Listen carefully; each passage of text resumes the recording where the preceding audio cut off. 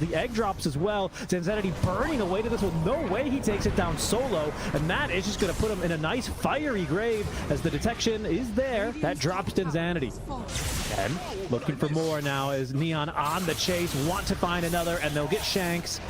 Yule sceptered up, set down by the spear, and killed off.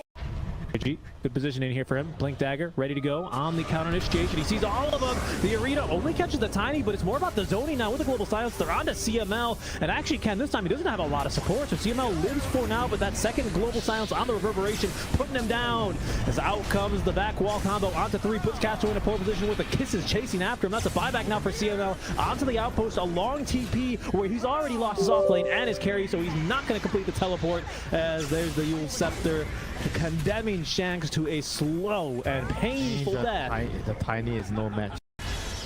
Dire's bottom tower is falling.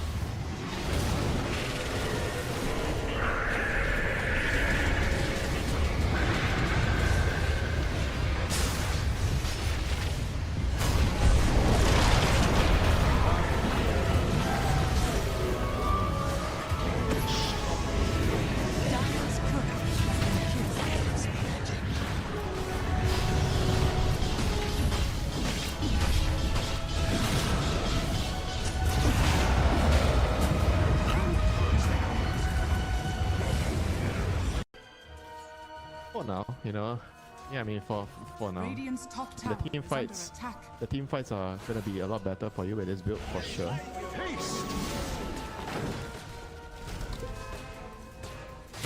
Radiant's top tower is under attack.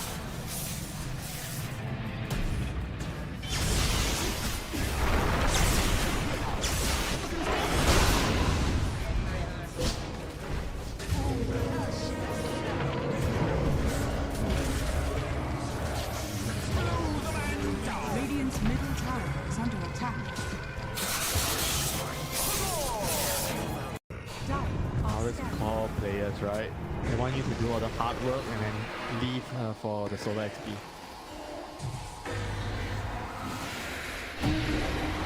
Oh, they got it! The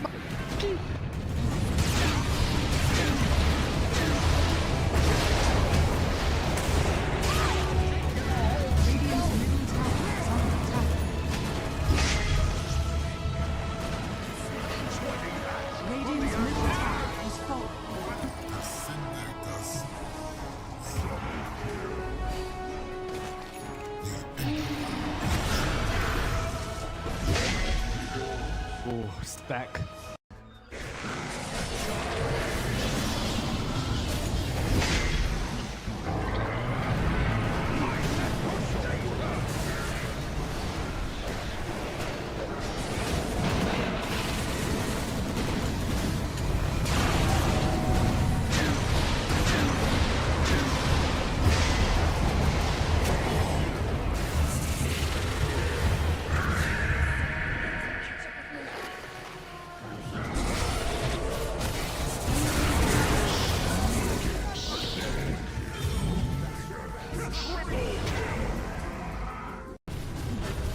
Newell's already TP'd back to get prepared to defend, as they are going to find Tims here on the hood. Wing Tims trying to run his way up, but he is gone. So you do get the Aegis up, but here comes Gabby. BKB skewer back onto Say, though Say is okay with the Pavis being available. The hook shot off the mark from Say. Here comes Zil though. He's in with the arena. Say's going to survive a little bit longer. Now Shanuel's the one in trouble. Xiao is gone. So is Say. And it seems that so is Zil. As now Gabby, he'll get his skewer out onto Emo by himself, but Emo's still alive. Jackie the one to jump in now. Moving on to Arvin. They'll take down the left right though. Emo is gone, but Arvin looking to drop his wall. Does go down. Onto Natsumi now. Natsumi to drop. Oh, Gabby. What's happening? Gabby's been disrupted. Gabby is down. Natsumi trying to map fight Jackie. Jackie's going down a boot. But at least it gives the hero some sort of relevance. All right, here we go. Oh, big old zip. Once again, they just find CML as JG gets an initiation. Arena onto 2, keeping Denzanity out of this fight. Down goes CML as the egg drops as well. Denzanity burning away to this one. No way he takes it down solo. And that is just going to put him in a nice fiery grave as the detection is there. That drops Denzanity. And looking for more now as Neon on the chase. Want to find another, and they'll get Shanks. Dual sceptered up, set down by the spear, and killed off. Good positioning here for him. Blink Dagger ready to go on the counter initiation. He sees all of them. The arena only catches the tiny, but it's more about the zoning now with the global silence. They're on to CML, and actually Ken this time he doesn't have a lot of support, so CML lives for now, but that second global silence on the reverberation putting him down. As out comes the back wall combo onto 3, puts Castro in a poor position with the kisses chasing after him. That's a buyback now for CML. Onto the outpost, a long TP where he's already lost his offlane and his carry, so he's not going to complete the teleport, as there's the Yule Scepter condemning Shanks to a slow and painful death. The tiny is no match. Dire's bottom tower is falling.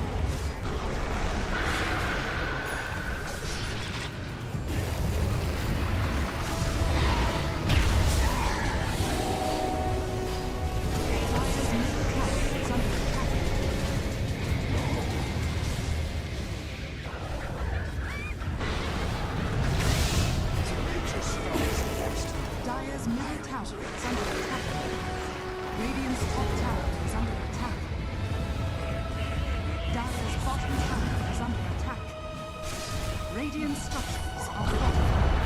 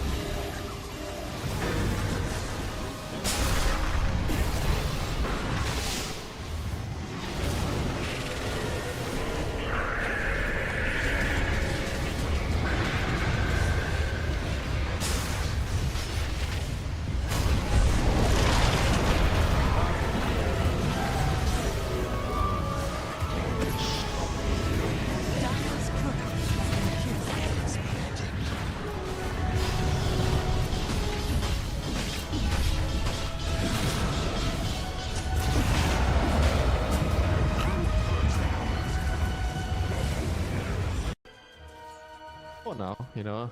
Yeah, I mean for now. Radiant's top tower The team fights are gonna be a lot better for you with this build for sure.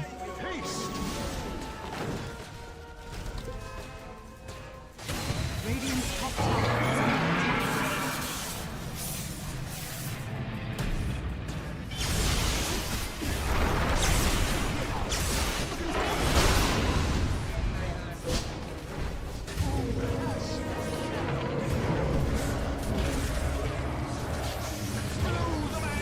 Radiant's middle tower is under attack. Always call players, right? They want you to do all the hard work and then leave for the solo XP.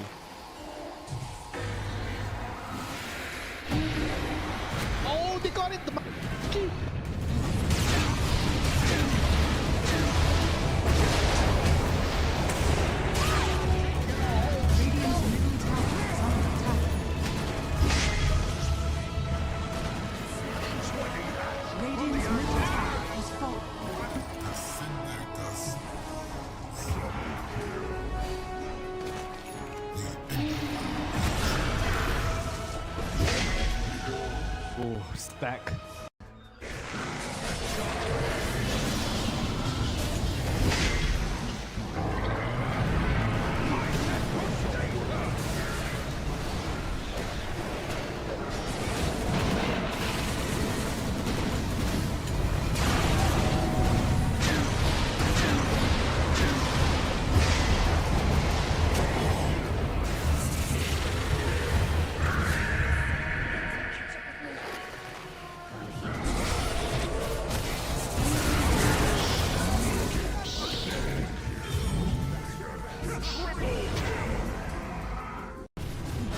Genuel's already TP'd back to get prepared to defend as they are going to find Tims here on the hood. Wing Tims trying to run his way up, but he is gone.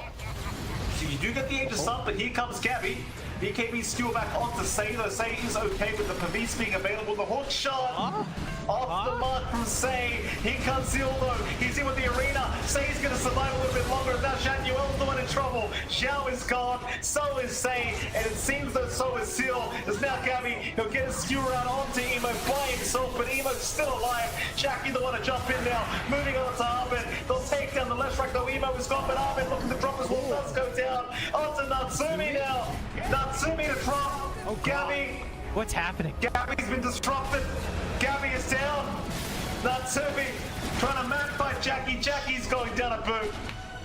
But at least it gives the hero some sort of relevance. All right, here we go. Oh, big old zip. Once again, they just find CML as JG gets an initiation. Arena onto 2, keeping Zanity out of this fight. Down goes CML as the egg drops as well. Zanity burning away to this one. No way he takes it down solo. And that is just going to put him in a nice fiery grave as the detection is there. That drops Zanity. And looking for more now as Neon on the chase. Want to find another, and they'll get Shanks. Fuel sceptered up, set down by the spear, and killed off. Good positioning here for him. Blink Dagger ready to go on the counter initiation. He sees all of them. The arena only catches the tiny, but it's more about the zoning now with the global silence. They're on to CML, and actually Ken this time he doesn't have a lot of support, so CML lives for now, but that second global silence on the reverberation putting him down. As out comes the back wall combo onto 3, puts Castro in a pole position with the kisses chasing after him. That's a buyback now for CML. Onto the outpost, a long TP where he's already lost his offlane and his carry, so he's not going to complete the teleport as there's the Yule Scepter condemning Shanks to a slow and painful death. The tiny is no match. Dire's bottom tower is falling.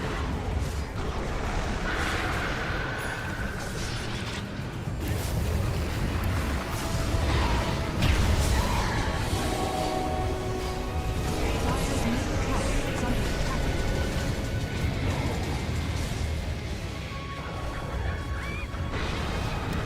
Dire team back. Dire's middle tower is under attack. Radiant's top tower is under attack. 10 seconds remaining. Bottom tower is under attack. Radiant's 5 seconds remaining. Radiant team back.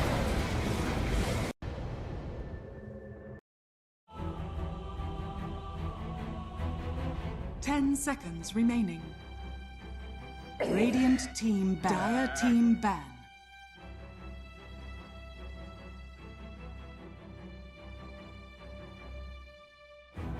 Ten seconds remaining. 5 seconds remaining.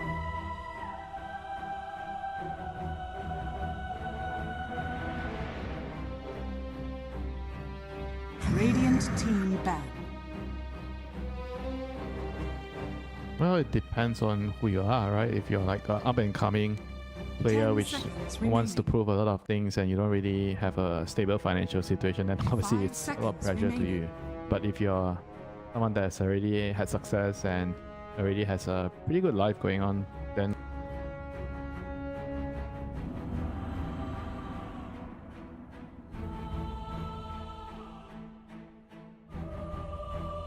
Radiant team ban.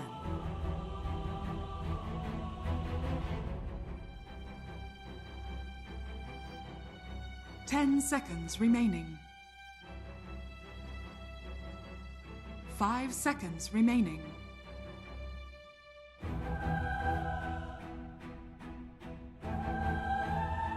Dire team ban.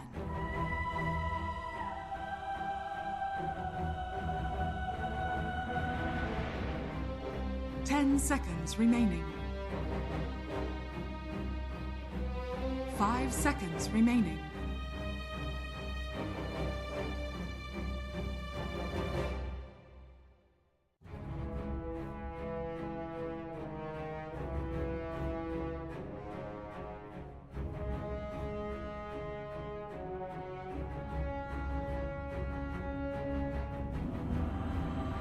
Dire team pick. Radiant team pick.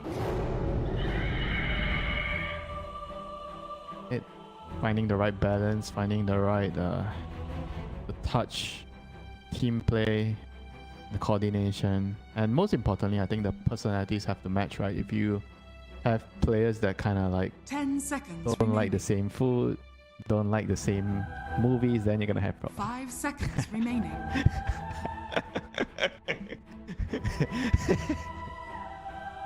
Yeah, but you get the point, right? You want players that see the game, maybe not necessarily 100% similar, but you have to have certain areas of the game that you kind of agree on. Then certain areas of the game you kind of try to compromise certain things and try to make everything work together.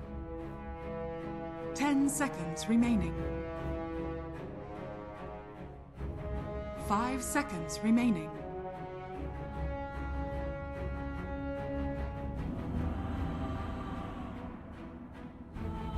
Yeah, we talk about second pick, right? You just pick Zeus and then you go into the ban list and you just ban the TA. But TA is already banned. Okay.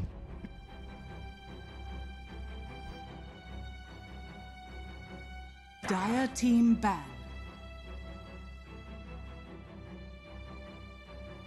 But he's definitely not my most hated OP hero. There are a couple of others that I would like just not want to see, you know. 10 seconds remaining. Yeah. 5 seconds remaining.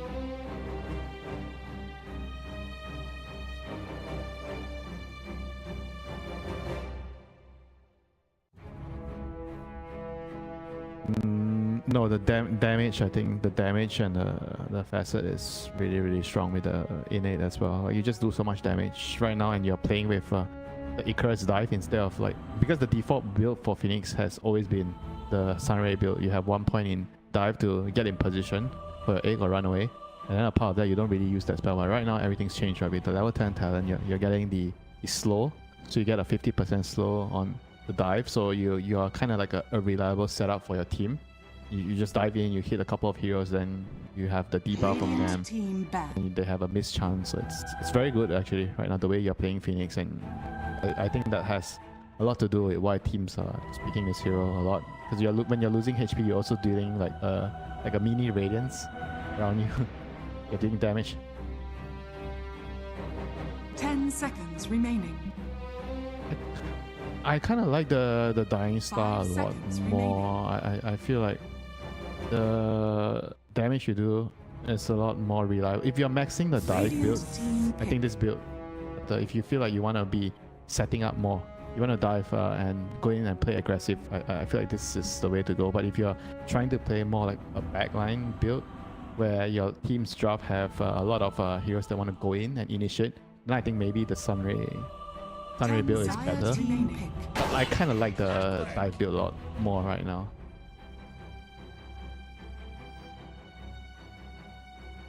Yeah.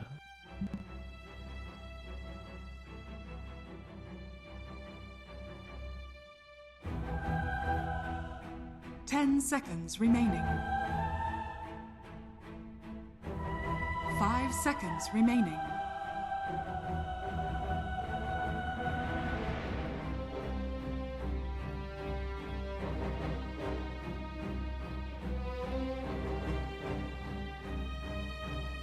Zeus. Do not underestimate Zeus. Dire team pick.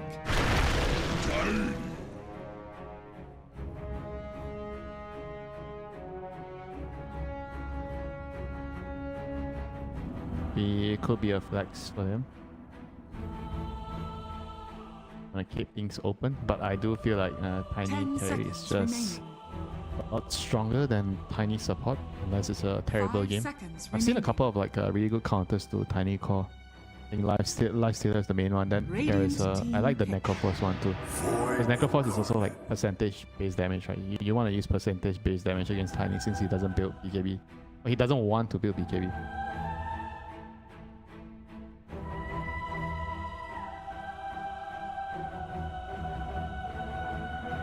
Seconds remaining.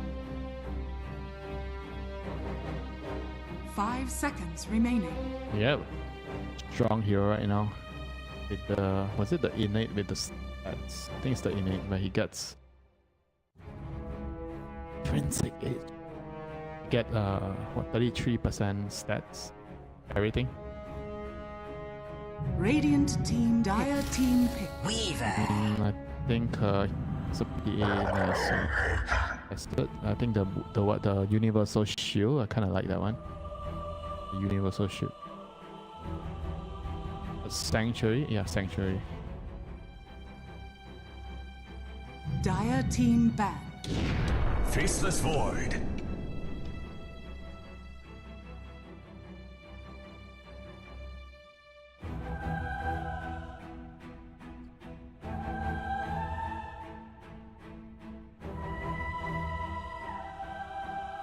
Seconds remaining. 5 seconds remaining.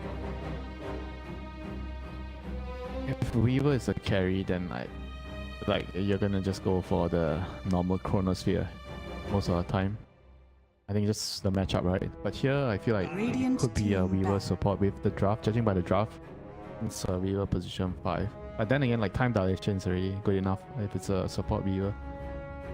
But time zone, I'm not sure when it's a good game for time zone. You're playing support Void maybe, but I'm going to see if you're a carry Void, why do you want time zone? 5 seconds remaining.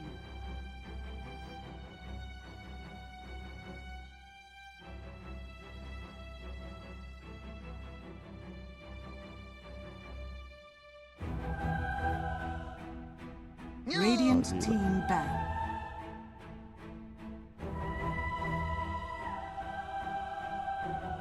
Dire team ban. Probably the best hero at level 1. I don't know, like best at trading. I don't know who else is stronger than Weaver right now at level 1. You have 2 spells. Yeah, you have 2 spells at level 1. Like me. Ooh. 10 seconds remaining. Yeah, sure. I mean, Venom has 2 spells at level 1. 5 seconds remaining. Dire team pick. I mean, he's slow. What the shot, the slow on the Shukuchi, I think is also a pretty good big change for Weaver. Then you can actually do something in the team fight to allow your teammates to catch up.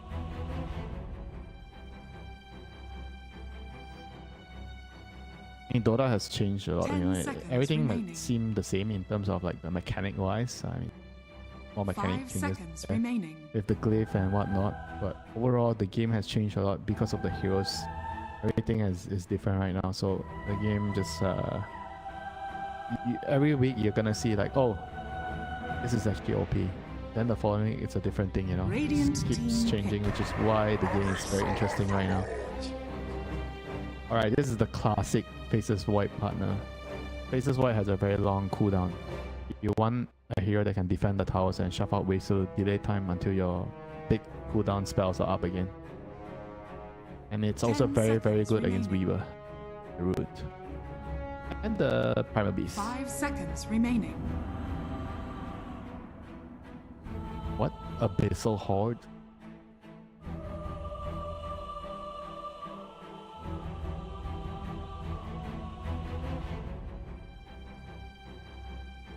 No, you try to be the carry. Trophy Aura has bonus damage, cleave or cleave.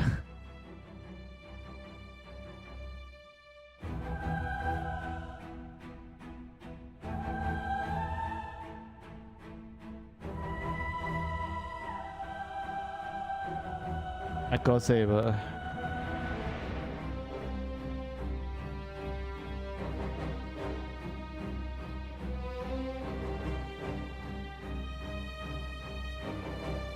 Alright, let's go Ursa, let's go.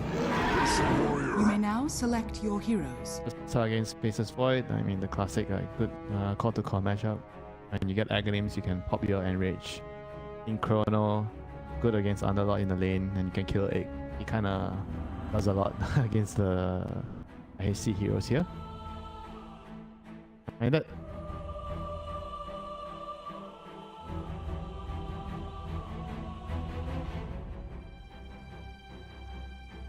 buy the Aghanim's and counter the Faceless Void.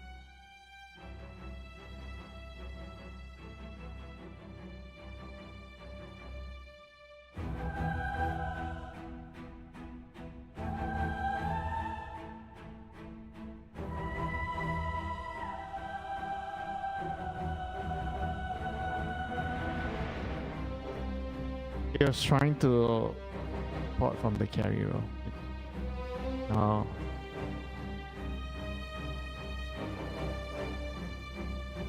when you change the facet, it actually changes the animation of the portrait.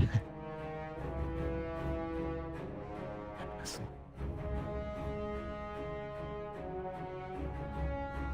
he's like some mini Beastmaster.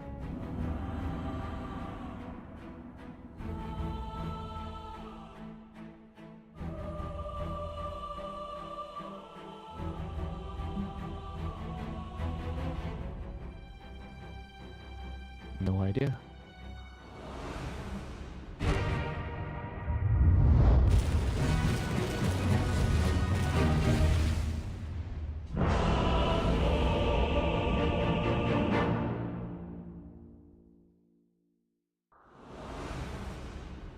Always been kind of like a split push here, right? With how he has the global presence and he can shove out creep waves from the fog.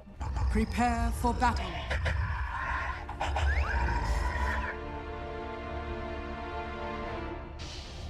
Nature's Prophet. So he buys all the team. Yeah, Dawnbreaker, yes.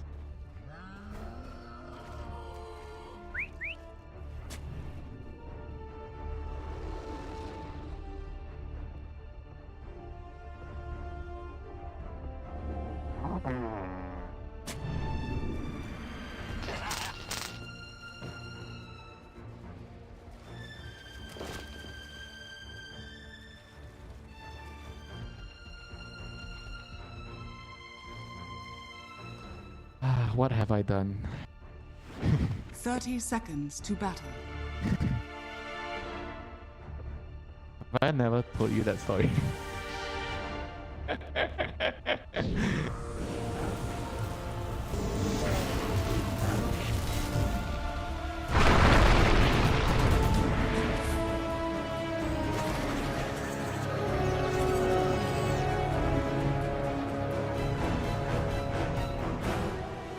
The battle begins.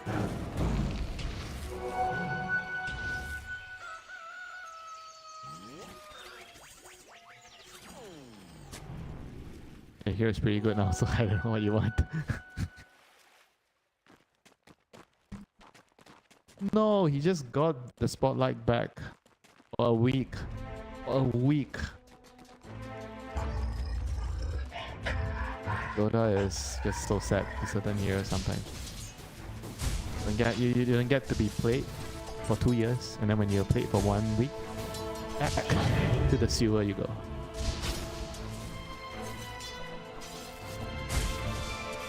Yeah, look at Zeus.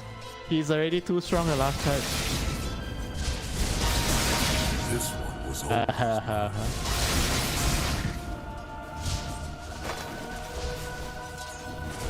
In the Desolator one, Desolator Manta build, is it?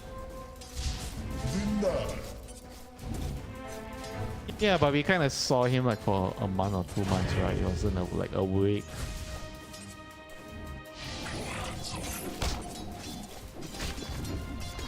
denied. Ha!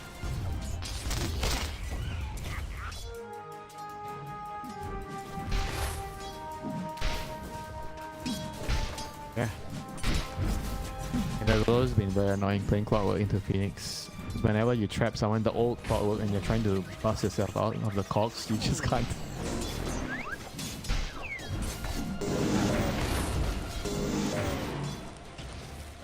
It's so funny, man. It's actually a pretty big deal. You always burn 100 mana if you do it correctly.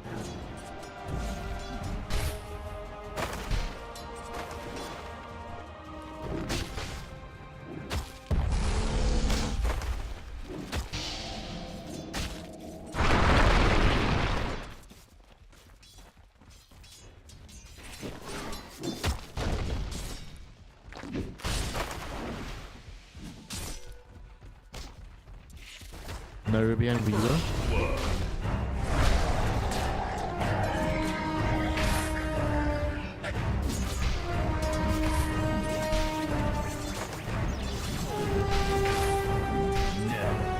I think just the trading ability of the hero at level 1, level 2, like nobody can really fight him because you get 2 spells with the Shukuchi and Gemini, and then after that you're fast it. You get the slow. Dire's turret has been killed. Yeah, it's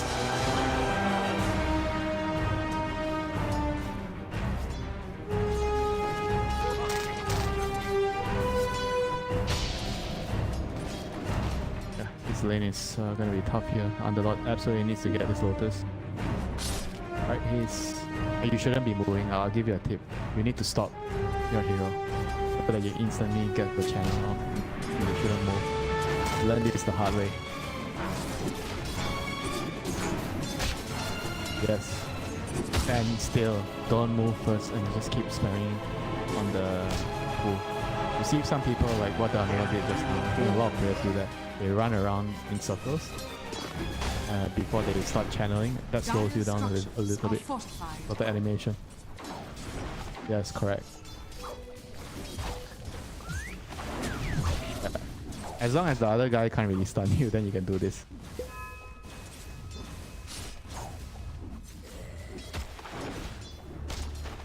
No way. Yeah.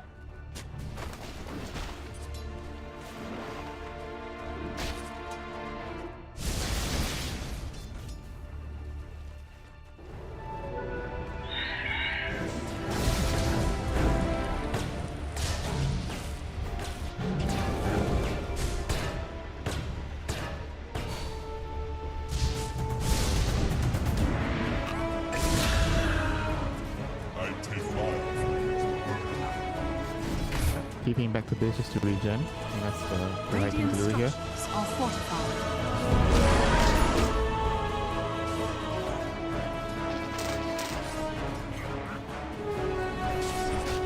Dire's courier has been killed.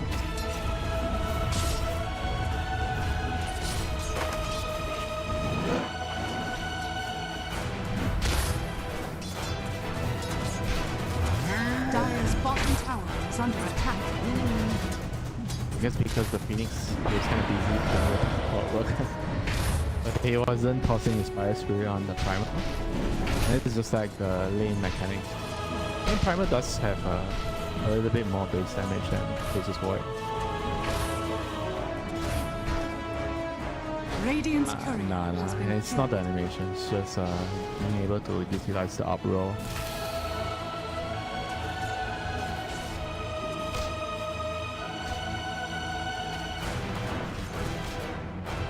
And his build, right? Because you're going double bracer. Faceless Void is not. Usually you don't get double roll very early.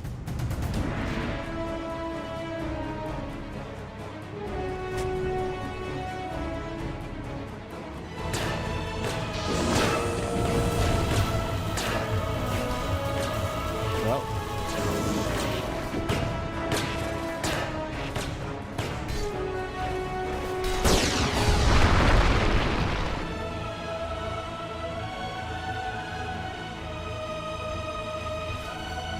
Dire's middle tower is under attack.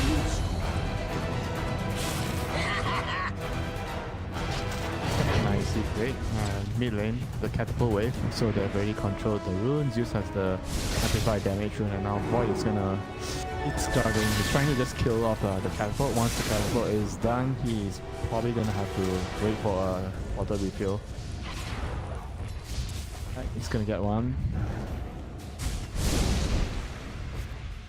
You can buy and some games I've seen people get Apnea.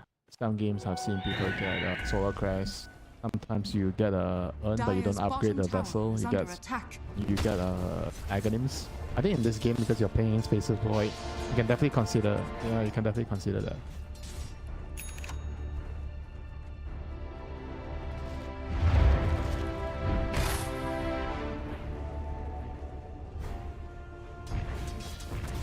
A fitting bounty.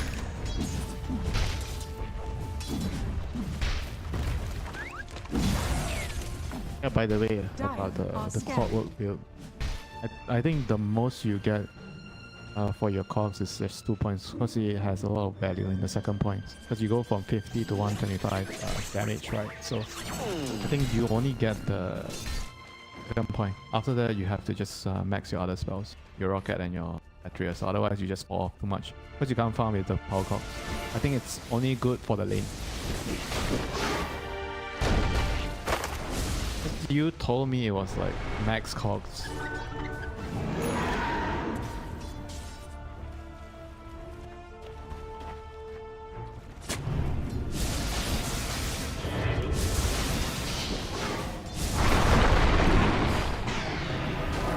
Rune? Dire's middle tower is under attack. Illusion Rune, not the most useful one. Unless you already have lightning hands on Zeus.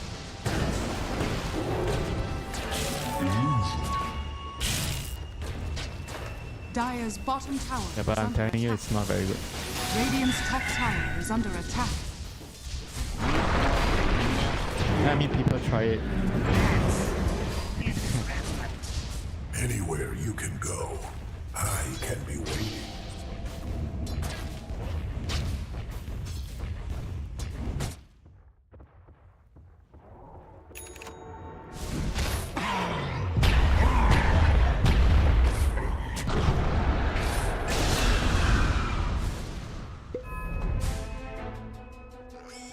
Did you think it was yours? Feel secure. Always nice to have that extra influx of gold on a hero like Zeus.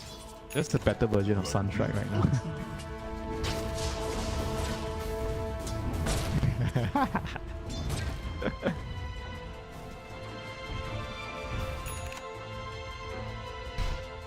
Well, do you consider not getting the kill a miss? Like if he didn't get the no, I mean he didn't get the KS because he's supposed to get the KS, so it's better for the whole team in general.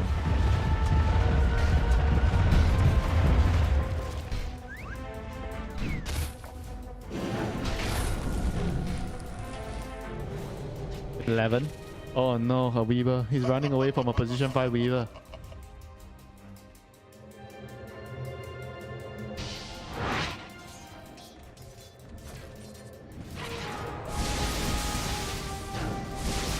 What is he going on the Weaver? Dire's bottom tower Did he tell is you? under attack.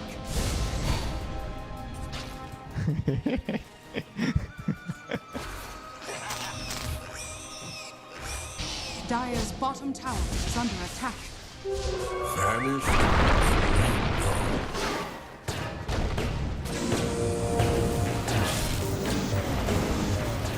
Oh my god. Yeah. Even I like a Yeah, it's definitely good if you can use it like that. But if the game is not going well for you and you have to jungle or push out waves, then you're gonna like, oh, so what do I do now? Do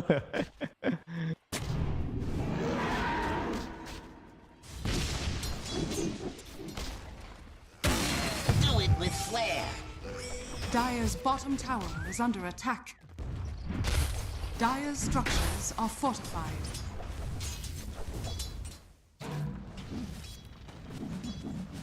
Yeah, Teams has always struck me as a 5 from the Dire's 4 row. bottom He likes to tower has play fallen. around his team, he's very sacrificial, he does a lot of things to make the game easier for his cause, and he's generally not really that greedy. So, and Janro on the other hand, he's a pretty greedy position 5 thanks to Scan. Training him to farm creeps. Flair's here. I'm busy, bro, you know, I don't have time for those creeps.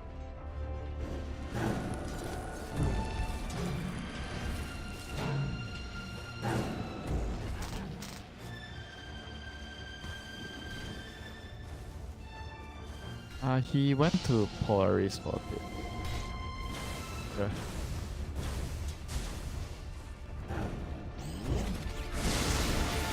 bit. We can always discuss it over beer later.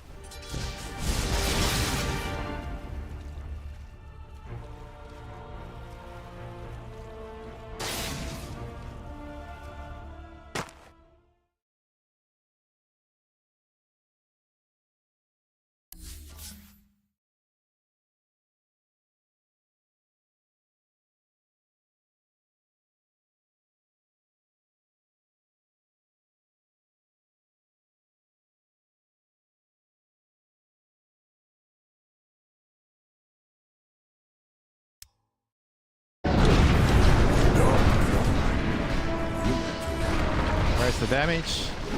Dire's top tower is under attack.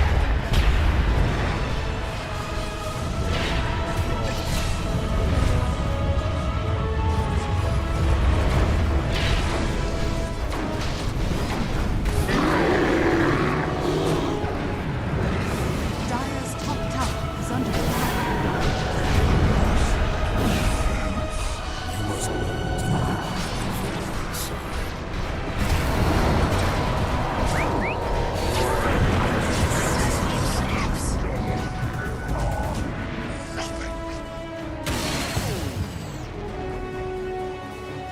Paid the price for not respecting Sphere 8, and obviously the Firestorm into the team fight, which is kind of strong too.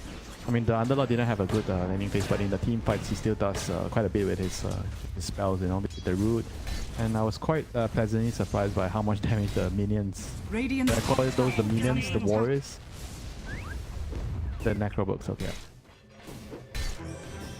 I mean, they did quite a bit of damage in the fights. Discreetly.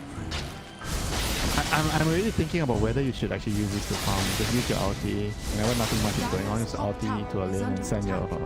Dire's top tower has fallen. Do it with flair.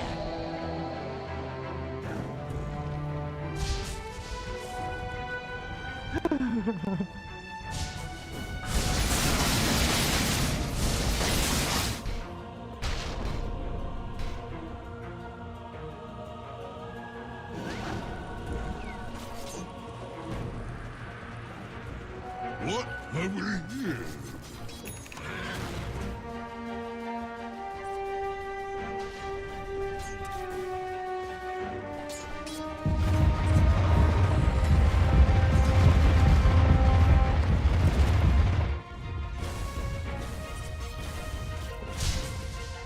It's the same thing with using CK ultis on cooldown to farm, you know?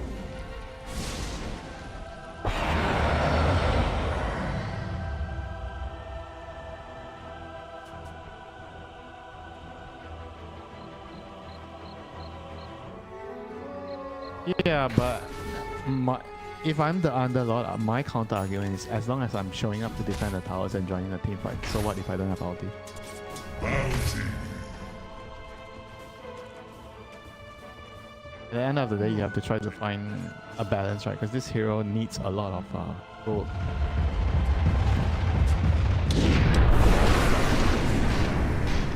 Jackpot.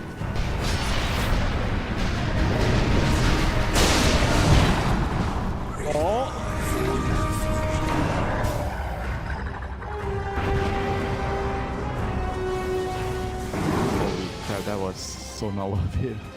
Totally forgot about the Zeus Wrath.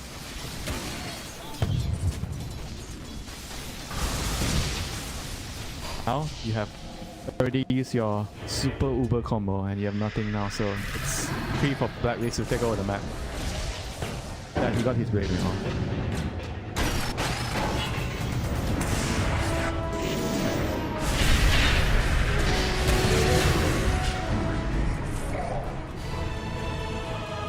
Yeah, try harder to convince me.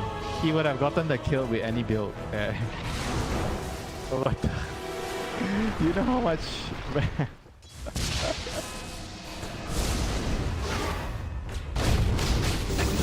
Yeah. I'm sure it's because of the cogs, right?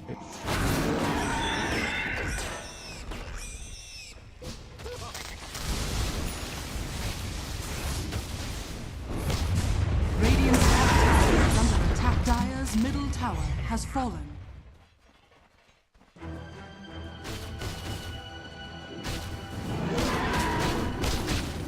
Dire's middle tower is under attack.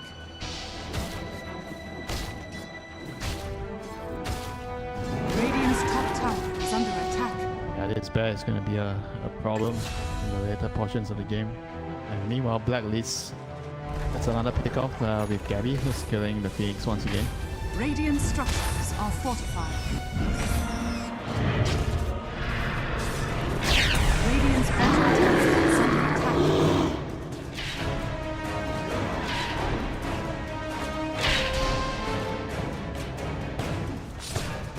Radiant's middle tower is under attack.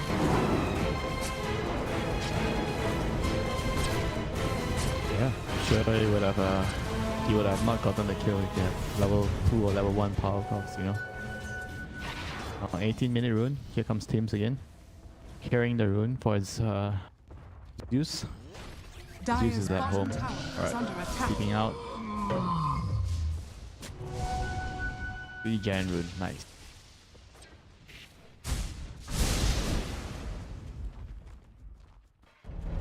Yeah, they have really good vision set up around the mid area, like 2 wards on the high ground. Dire's bottom tower is under attack.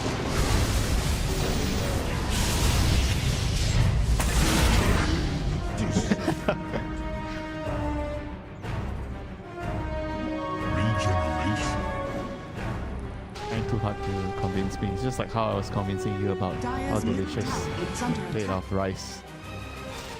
That particular spot of getting burritos and that time. No, there is no good Radiant's top tower burritos in is Kuala under Lumpur. attack.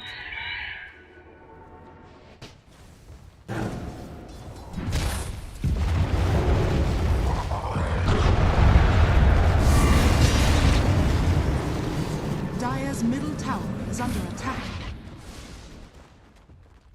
Radiant are scanning.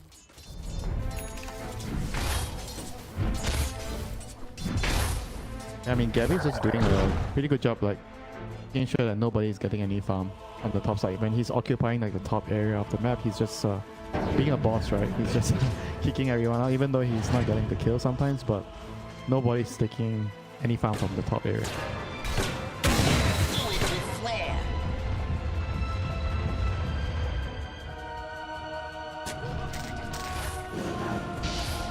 Dire's top tower is under attack.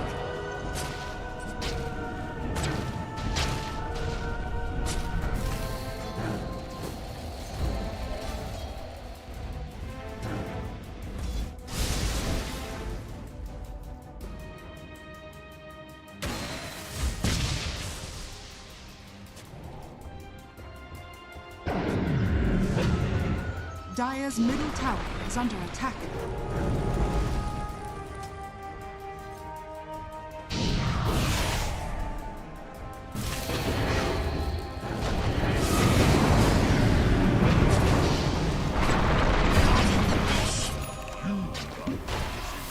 Space. It's all just space.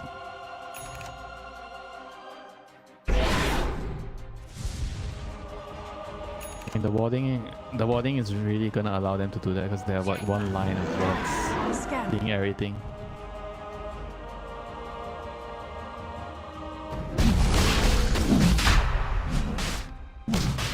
They're actually not gonna go. They're just gonna go Roche instead. I mean, I think it's sensible. You don't have your Weaver. He's pretty strong. You don't want to take any risks there. Let's go for the safe play. Get Roche. A bubble. And once Ursa gets to the stage where he has the Academics and the Shard, Radiant he'll are be scanning. pretty much unkillable in the team fights.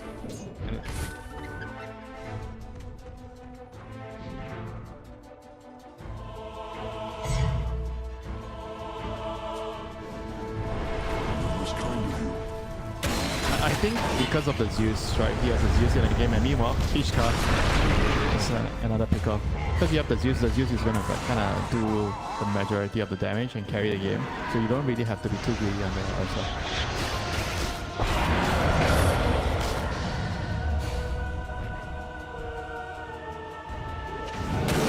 Radiant's Zeus is just basically another carry. Very simply. Yeah.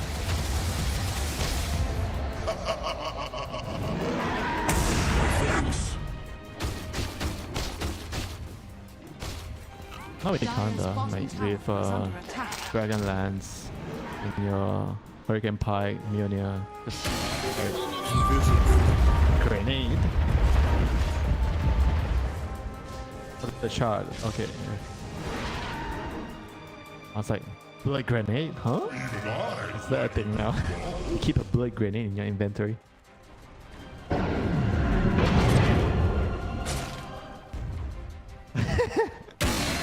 it on.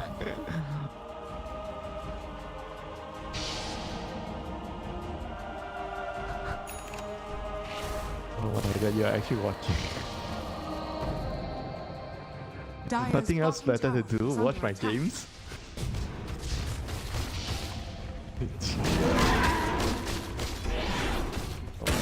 The grenade is just like a personal choice, you know? Dire's structures are fortified. It's like the feel of killing people with it.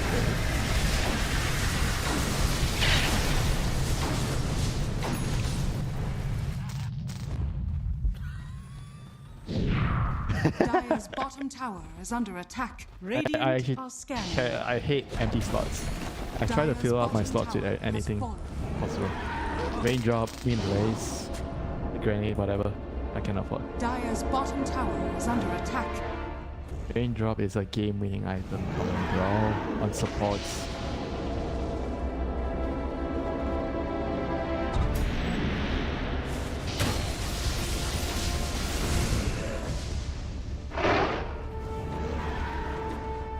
And this is the best way to play against Faceless Sword. You have two heroes that have critical mass, so he has to decide who to chrono, or try to chrono both. I think Faceless Void chronos is always very heavy to a lineup where you only have one cog.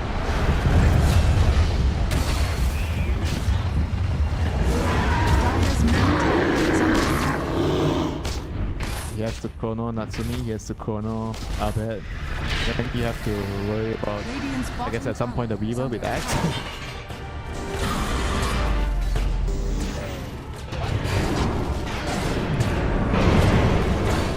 It's not running! Dire's middle tower is under attack.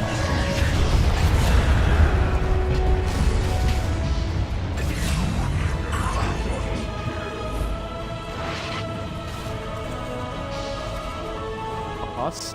They found the Zeus! Oh no! He's on the sky! He's in the heavens!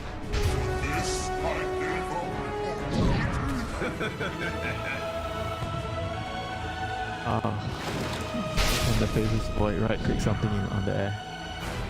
It's not melee range.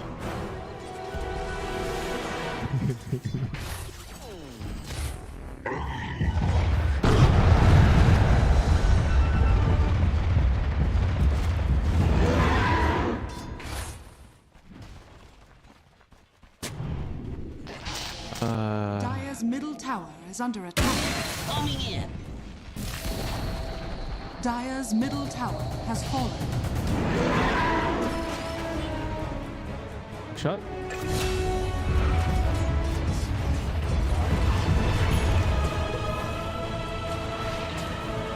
I imagine if he gets his Aghanim with level 1 rocket.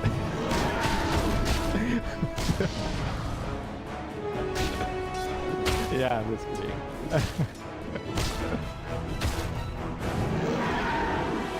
Yeah, you're gonna stay in the cogs and right click the Faceless Void, right? Dire are scanning. Oh boy.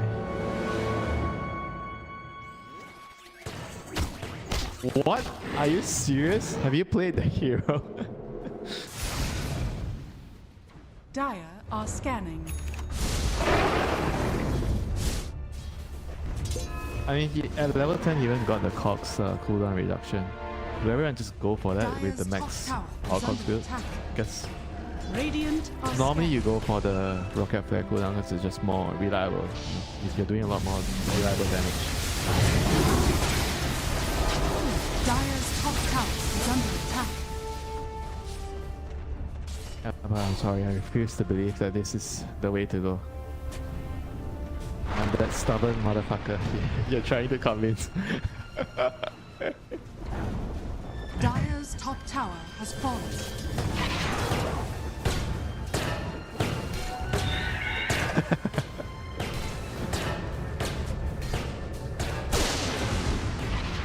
I need to farm. I need to farm.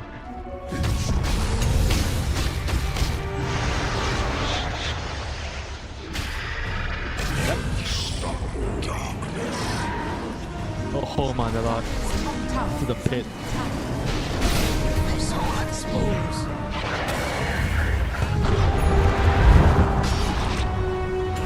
Chrono?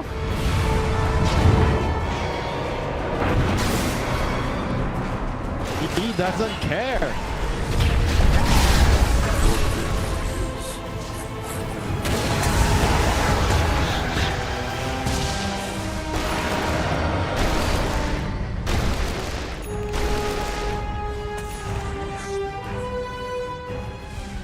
Dire's bottom tower is under attack. Yeah, but on the other hand, Ursa is aggro, so he's free to There it goes. siege the towers. He's not afraid of the chrono. Hit me with the chrono. Hit me with the chrono, IDC.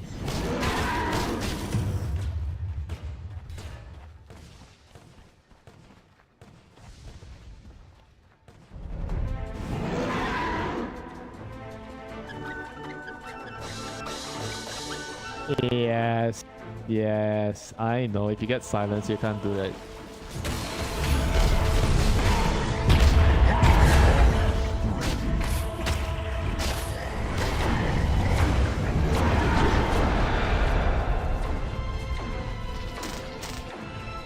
I mean, the best one has to be a centaur hiding in the centaur camp.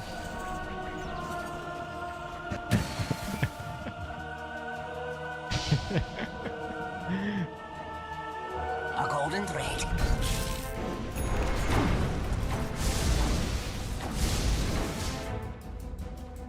That move.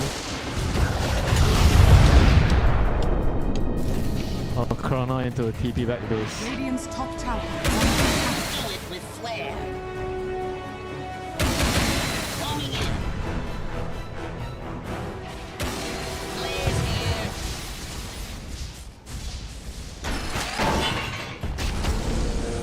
Oops. Yeah. Yeah, it's a lot harder. Attack. No, it's a lot harder to push back. No, it's a lot harder to push back. I kid you not. I tried playing it with the. Yeah. Dire's bottom Yeah, tower but you is don't under have, the thing is attack. you don't have enough time. So, like in specific scenarios where you're hook shotting, but you're landing behind the enemy hero, so you have to go in front. You kind of don't have enough time.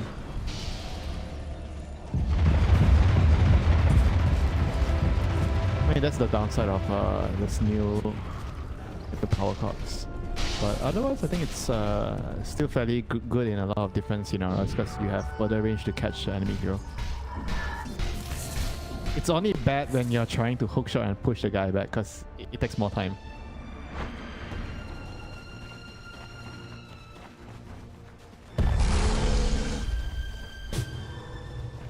And you can walk out of your own cards.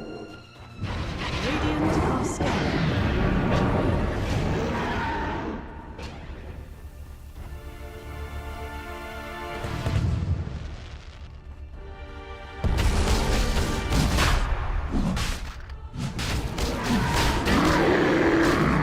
Calling Roshan a snack right now.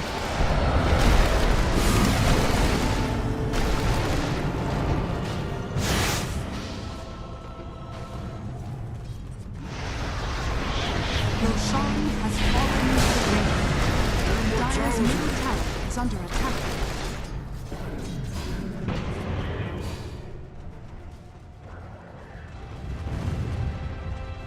Yeah, they can't catch their main course, which is the Ursa.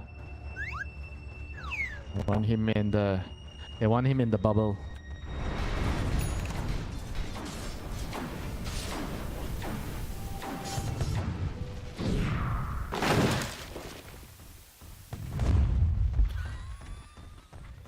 My whiskers, that's good stuff. And guess what? Look at General.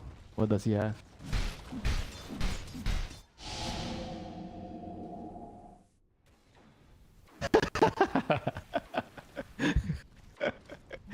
Oh yeah, okay, fine.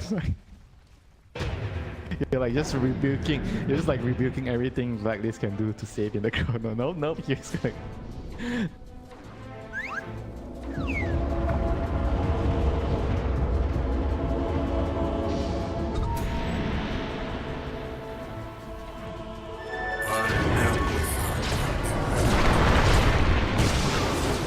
My mechanism lies broken.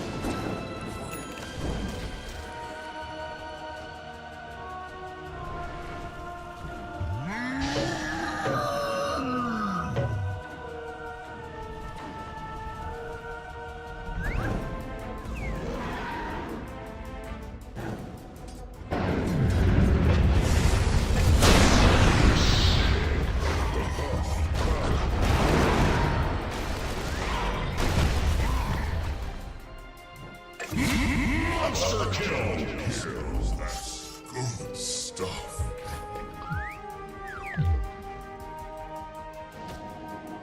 Yeah, tough one to deal with this bear right now. You just have to run.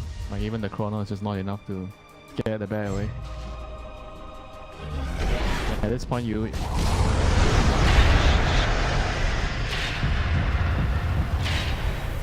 Dire's middle tower is under attack.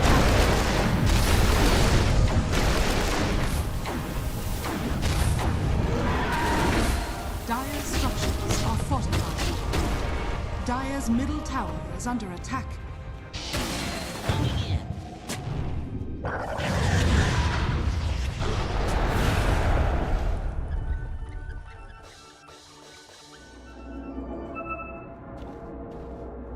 needs a chrono at this point. Maybe not 5, but at least 3 to 4 heroes in the chrono. Viva has to, yeah, Viva has to be in the chrono. Ursa has no, whatever. Yeah, Clockwork you ignore. You try to corner the Zeus and the Viva, I think. Ursa you sadly have to ignore her. There it goes. You know, my conclusion is you need another chrono.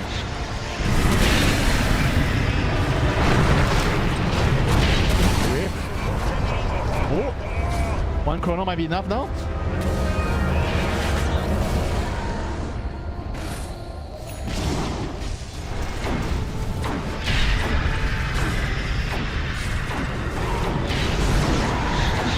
Got it. Middle tower is under attack.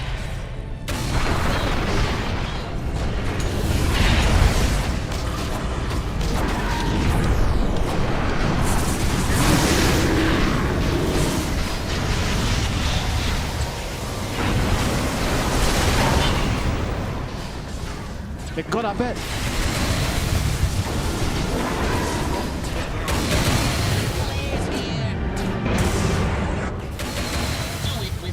He was trying to leap out.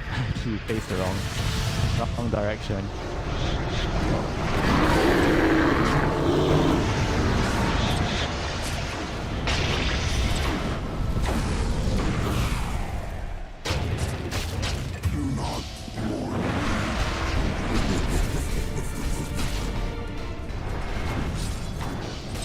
They definitely held like really nicely with the chrono. It was so close, you know. Like one more right click, Fortune Soul would have been dead. Thanks to all those stat points that he had. With this 1 point time dilation, full stats allowed him to just get the chrono off at the last second, catching Gabby and Natsumi in the chrono, and Egg to follow up. And the fight was just basically very difficult for Blacklist. I guess maybe if Arbet didn't die, it would still been okay. Radiant's middle But tower he is jumped the under wrong attack. direction and just went in, you know. Gave himself up as offering. What's the measure of power?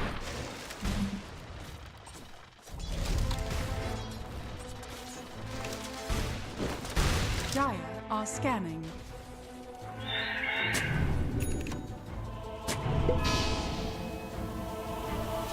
Radiant's bottom tower is under attack.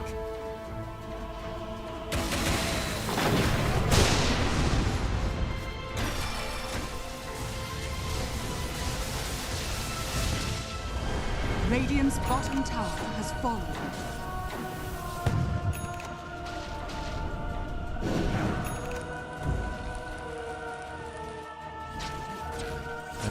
And look what our friend Case's Void is halfway to the second.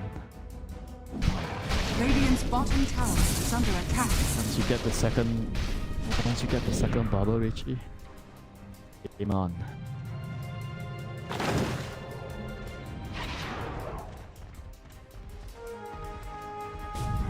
And at that point, you just need the Red Spirit to deal with the viewer. And what does your viewer do? He has to actually get something to deal with the silence.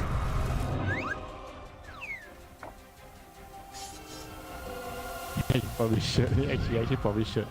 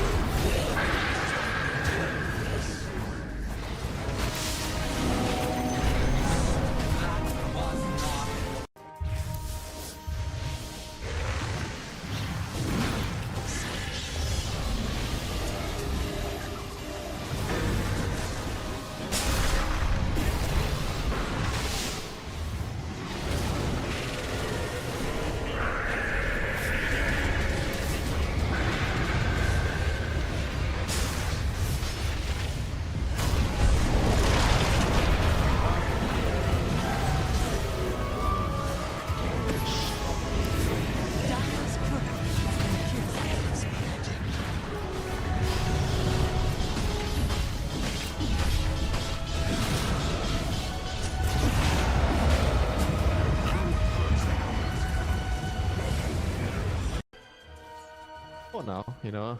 Yeah, I mean for now. Radiant's top tower The team fights are gonna be a lot better for you with this build for sure.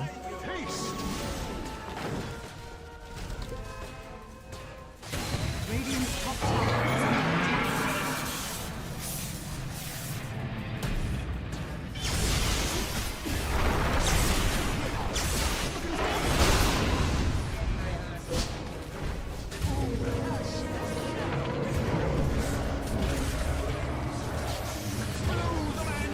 Radiant's middle tower is under attack.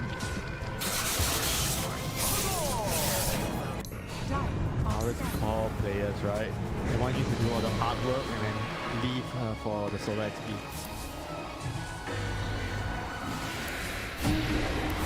Oh, they got it! The monkey!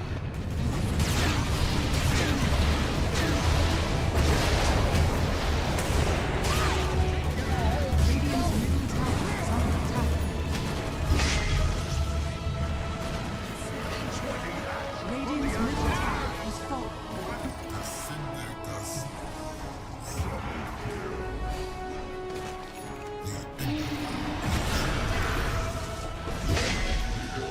Oh, stack.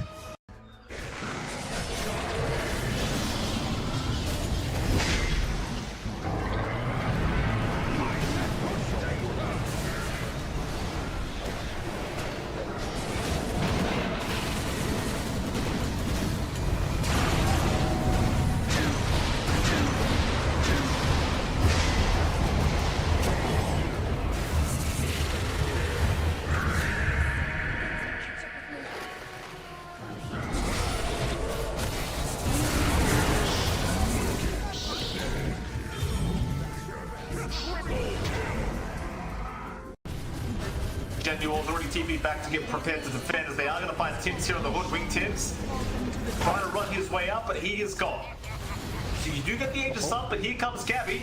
BKB skewer back onto Say, though Say is okay with the Pavis being available. The hook shot off the mark from Say. Here comes Seal though. He's in with the arena. Say's going to survive a little bit longer. Now Shanuel's the one in trouble. Xiao is gone. So is Say. And it seems that so is Seal. As now Gabby, he'll get a skewer out onto Emo by himself, but Emo's still alive. Jackie the one to jump in now. Moving on to Arvin. They'll take down the left track though. Emo is gone, but Arvin looking to drop as well. Does go down. Onto Natsumi now.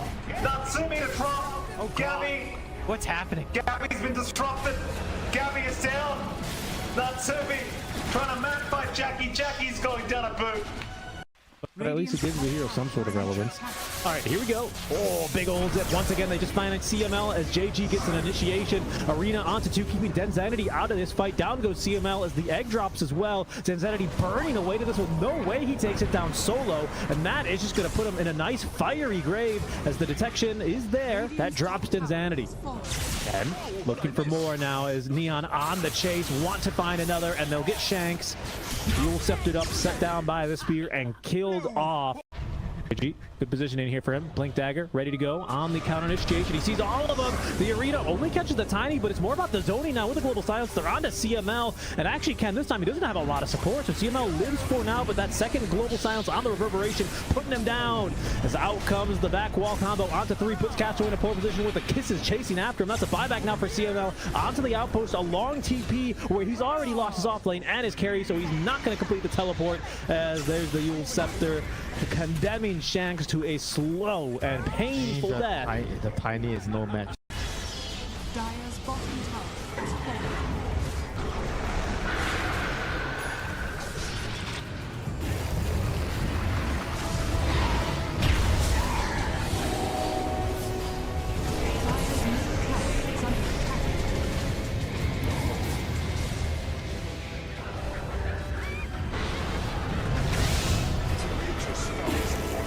Dire's middle tower is under attack. Dire's middle tower is under attack. Radiant's top tower is under attack. Dire's bottom tower is under attack. Radiant structures are falling.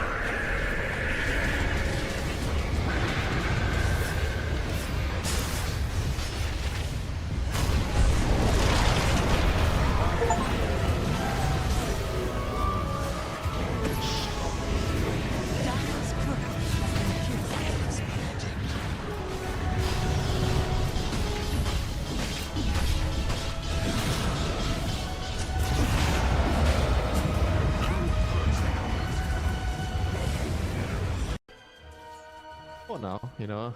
Yeah, I mean for now. Radiant's top tower The team is under fights, attack. the team fights are gonna be a lot better for you with this build for sure.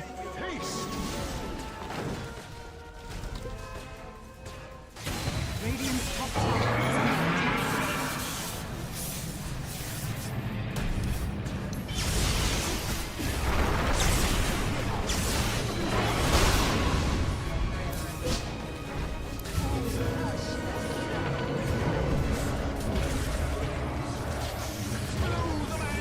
Radiant's middle tower is under attack. All these core players, right? They want you to do all the hard work and then leave for the solo XP.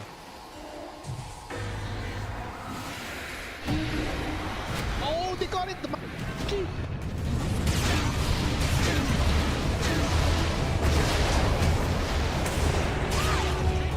Radiant's middle tower is under attack. Radiant's middle tower has fallen.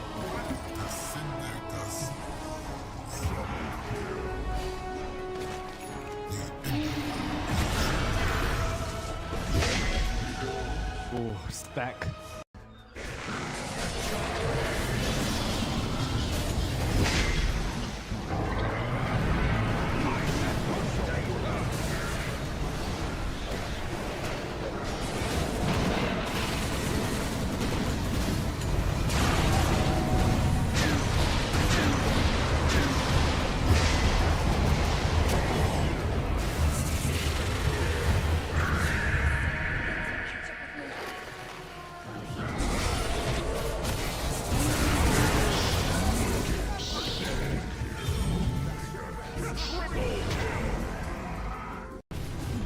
Genual's already TP'd back to get prepared to defend as they are going to find Tims here on the hood. Wingtims trying to run his way up, but he is gone. So you do get the Aegis up, but here comes Gabby.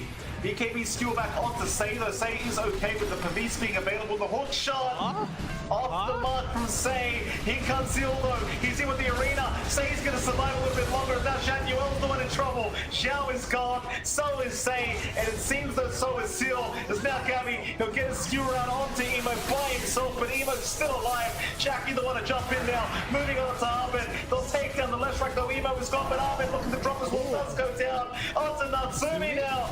Natsumi to drop. Oh, Gabby. What's happening? Gabby's been disrupted. Gabby is down. Natsumi trying to man fight Jackie. Jackie's going down a boot. But at least it gives the hero some sort of relevance. All right, here we go. Oh, big old zip. Once again, they just find CML as JG gets an initiation. Arena onto 2, keeping Denzanity out of this fight. Down goes CML as the egg drops as well. Denzanity burning away to this one. No way he takes it down solo. And that is just going to put him in a nice fiery grave as the detection is there. That drops Denzanity. And looking for more now as Neon on the chase. Want to find another, and they'll get Shanks. Fuel sceptered up, set down by the spear, and killed off. Good positioning here for him. Blink Dagger, ready to go on the counter initiation. He sees all of them. The arena only catches the tiny, but it's more about the zoning now with the global silence. They're on to CML, and actually Ken, this time he doesn't have a lot of support, so CML lives for now, but that second global silence on the reverberation, putting him down. As out comes the back wall combo onto 3, puts Castro in a pole position with the kisses chasing after him. That's a buyback now for CML. Onto the outpost, a long TP where he's already lost his offlane and his carry, so he's not going to complete the teleport, as there's the Yule Scepter condemning Shanks to a slow and painful death. The tiny is no match. Dire's bottom tower is falling. Dire's middle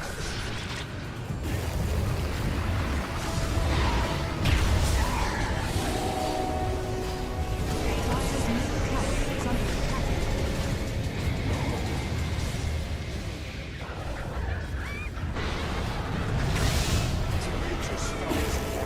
Dire's middle tower is under attack.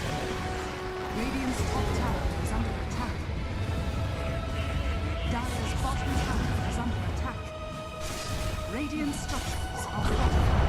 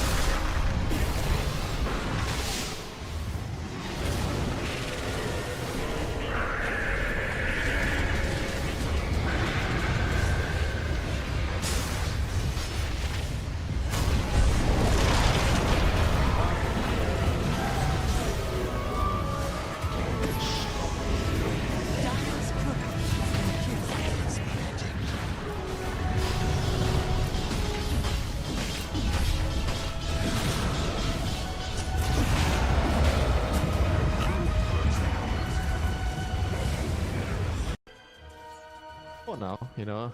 Yeah, I mean for now. Radiant's top tower The team is under fights, attack. the team fights are gonna be a lot better for you with this build for sure.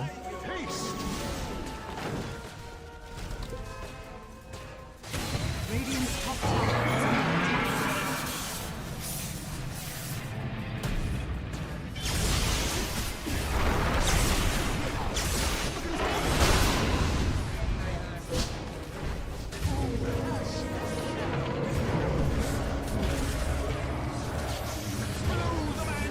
Radiant's middle tower is under attack.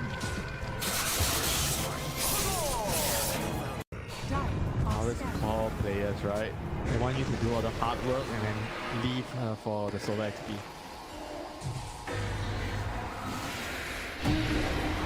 Oh, they got it! The monkey!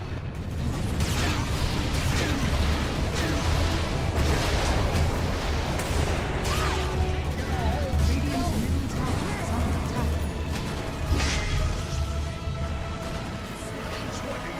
Radiant's middle tower has fallen.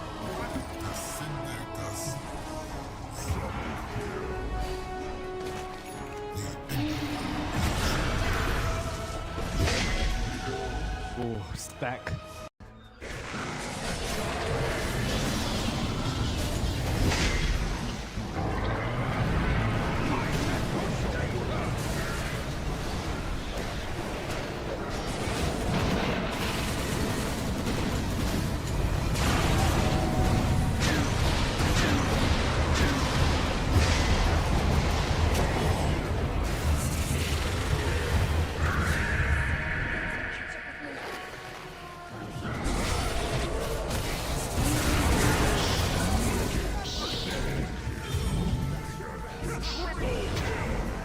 Remaining. Jen, you already Also, TP I back to feel get prepared to maybe they defend as they are going to find kinda Tims here have, on the wood wing Tims. found like a Trying to run his way out, but he is gone. So you do get the Aegis up, but here comes Gabby. BKB steal back onto Say, though Say is okay with the Pavis being available. The hook shot Radiant onto team Mark back. Say. Here comes Zil though. He's in with the arena. Say's going to survive a little bit longer. Now Shanuel's the one in trouble. Xiao is gone. So is Say. And it seems that so is Zil. There's now Gabby. He'll get his 5 seconds remaining. Radiant team ban.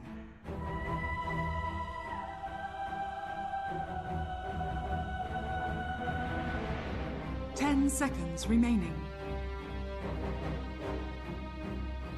5 seconds remaining.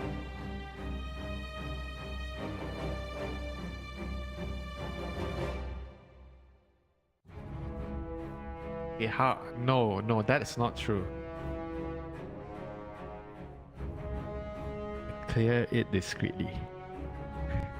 Without pinging and without any communication to my team. And then my team, no, dude, my team would usually get mad because they are defending a tower, and I'm like picking my HP and mana.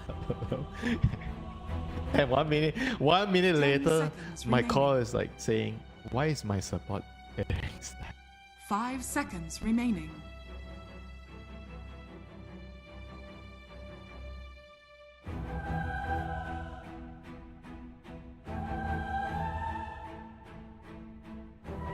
Creating an excuse to make a play on the map.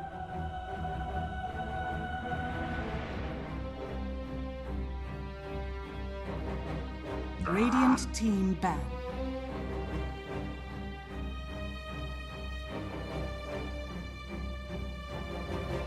Ten seconds remaining.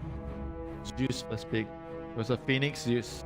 5 Yeah, seconds Phoenix opening remaining. into Zeus. Radiant team ban.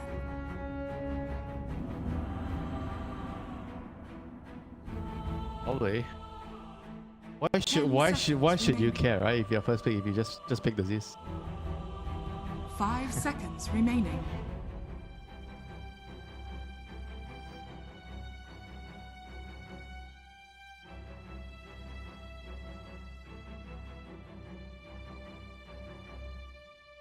You can get a Dire Mage team Slayer, back. you know? Hey, never mind. No Zeus. It's your favorite kind of game. 10 Actual seconds Dota. remaining. 5 seconds remaining. Disruptor's he's not that strong. I mean, he's not that strong like before. Like he's still a good hero, but not that. Before you have to pick it or you lose, you know.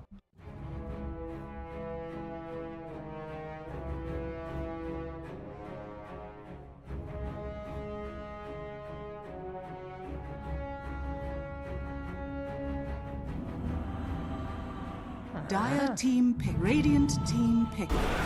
Dragon Knight. Okay, it's time to go Venom. Venom is the counter to DK.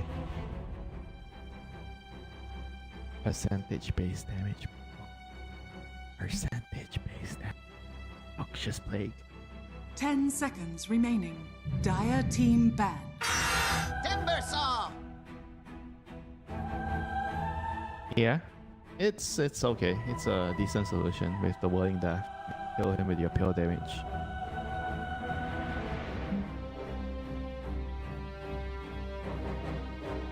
Ten seconds remaining. That's a boomerang, not a chakra. 5 seconds remaining. See how he flies out and how he returns to him. But Timbersaw is a crazy hero, right? So his spells have to be crazy good.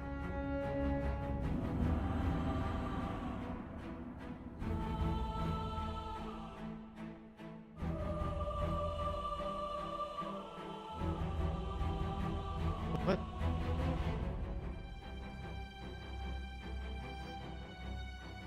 Uh-huh.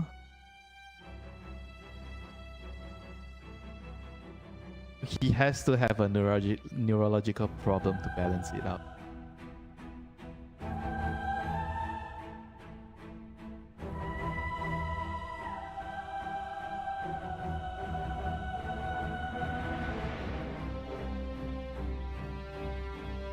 What is Timbersaw's nightmare? Is Dire team ban. so he's afraid of nature's prophet surrounding him with Sprout.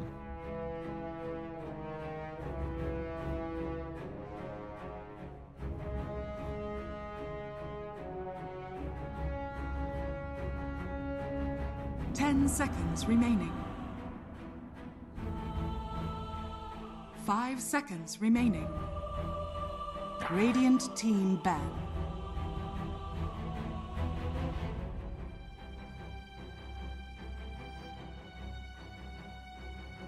Radiant team Dire team pick.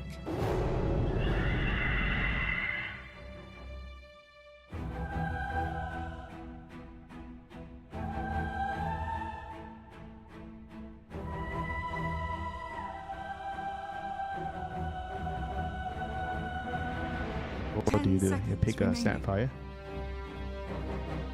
Pick a Marcy? 5 seconds remaining.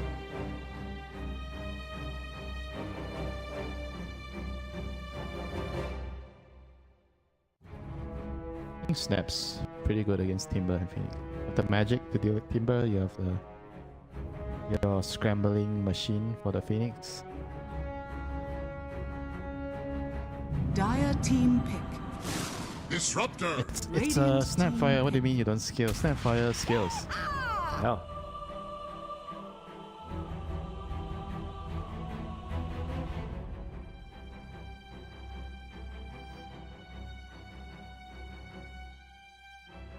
Fine. 10 seconds remaining. 5 seconds remaining.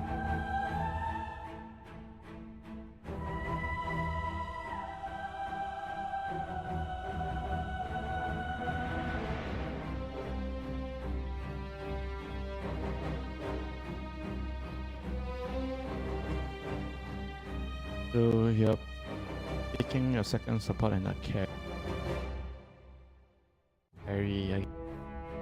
and they can do magic damage. Arrow is available.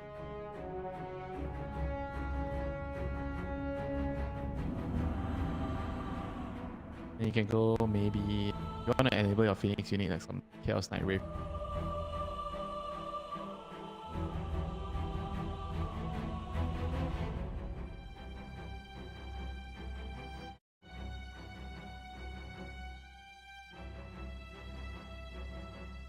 Is that how you draft? Okay, we have Phil.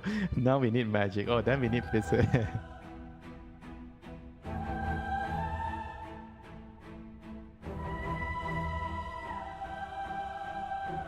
And what do you need after Radiant you have team pure pick. magic and physical?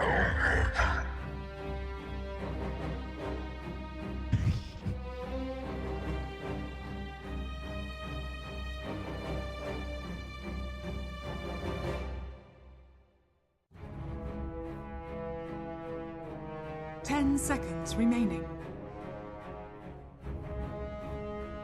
5 seconds remaining. Yeah. Teams are a lot quicker nowadays. Dire team pick. Maresca has arrived. Mm-hmm.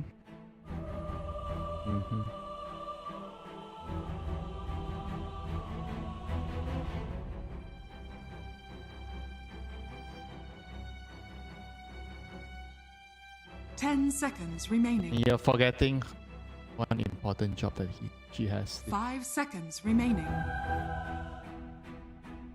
8 protector, Dire 8 team guardian. ban.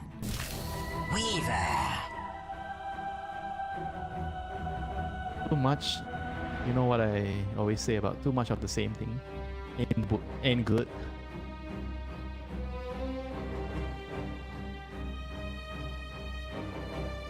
I think it's primarily pick lane here. They want to have like a good lane because with disruptor 5 you always want to have like seconds a core in the lane which can kind of help you get your levels and get kills. Otherwise your hero feels kind of bad when you fall behind. So Weaver can do that for disruptor. But outside of enabling the Radiant disruptor and the team snapfire, I feel like the Weaver's not gonna like this game so much, you know, against Willow, the Timber, the Primal. Primal is fine in the lane. You can deal with Primal in the lane, but after that, much because he can kill you very 10 easily. seconds remaining. 5 seconds remaining.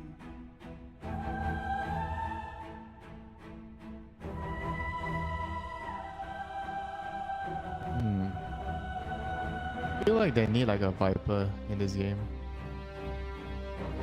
No, Blacklist. They need like something that has a lot of damage. They don't have enough damage with Reaver and DK. On who? On IHC? If they pick a Venom, it means the Snapfire is mid.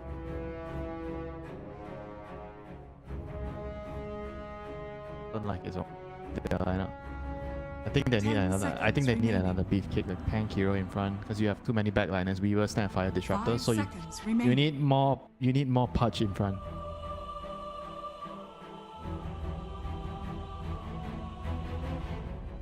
Oh, no conquer, no conquer. Dire team ban. Could work. Could work. Could work. Dire team pick. Radiant team pick. Holy crap! What is this draft? People everywhere.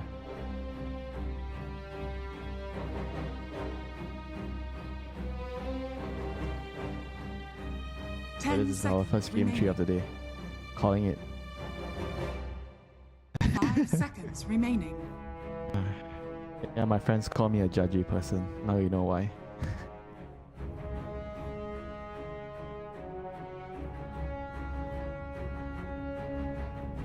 Okay, Draw Ranger, silence the viewer. Oh, the gyro still comes. The gyro.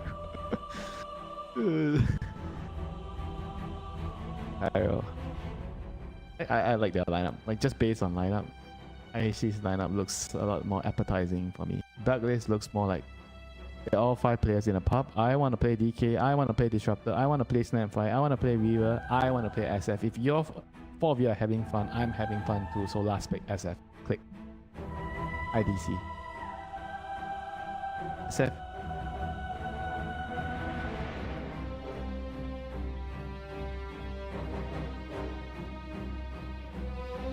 Yeah, he's a lot better now, but he still has the same problems, right? He's very easy to kill. You have a 10 Dark Wheeler roaming seconds around the remaining. map, a Primal.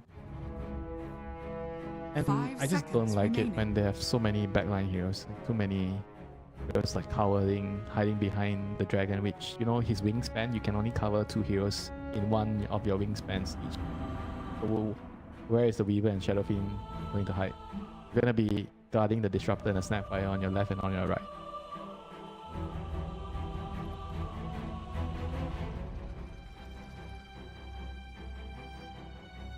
Oh, that one's dog shit.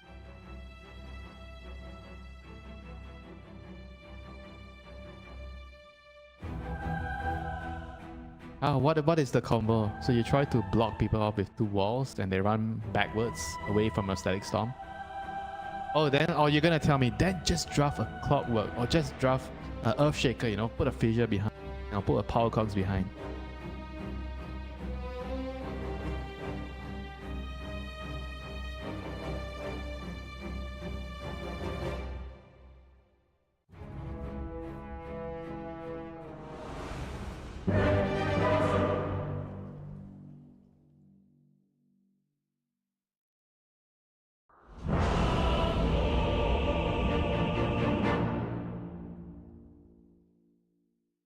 Let's go drink coffee.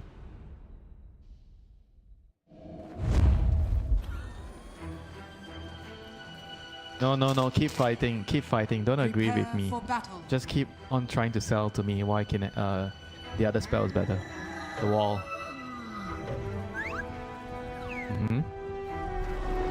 Is it shorter cooldown?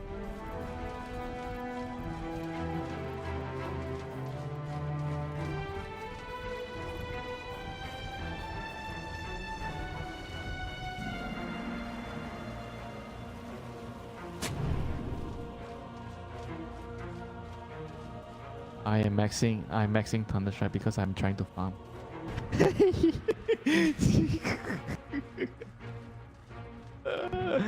Holy. You already know what I'm trying to do in the game.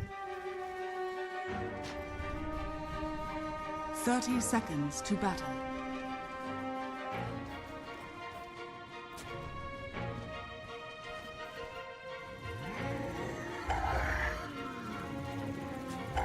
Gyro one. I like the gyro one.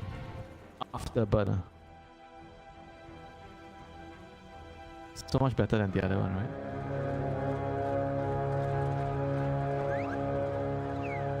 Let me check. I don't know either. The battle Secondary begins. strikes. Oh, the call down one.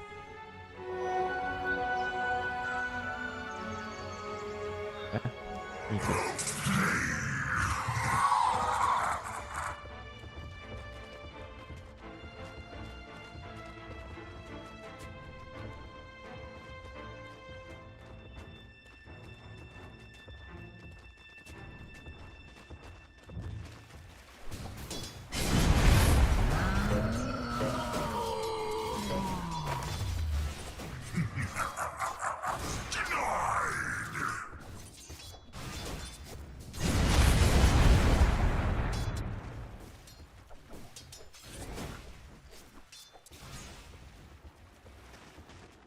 Radiant's courier has been killed.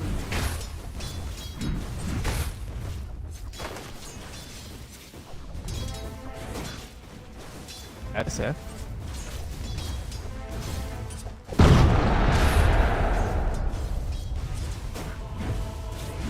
The mid morphing players, the mid top players more. Kill them, you know, as if I can kill them. I love seeing SF on the enemy team. I'm not gonna lie.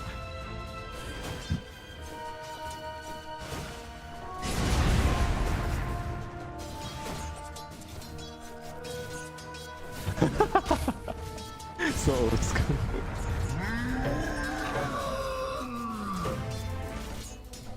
Grims, soon 11, trying to run away.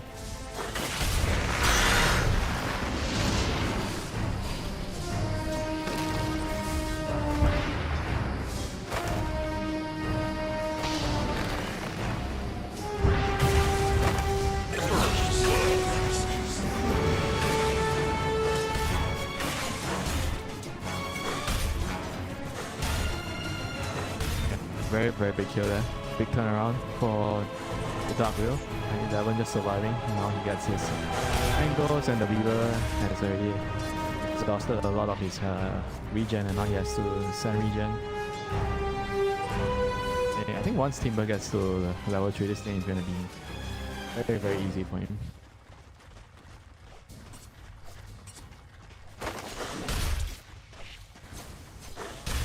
Very easy for them to kill the Disruptor in this lane. Up with the Bramble. I think one Bramble, the Disruptor could just die.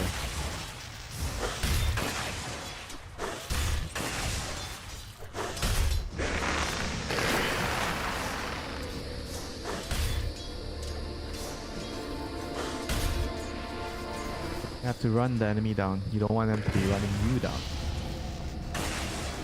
Look at how they are taking the Lotus. Everyone's like pausing, pausing at the pool.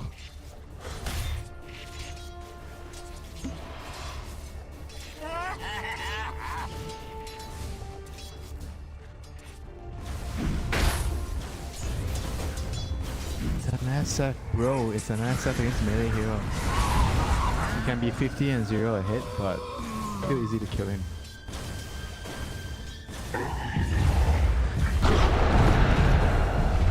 That's what happens to SF.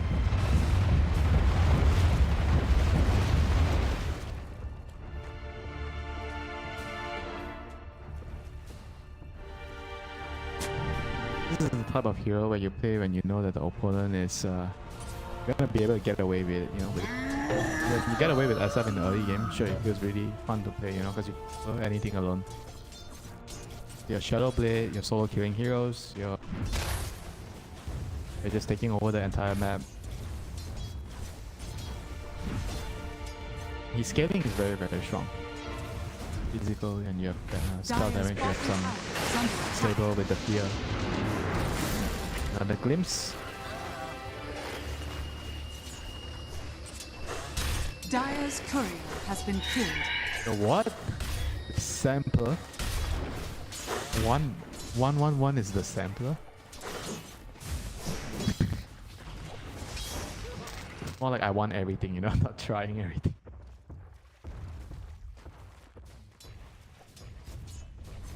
I disagree. It's more like I want everything. Dire's structures are fortified. I'm not sampling. I'm not sampling.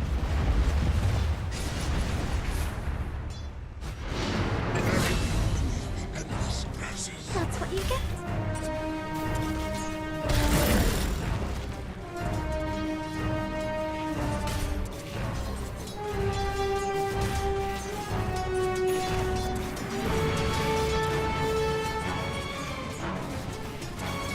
Come on, you're supposed to keep selling, keep telling me the story.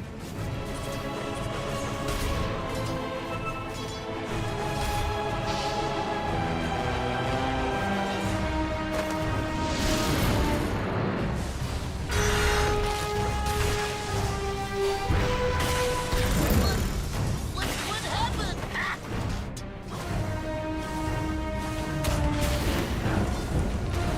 Yeah, bot lane.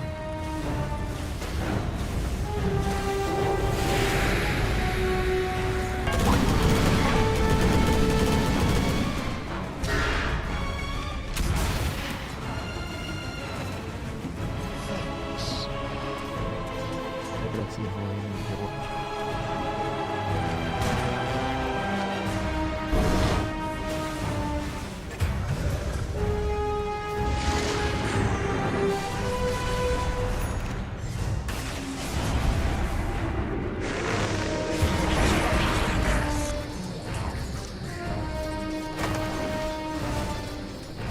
So much swag.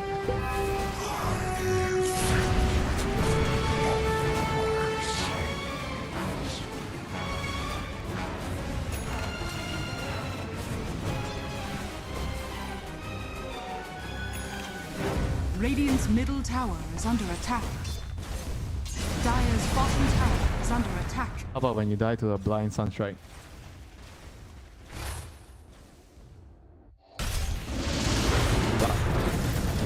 What a bit lucky.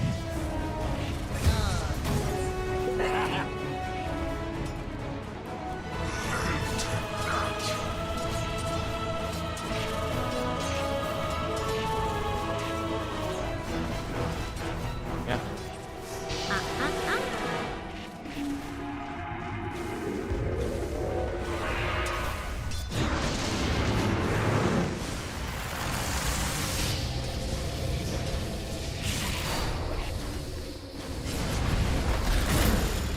Dire's middle tower is under attack.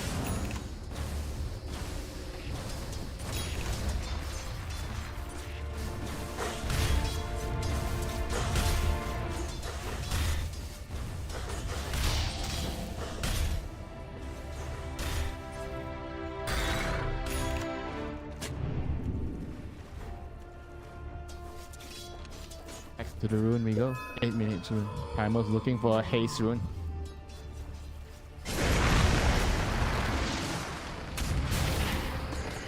Contract. And if he got me blind, he deserves a kill. Dire's bottom tower is under attack. No, no. Oh, I would say lucky bastard. Today is just not a day.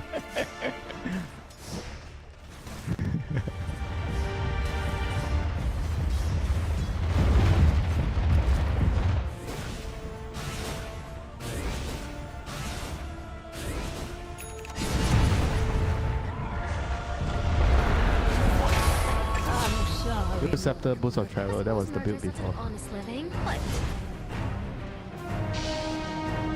Wait, what's your build now? Do you do you go mech?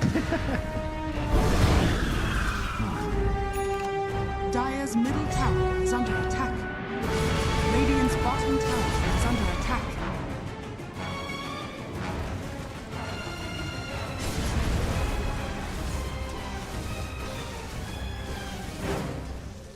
Radiant structures are fortified. Very important play. The cores need to help each other. Radiant's bottom tower is under attack.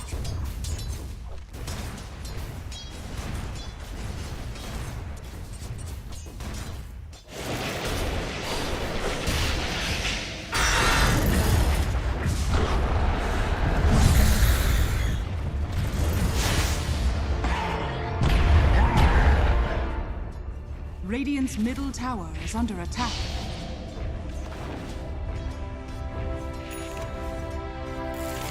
Shukuchi slow! Oh my god!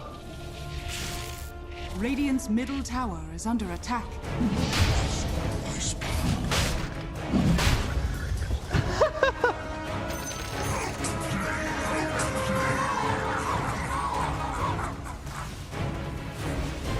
That's like too much for a starter, you know, like too heavy of a meal. Start your breakfast with.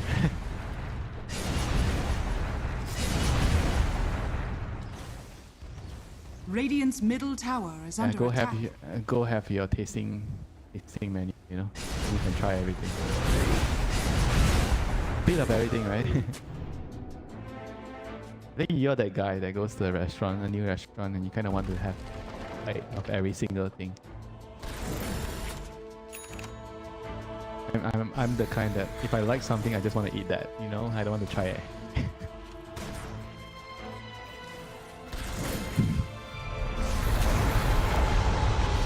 Dire's middle tower is under attack.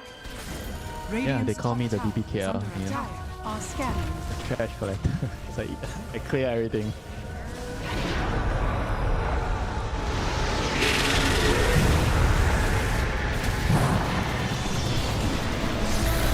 Dire's middle tower is under attack.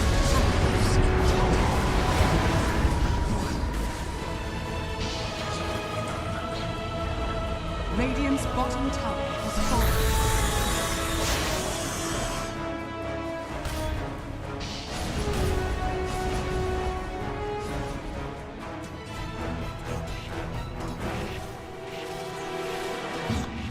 Radiant's middle tower is under attack. Radiant structures are fortified. Now Gabi, he's here to claim the price of the tower. Imps. Radiant's middle tower is under Okay. attack. Radiant's middle tower has fallen. Kinetic wall? Or the fence, kinetic fence. Radiant's top tower is under attack. Wards. Everybody's placing wards. You hear the sound. Radiant's top tower has fallen. Run. Key monster, run.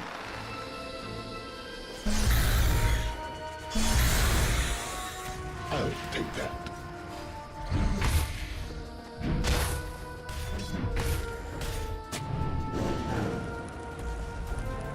pretending to throw a rock. Bounty!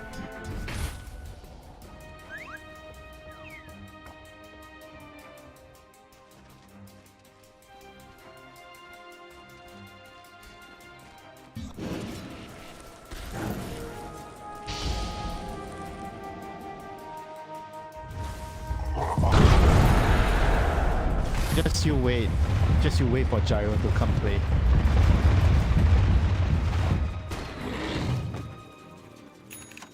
So do you wait? He didn't split his thing. Yeah, usually I've seen people actually split the Falcon into the faster Crystallis.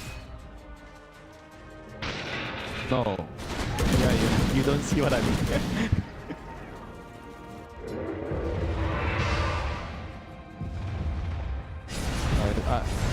I saw the algebra formula. You get the Basilisk, and then you split it, use it in the lane, and you split it for Falcon.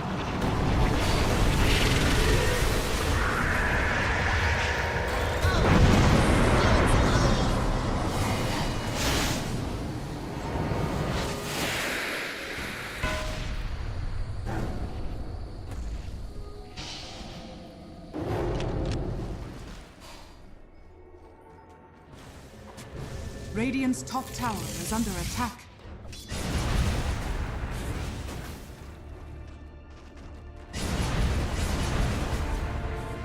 Yeah. I mean, Fortune so just needs to like come to the fights. If he's there, he casts his spell, any spell, no barrage, cooldown. It would have been like a one fight for them, you know. He just needs to come help his team, you know.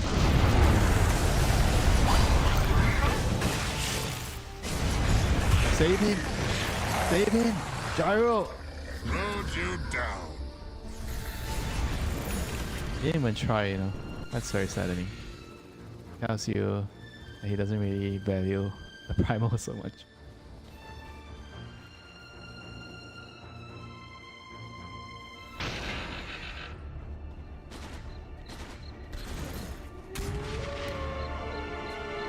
Have I ever told you that there was this one person on my team that I would always throw my body to save that person?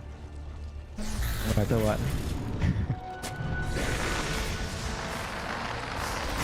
Radiant's bottom tower is under attack. I was just afraid of the person getting mad.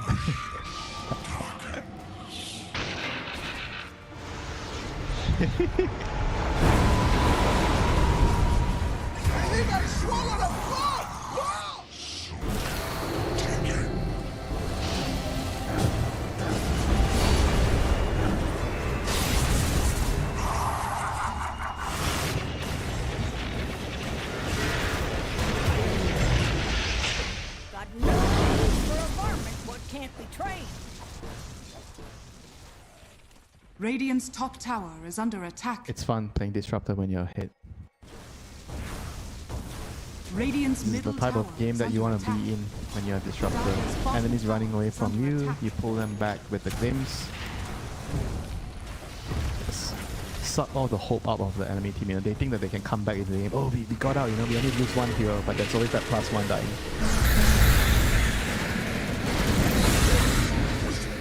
And guess what? Richie, Gyro's here!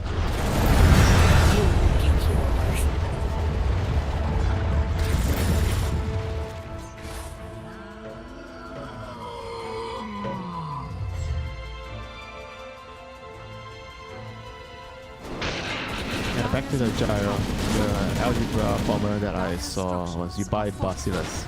Then you split, you use it for the lane, for the mana region, then you split it to make Falcon. And after you have your Falcon, you split it again, you make Crystallis. And then you use the remaining part of the Falcon. Dire's middle What was tower it? is under attack. You don't waste anything. Like, it's crazy, you know. The list just goes on and on. Then you buy, I think yeah, Hurricane Pike, I think, or something.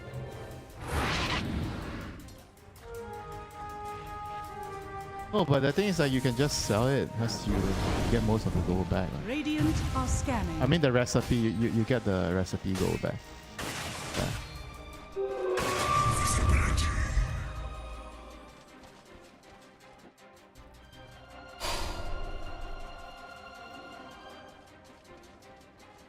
It's a very interesting mechanic. I feel like it changes a lot of how you can approach the game in as gyro. Radiant's top tower is under attack.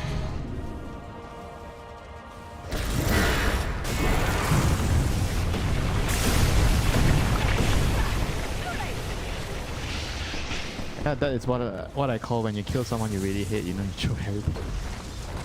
There's this one player that you're always going to throw your body to save him, but there's also this one player, whenever you see him on the field, you're just going to unleash all your spells on him. I never played Lion. Radiant's top tower has fallen.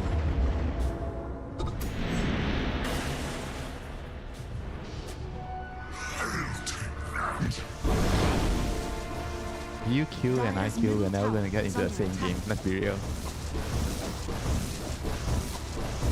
And we know that, alright?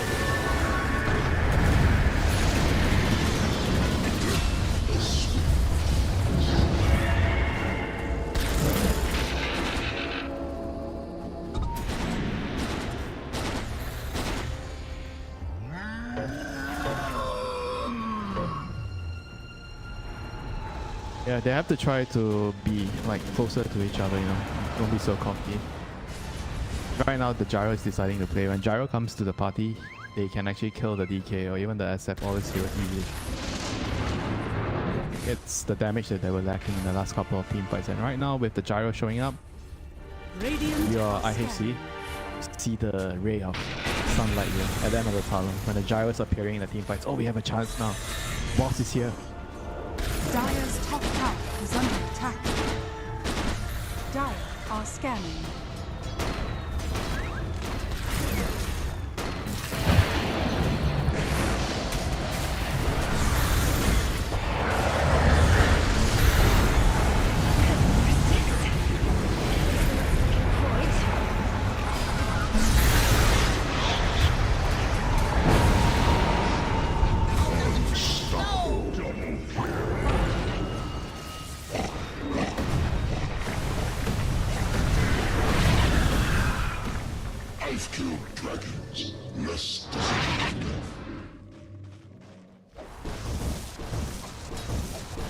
IHC also kind of just ran into the fight there. I think they needed to maintain formation, stay around the gyrocopter. If they're split up, it's going to be bad for them because the SF, the Weaver, and the Disruptor teams is going to be really difficult for them.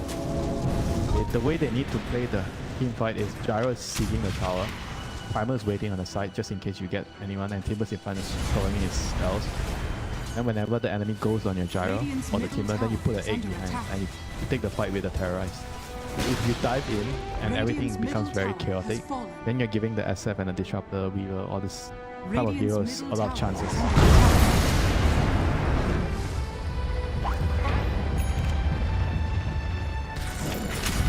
Radiant's top tower is under attack.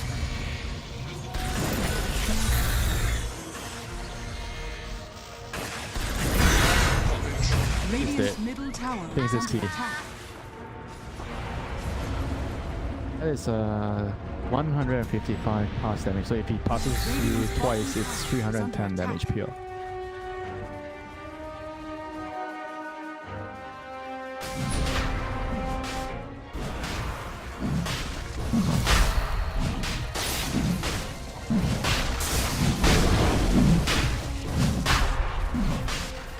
Dire structures are fortified.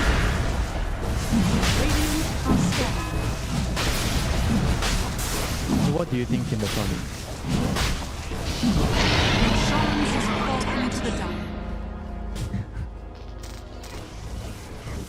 I'll tell you what I think he needs. He needs reactive armor to give magic resist. Let's see what kind of trouble we can get ourselves into.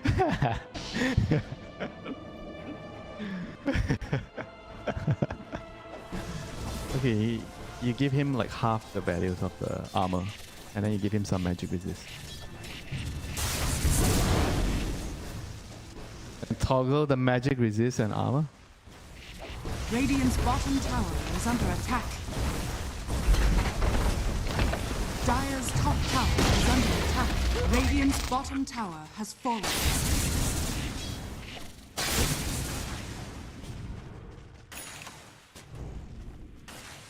I think that's better than my idea.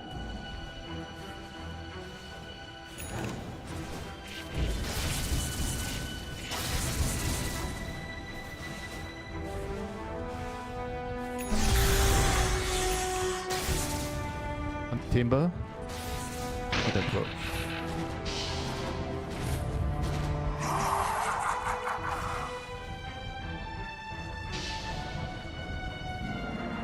Barrier. You can click it for barrier.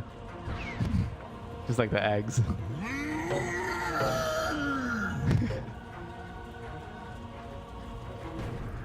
No, Richie. Make it an innate ability.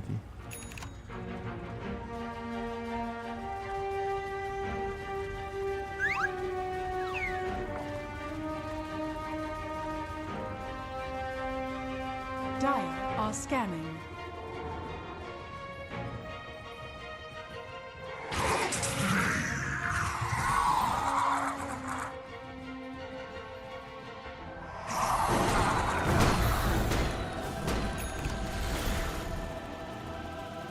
A little bit confused, then I realized Disruptor had shard. No, he bought his own shard.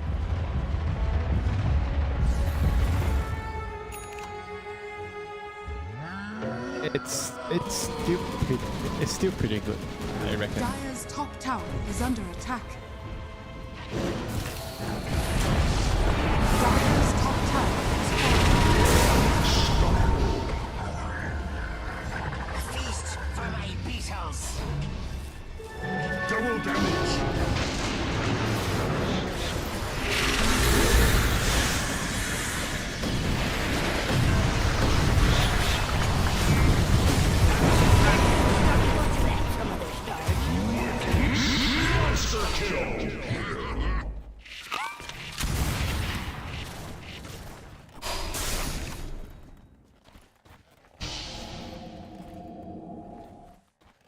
That's what I call mission accomplished after you kill the SF.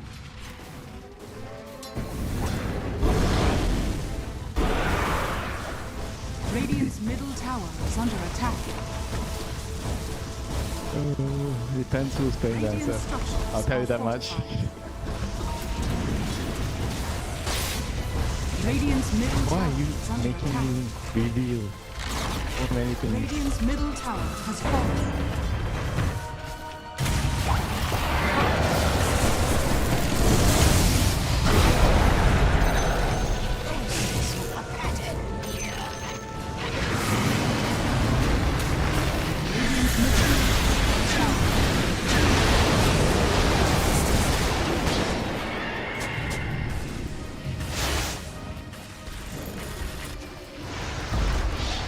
Radiant's middle barracks has fallen.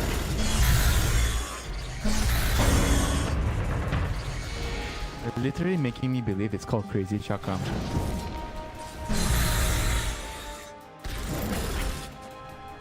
Probably should do that. Crazy Chakram.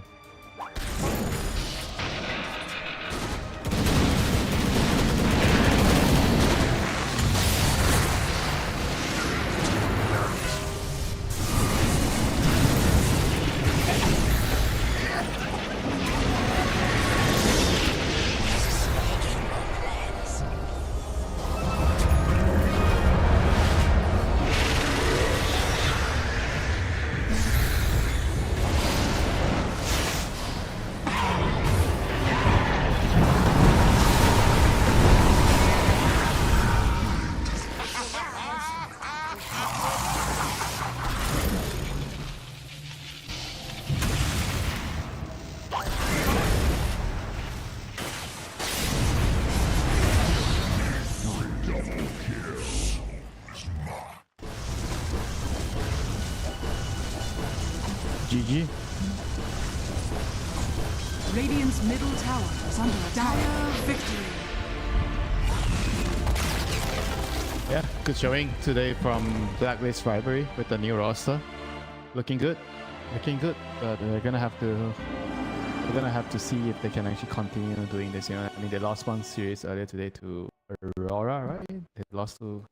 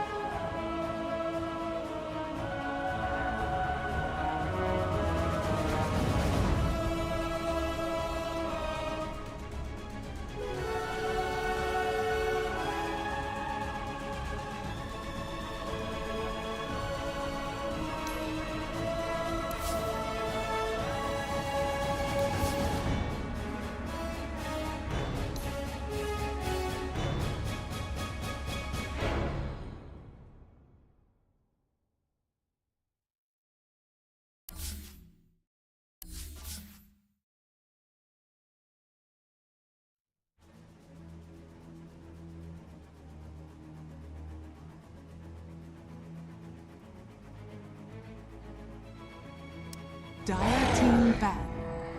Dire I mean, if they want to pick it. Well, no, they ban Tiny. And they first pick Dark Willow. Okay, so they're the ones that actually pick this up, so they won't ban it. They'll actually take that pick for them. Do like this. Let's see if they can replicate what Na'Vi did to them with the Bramble Mazes.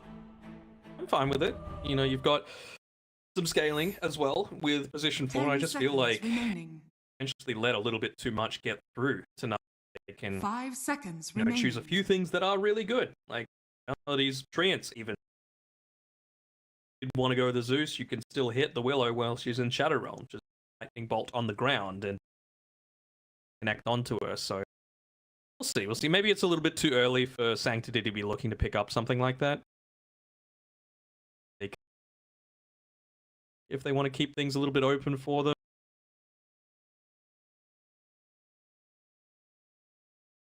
Dire team ban. Storm Spirit. Ooh. Oh yeah, I'm fine with Storm Spirit. It won't be this game, but I want to see Na'Vi run a position 1 Ember Spirit because they do it a little bit, both on Yuragi as well as Sanctity back when he was playing in that Mongolian stack on Little Gun. He, if the game was right for it, would move to the safe lane, playing one of those styles of heroes, if it meant that other hero at the time, mostly if it was Meepo when 423 was playing it, was good for the mid. 10 seconds remaining. Let's see it make it work, but Storm Spirit, I have not seen it 5 other than seconds one remaining. time when Quinn played it for Gaiman and just looked absolutely dominant. Pretty much unkillable. The Eternal Shroud. Radiant The Storm team Spirit picked. coming Dire in, like team what kind of talents does he have? Why is he being picked up here all of a sudden? What's so good about him? So previously, when you use the static remnant to farm, like creep waves, for example, in the early stages, the risky part was you had to go up into melee range. You 10 walk up, drop it, it does remaining. damage in an air.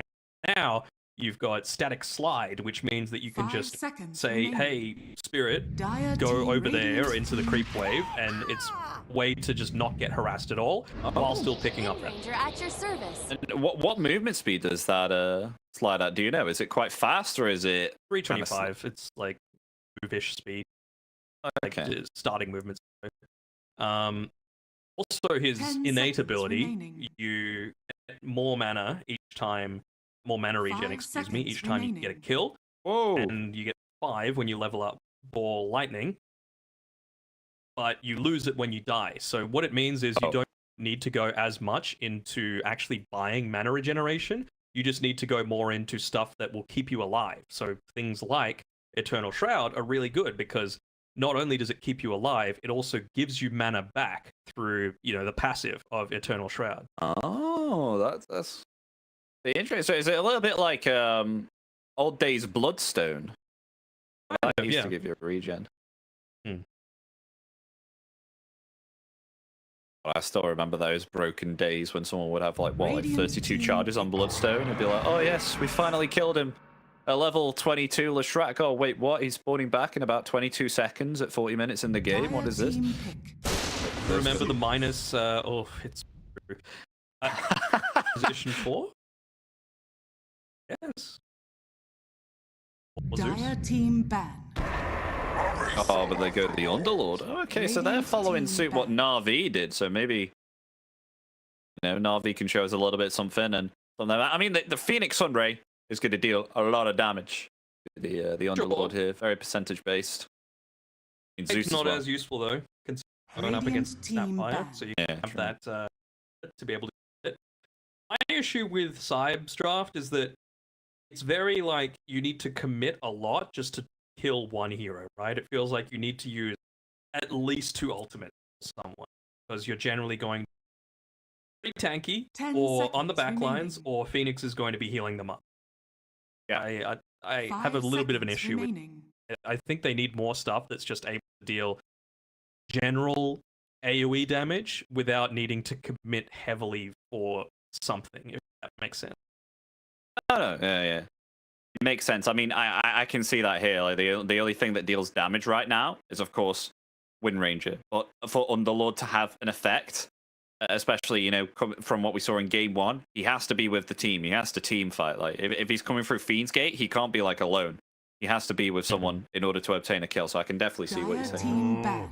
And you saw when, like, whenever they were getting gone on previously, it was like Sanctity on his Dragon Knight was getting initiated on, right? And then the Fiend's Gate came through because Sanctity was pretty tanky, right? He's playing a Dragon Knight, he's got good strength gain, he's got that innate armor and HP regen, and then he would just like immediately breathe fire just to reduce some of that attack damage. So it meant by the time Underlord came through, 5 seconds remaining. you also had the Atrophiora, you also had a Pipe, you also had a Greaves coming through. Like, and I feel like they don't have that tanky-ish frontliner on SIBE team, right? If someone gets gone on, by the time you go through the Fiend's Gate, that hero is probably dead. You know, like, whether it be from a Centaur stomping you and a Storm using his abilities and Zeus ulting, you're probably going to die in that time. Even if, like, Wind Ranger win runs, it's probably not going to matter. Yeah. I mean, I guess he's a very good pipe builder on the Lord. I agree. I don't know. I just feel like he's very reactive. Well, I want to see where Snapfire's playing too, because I like Snapfire's. Basically, his Scatterblast. It's really narrow. The cast range for it. It's called full bore, and it also means that things further away take more damage as opposed to things closer to you with the Scatterblast. So it means that you need to be a lot more skill shotty, but it also means that you're able to like harass from long range in a lot of these. Okay, well, they've got a little bit of global now with the Spectre and the Underlord, and maybe this means that. Does this mean it's a Snapfire core? Because we've seen Snapfire cores build like Boots of Travel and move around the map in that regard. I think it might be a Wind Ranger mid. 5 seconds remaining. Most likely it's going to be, but I'm just thinking, is there a way to try and especially going up against most likely a Storm? Oh, there go the Sven to counteract the Spectre there, get some crit damage in. So I think Sven is being slept on.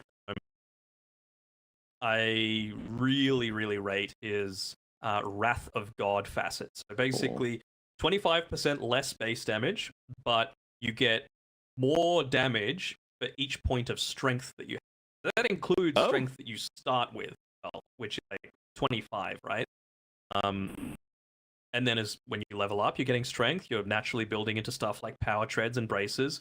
By the time it's around 10 or so minutes in, you've already caught up to what deficit was at the start of the game, and then it keeps growing beyond that. So I feel like you're just getting a huge burst in damage, you know, around that 12-minute mark, because they also buffed up the God Strength on the 10%.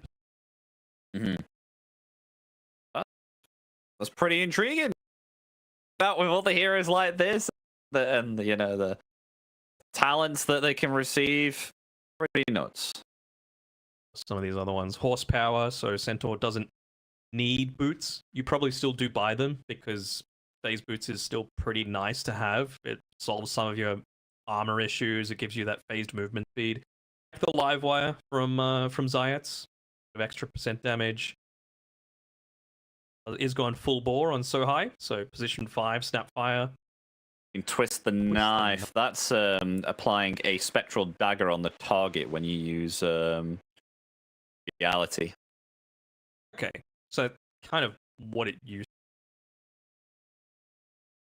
Or, I mean, it did it on the Shadow Step pre. Yes, I think to do that. You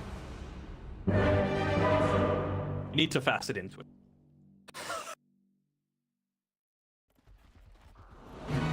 Yeah, let's see how it goes, folks. Game 2 coming up now with SIBE versus Na'Vi.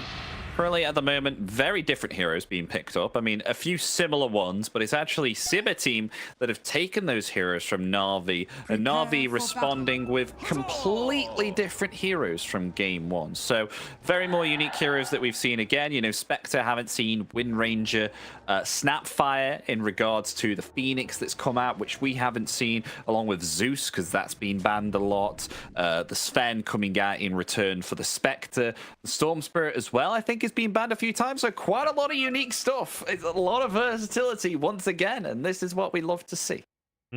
I think there's probably like maybe 10, maybe 12 really strong heroes. Easily for I like to see. You don't want the same, let's say, 8 heroes coming through every single time that are just all getting banned out. I like the fact that teams are still experimenting a little bit with this stuff. Yes, there's probably still space for some of them to be nerfed, TA and Weaver specifically, but you know, stuff like Storm Spirit, I think, are in a good spot where it's very strong, but it still takes a level of skill to be able to get it to the point where overpowered. Oh, okay, so I see that slide. Nice way to be begins. trying to go high ground. So does it, when you use the slide, if it hits a unit, does it just like... It'll go. It will go. Okay, so it doesn't wait until it's at its position that you sent it. Oh, okay. You do need to be like clever with how you use it into a creep wave, right? Like if you're wanting to hit a range creep, for example, there's a situation where maybe Pro body blocks it with himself so that he gets hit instead of the range creep. Mine. You can also just put it on the ground. Oh, okay.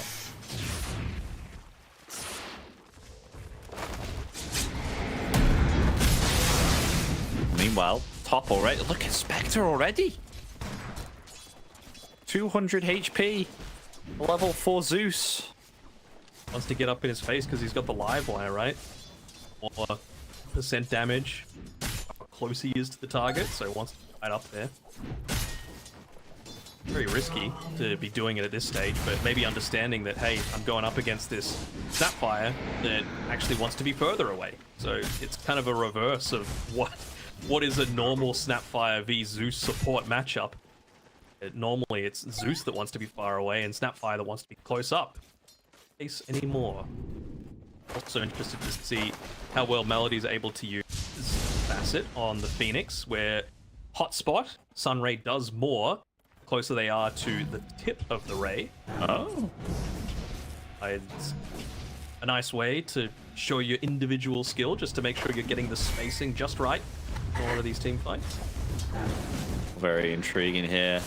And more action happening on the top. Maybe perhaps they can go for a kill onto Spectre. Blood Grenade committed, but doesn't have enough mana to use some more of the Arc Lightning. But look at that.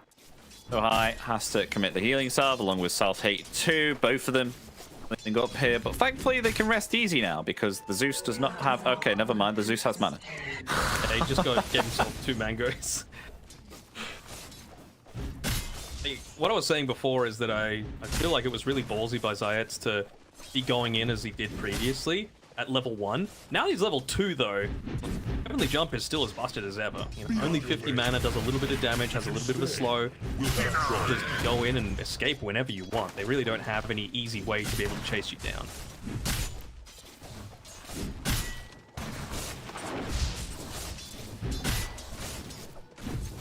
I'm just going to see when Sven reaches level 3 and see how much damage he gets with the Wrath of God. Oh, the extra. Yeah, the extra. So currently he only has he should have 17, but it's reduced because of Underlord with the... Oh gosh, and then it's gone plus 4. So normally you would just get, let's say, 3 when you level up, but it was the 3 from his game plus the 0.4 damage per strength. Yeah. Remember, Sven on the early stages of the game, he was like a great last hit with the fact that he had a lot of base damage. I guess you can sacrifice this in order to get, you know, more damage in the middle and the late game. Yeah. And even like his innate ability, we haven't talked about that. You do 15% more damage to stunned enemies. So like, even more on top of everything. Imagine if you're critting with your buffed up god strength and your greater late game damage. I wouldn't be surprised to see some like 3k damage crit. Is that more reason to buy like an Aghanim's or something like that on Sven? Because obviously, of course, like you can go straight in. I mean, I guess you can do it with a blink as well, and it's cheap. Yep. You see something overwhelming blink being even more value. A little bit more burst damage, strength, of course. Much quieter game to start off with. The last hits go. They're the one suffering, it seems. Now, Zeus, you're gonna get stronger. Passive on the mid. Oh, I'm just seeing like how good this this static remnant slide is. I mean, especially against someone like Wind Ranger, because you would not be in range to get a nice clip. Static remnant. That was a nice. One nice dodge from the power shot there. First blood. And first blood here on the bottom lane. Raggy getting pretty low.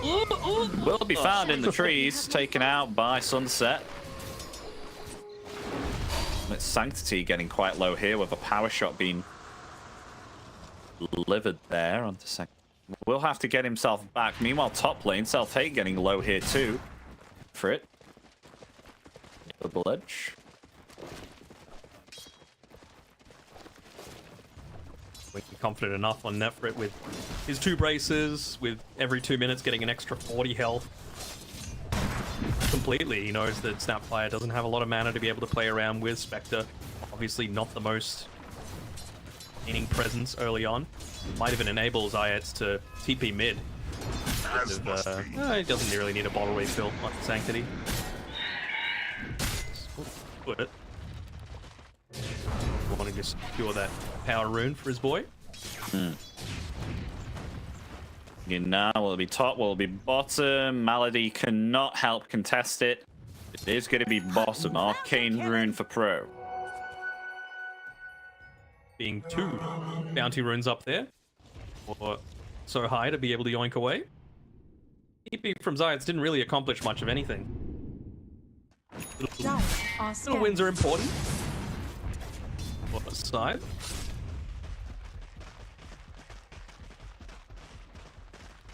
You'll feel like it's going to be quite some time until we see too much of anything happening from a SIBE team. Yeah. But until you power treads on the Wind Ranger. Still not quite yet level 5 on Zeneca, so not able to join in these fights. They're going to be very happy if Na'Vi just opts to be a little bit more passive. Is Melody going to be able to yoink away this Maroonies? Dodge out all of the vision that the tower is giving, but at the time. You can get a wisdom rune there too as it spawns at 7 minutes, so no contest for those either, surprisingly. The action's starting to slow down here on this top lane now, and Self-Hate starting to get some last hits, but still below here at the moment. Value there from Zayats. Realized where the sentry was that was blocking the camp, so make sure lightning bolt onto Snapfire, get a bit of harass, reduce the raindrops charge, and get the D-ward. Just little things like that is why a TI runner-up.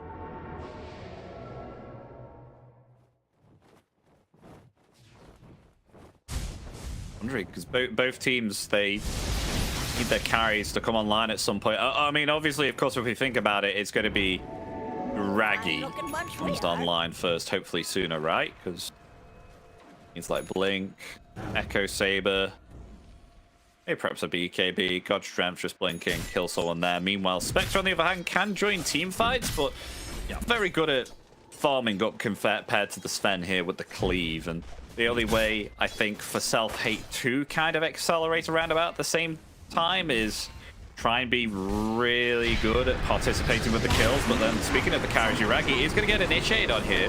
They do have themselves the defensive Stampede, attempting to flee here right now by hiding in the trees. Yuragi, he may be in trouble, still be pursued here by Pro, and they will indeed get the kill. That Lancer pursuit actually helping out there during the focus fire, though. Meanwhile, the other carry will be taken out here on the top lane with Self-Hate being found. Yeah, I did. He's gone through the Fiend's Gate and will actually fall there. Although it took attention away from you know, the rest of the team. Able to continue to farm. Stupendous. I'll be level 6 at that point on Self-Hate just to be able to join in on the kill for Yuragi. Even if he didn't get the kill, just the assist goal would have done a lot. A bit of help here. We'll try and go on to Spectre now. Close, never mind. Bottom, they're trying to go onto Melody.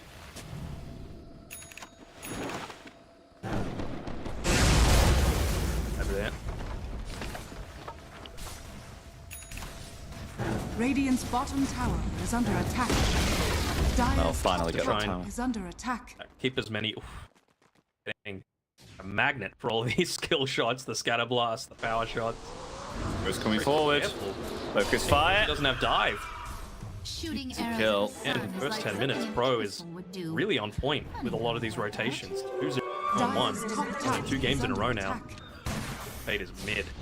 Not where you want to be as a Spectre, and you don't want to be last on net worth as well for all the cores. See how fast Pro moved then with the level 4 win run and the talent sheet. Oh my gosh. Dire's top tower is under attack. Actually want to try and make a kill happen somewhere, but I think maybe just waiting for So High to get his level 6, wait for the Willow to get her 6 in these lanes, and play want going off there, or rather the Shadow Step, sorry. It's dead even right now between the two teams. The important thing though is that it's not really on this Spectre, and identified the fact that she is eventually going to be an issue. So, want into the Silver Edge, I believe he's got in the quick buy. It might be 4th item down, but it's something that he's already planning for.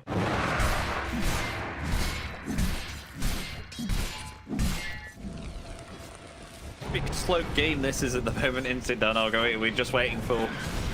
It's just the carries. They need to get themselves farmed up, and we don't expect them to be fighting early anytime soon. And that is quite a difference compared to the patch that we've been seeing at the moment. It's always these fast-paced carries that can dominate the lane, fight early, be able to, you know, get kills early. But with these two heroes, it's a completely different story. Here we go, Phoenix. They're trying to get onto, and there we go. Pro that ends up getting the kill, but a valuable bit of assist gold coming through. Also enables him to position himself on the safer side of the map, where you're not worried about a TP rotation coming in and killing you. Dire's top tower is under attack. For Nefrit now? Do they know he's there? Idea. Just running out now on Sunset. Oh, yeah, the smoke broke. The thing is, you've got the Bedlam, you've got the Mortar. All you really need is 1 point in the Shackle Shot. Oh man, and you've even got a Maelstrom now, Pro. So you've got all you need to be able to kill absolutely everyone on the map. Oh, and they're going to respond there. They've caught themselves. Vizayak. Spell usage. It's the Malice and the Bramble Maze, as we saw within game 1. Stopping the use of Stampede there. They get the kill onto Zeus. Not really needing to use all that much to get that kill, right? You used the Mortimer's Kisses, you used, sure, the Fiend's Gate, but it feels alright. You have to use too much on Pro to be able to make it happen. Dom had to use a lot of his mana. Distance. We're getting pretty consistent bottle refills, though. I'm a little surprised he's still... I guess going into the Orchid is fine, but I really want to see him go into something a little bit more defensive. Like the Eternal Shroud that you mentioned? He just queued it up. Ah. Dire's middle tower is under Going to join in a smoke here. They're going to attempt to... Oh, Windrun just wore off. It's back on cooldown very shortly, though. In 2 more seconds, they're actually going to go in with the stomp, and they will get the kill in quick succession there. Dagger reveal on the stomp. Didn't need to use any big abilities for that one. This tower for now. Yeah, no Thunder God's Wrath used, no Stampede used, just a quick zip in. A little bit of that extra mana regeneration. You can see he's galvanized at the moment on the storm with 7 seconds of it. Oh yeah. I don't think you want to dive there. For the bramble. Looking for me? Children. Never says, don't even try it. Echo Saber now for the Sven. Yuragi finally surpassing net worth of everyone else. Been having this free time to farm up on stacks here, as we can see. God strength already. Yes, he's used God strength, but look at that damage. Like 220 damage. 14 minutes into the game is pretty damn significant. And it's only going to get strong. On B, try and blow someone up before they're able to use their defensive tools. Because everything's a little delayed on SIBE, right? You need to have a reaction to get into the Shadow Realm. You need to have a reaction to get in the Wind Run. You need to have a reaction to use the Fiend's Gate to be able to join the rest of the team. They've got a lot of burst Na'Vi, whether it be Sven stun, Blink Centaur stun, Under God's Wrath, Storm zipping in. Like, there's a lot that could potentially catch SIBE off guard. Remember that Ben's innate ability is just, you just need to be stunned. They don't need to be his stun, they just need to be stunned. Even Centaur Stomp is enough.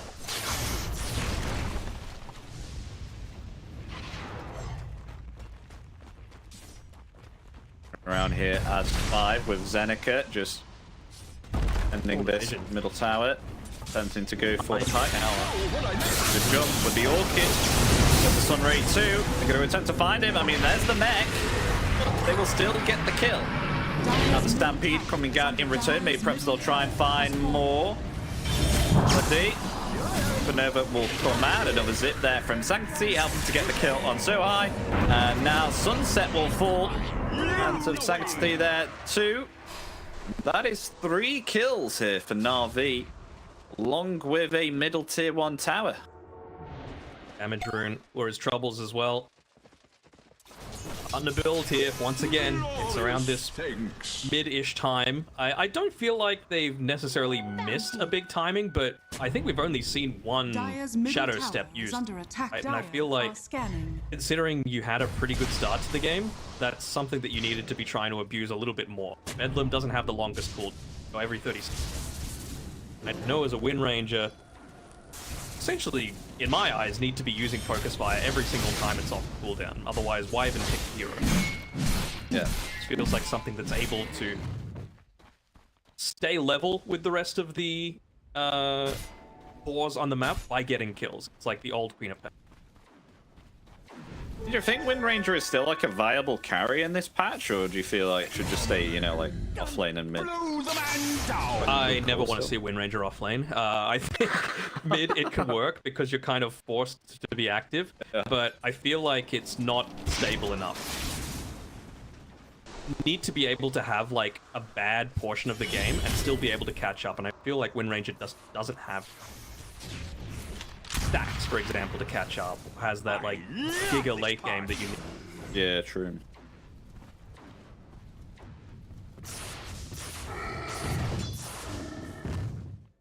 I'd love to see go for like a Pink Dagger instead of the Glipnir that he... I don't understand why he's going for Glipnir, just because it feels really nice against the Stampede, just able to stop the 2 units from getting away. If Zeneca isn't perfectly on point with the use of the Pit of Malice, but no, I feel like they just need to get gold. They need to... Here we go. There we go. That 3 kills over to self-hate. That's what you need. You were saying it. You were indeed saying it. They do use Shadow Step there.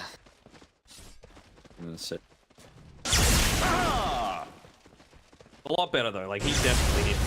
Zeneca Oh, Look no. at how quickly even an Underlord with all those points in atrophy or something, but he still gets blown up pretty damn easily. Dire are scanning. He does, yeah. The Sven now having about 461 physical damage during the God Strength. They'll attempt to try and find themselves someone. Has been caught within the Bramble Maze. BKB is ready. This God Strength still has around about 10 seconds remaining. Be able to Maybe look utilize back when it's tier 1, but yeah.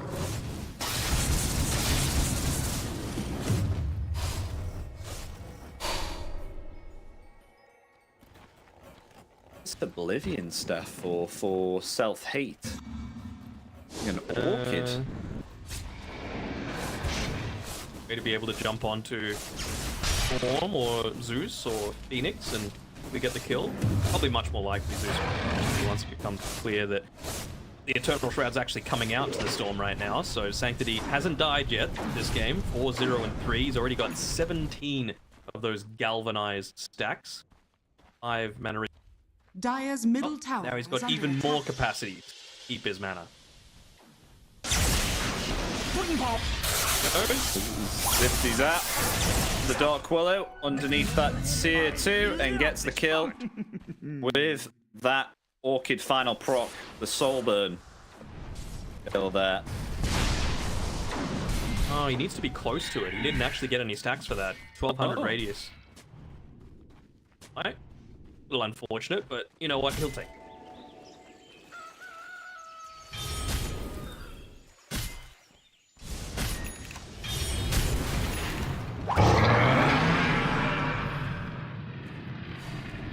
Okay.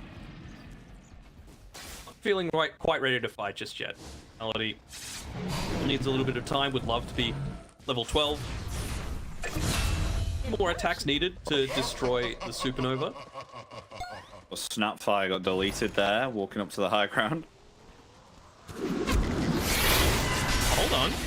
Oh, they're attempting to go on to Yuragi here, activating the BKB and the Warcry, attempting to flee. Might be able to escape. Be able to there indeed, but in comes the Zip, trying to find the Spectre, but actually going to grab Pro there instead on the Wind Ranger. Sanctity not able to land any of these physical attacks, but stuck in a Pit of Malice in the Bramble Maze. The Shackle Shot's there too. The Cursed Crown is going to have effect with the Fear there also. Sanctity may be dead here. He's not able to zip out. He will be taken out. Down. They eliminate that mega kill streak. The Shackle Shot's there, actually landing onto the tree. They find the Phoenix there too and punish the over-aggressiveness here from Na'Vi. Yeah, a little bit puzzling there. I felt like Melody was in a great position to be able to pop the Supernova, maybe force a little bit of attention towards him as opposed to the Storm Spirit, because he only needed about an extra second or so, and he was A-OK. Chains coming through from SIBE were pretty good. Yeah, the Brambles into the Pit of Malice, but did that extra little bit of survivability. Radiant's middle tower is under attack. The Phoenix innate ability as well, right? The Supernova dealing that ticking damage might have caused an extra mischance or two.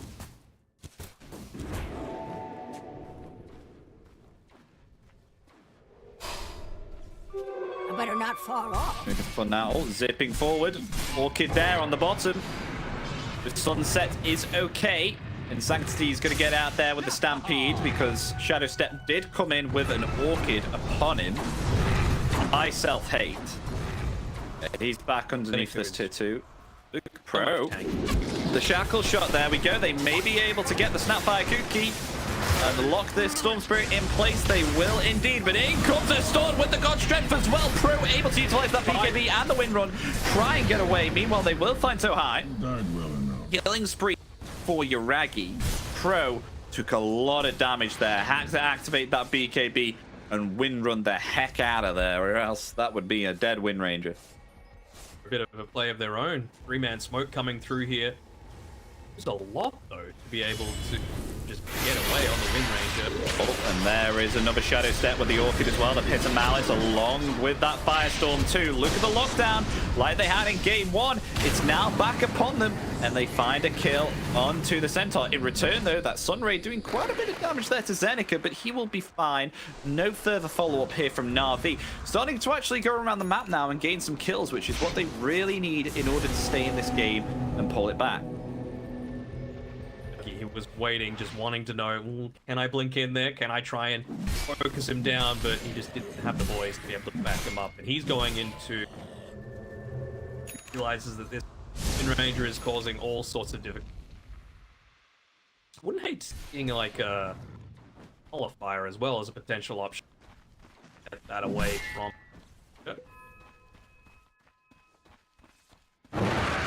It's sort of available, isn't it? I think they're looking to go Roche here on Na'Vi to try and turn this game up a notch. They will do so there indeed. Creating the God Strength. That's the Fire Spirit, so slowing down that attack speed there of the Roche. I mean, they could Fiend's Gate into this. That is a possibility, but they knew it was going on. They knew it was going on, yeah, but they did not at this time, and it will be found. I think I was looking at Roche with his mischance, slowly being built up by Melody. He'd have like a 50% mischance by the end of it. Blinding sun in it. I'm just looking at that movement here from SIBE team, and it looked like they were attempting to set it for the Roshan, because it was about to move top soon, but then gets taken out. So I think they may have just foiled their plans a little bit here on Na'Vi, taking that where it moved top. Interesting as well, going for the Aether Lens on Melody. Streak. It's longer than the natural Sunray distance. It does even more damage and healing. And against these heroes that are fairly tanky, the Spectre and the Underlord, that percent damage really starts to rack up very quickly. Wow, okay, well, we'll see how that works. That's pretty interesting. I mean, this is definitely a first. I mean, have you ever seen a Phoenix build a Aether Lens before? Maybe when it used to build into Octarine, I did, but not for the reasons of increasing spells, though, right? Yeah, not really. No. Yeah. Are fortified. First instance of that, pretty cool. Bottom tower is under attack. Dire's bottom tower has things about Phoenix is that a lot of stuff can work on it. You're able to do a lot with not that much. Tower is under attack. Raggy in God Strength Fear. He's actually going to be initiated on here. They got themselves the Fear along with the Shackle Shot too. This might be enough to take down the Sven. He's going to activate the BKB and try and run away, but they've had themselves enough damage to take down the Sven. They find themselves Melody there too, and look at that, they tip Uragi. Not respecting the side of SIBE team. It's in the wrong as well from the Spectre. Saying, you really there? That far away from the rest of your team, my boy?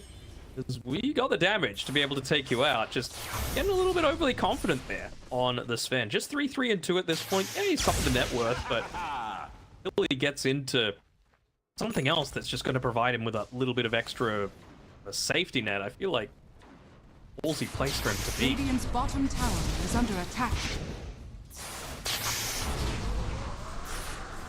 I hate seeing him go Radiant's middle tower has Bloodthorn instead of a MKB. Tower is under attack. Oh wow, and Zayak getting solo killed there by the hands of Self-Hate. Orchid. You sure about this one, Nefru? I mean, the rest of the team's coming. Sanctity's coming in to try and get the kill here. I mean, there's no Manta style. Nice silence there to stop the electric vortex coming down. And the Pit of Malice now coming down onto 2, along with that Bramble Maze too. Able to zip out of it, though. There's the Supernova coming out. Not able to take that down. Sanctity now doesn't have himself any mana, but has himself the Aegis. There is the fear in that Bramble Maze too, as another Pit of Malice coming down, locking in place 3 as they do find themselves Uragi.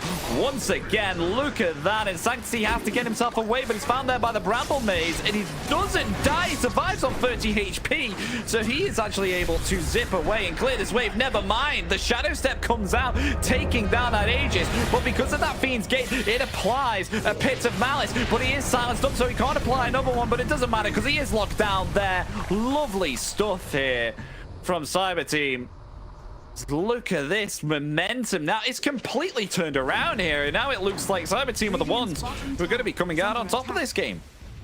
They're in the driver's seat, that's for sure. And to me, it comes down to a couple of instances of a lack of respect coming through, right? Like trying to fight in front of a tier 2 tower on the bottom side of the map, and when they had just the Sven and the Phoenix, that time around Centaur tried to go back in onto a Spectre where you knew where none of the enemy team was. I think Zeus was still dead at the time. At the end of the fight, Zayas just TP'd mid because he was like, well, I'm not going to help with this. You've kind of already lost the fight without me, one of your main damage sources. Like, the reason that Zeus is good is that he has so much of this percent damage output that he's able to dish. Magnum's just obtained now as well for Pro, upgrading that win run. Radiant are scanning.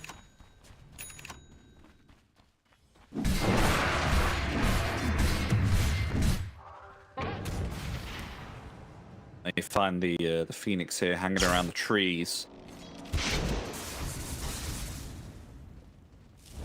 Damage rune 2 in the bottle of Pro. This has kind of slowed down Sven a little bit. I mean, Luke, Spectre's matching the net worth here is Sven. Now another Shadow Step coming in, trying to find the kill here onto Sanctity, and there's nowhere to run because of that silence. Doesn't have himself a dispel item here at all. When that Eternal Shroud, so this Orchid is such a great item here being built on self-haste. He needs a BKB so badly on this Storm Spirit. Oh no, and another silence again. That is Phoenix dead.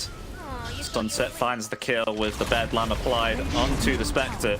They will find this tier 2 tower too. Will they look to go for a tier 3? The double damage being applied there onto Pro. Focus fire ready. The glyph will be committed. Try and kill the creep wave and push it back because 2 heroes down here on Na'Vi. They just need some time.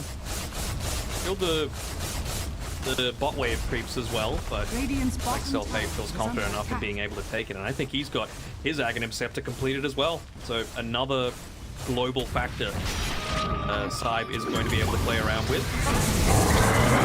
Going for Nefris and wants to run away, although did pop the BKB on Pro. So I wonder if this is going to be an instant smoke attempt coming out here from Na'Vi to try and chase them down. They won't know that Aghanim Scepter has been completed, though. He made sure to keep himself off the map on Self-Hate.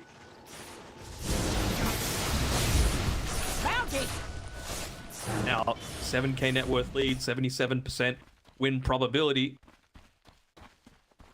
Like, he let this one go. I think that's the MKB finished up for Yuragi, though. It is, yeah.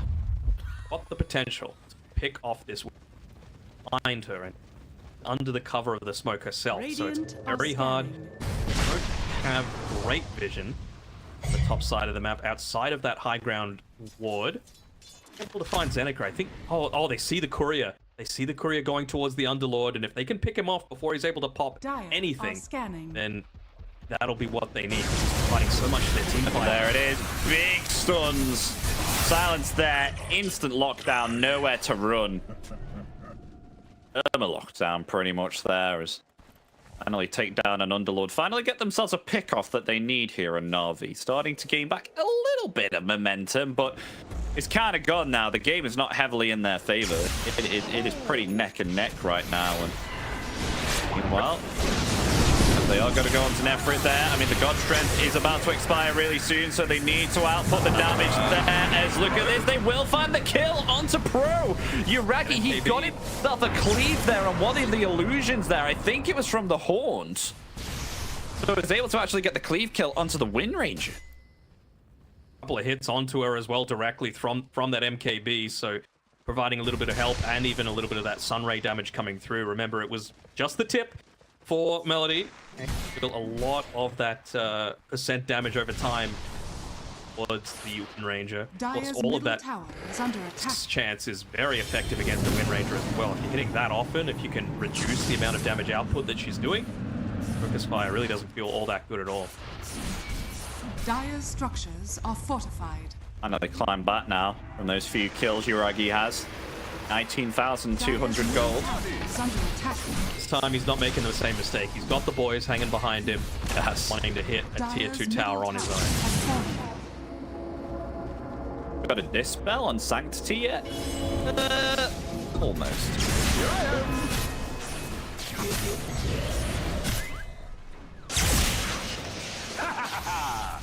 Around about 800 gold, 600 gold left now. For this BKB, it's going to be very, very beneficial, especially against the disables that they have here Are scanning. on Cyber Team.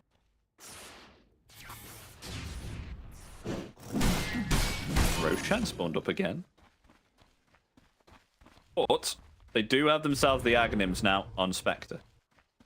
There's a Haunt. Though it is on cooldown, 60 seconds. Still has the ability to move around the map. Into a fight here with the Shadow Step. That's because an E-Blade Radiant helped are as well. scanning. Safety for himself. On could just...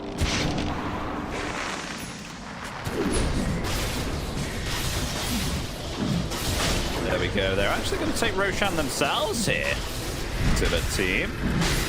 They're very far away on Na'Vi to even contest this. By the time they get here, the Roshan may be dead. To get them on their retreat, though. They have good vision. They could still jump Na'Vi if they want to. Although they could just... See the creeps down there with the Observer Ward. A little greedy there on Melody. A small camp. Oh, they're coming in. Oh, who's stomp onto 3? But a lovely shackle shot. It stops the initiation there from Yuragi. Activates the BKB. The focus fire is being applied onto him there by Pro. Yuragi, he gets himself out. Though he's stuck now at the pit and mouse as another shackle shot comes out again. All of the focus fire too. That is going to be Yuragi dead. He's not able to output his damage here at all. As why Zayak is taken out too. Disaster for Na'Vi. They found 3 here, taking down Malady with the shackle shot. Absolutely lovely shackle there from Pro. And he's living up to his name, isn't he? We saw in that game 1, you know, getting 3 solo kills onto Sanctity. This time around, you know, 9, 2, and 9, getting these big shackle shots off. And basically, when he's living in these team fights, SIBE are winning him. And for a pretty damn good reason. He is just a machine in terms of individual skill. Oh, and there's even 1 range creep that was able to survive, and they've used the glyph really early too, so this double siege creep wave is going to be uncontested, pushing in both mid and bottom. A little bit of a mistake again from Na'Vi. There it goes. Tier 2 tower gone. The focus fire now being committed into the melee racks, and look at this Satanic on Pro on the way. That's quite a unique item that you don't see every day on the Wind Ranger.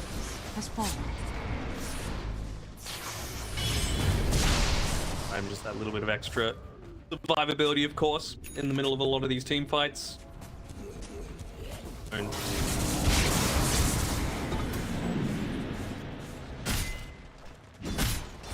Radiant are scanning. Radiant's top tower is under attack. 1 tier 2 tower remaining. That's a lot of range creeps there on the top. They're lovely for someone to take out. looks to be the one. A bit of it away. He wants to get into the Yule Scepter, providing himself with that little bit of extra safety net against the Orchid, potentially getting the Wind Run off the Wind Ranger. Now it feels not as great, right? Level 21, nearly level 22 on Pro.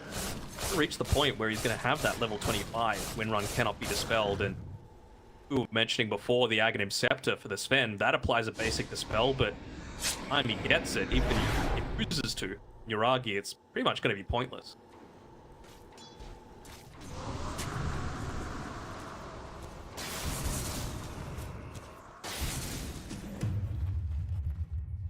Interested to see the new Roshan's banner as well. Haven't seen it in practice. The radius makes the creeps immune, so you can't actually get rid of them. the high ground. So you just drop them when you're going for a high ground siege. But like, you know, siege creep wave free.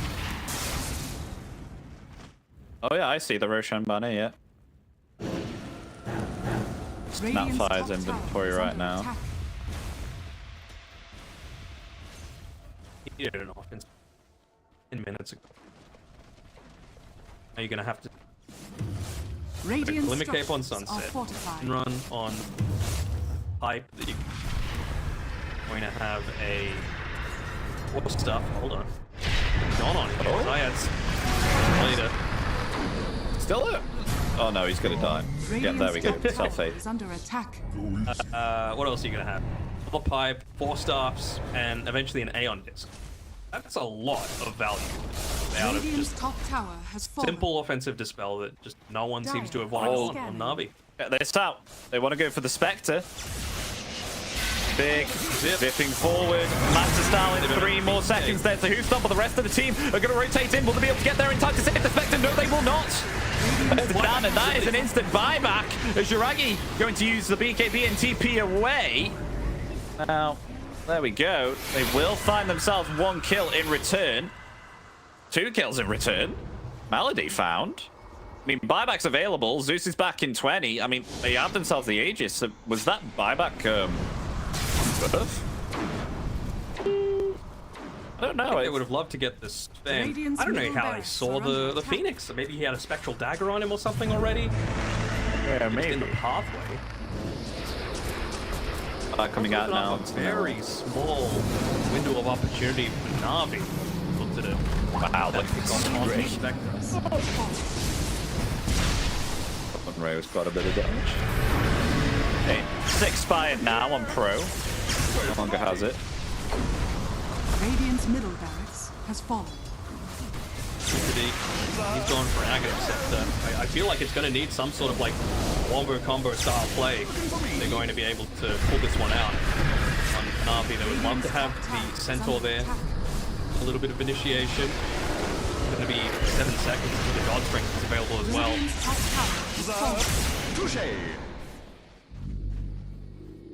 We'll retain something. Yeah. Now it's just they need to try and get into Self-Hate's head, find out where he's going to be farming. I know you want the value of being able to farm on one side of the map and join the rest of your team.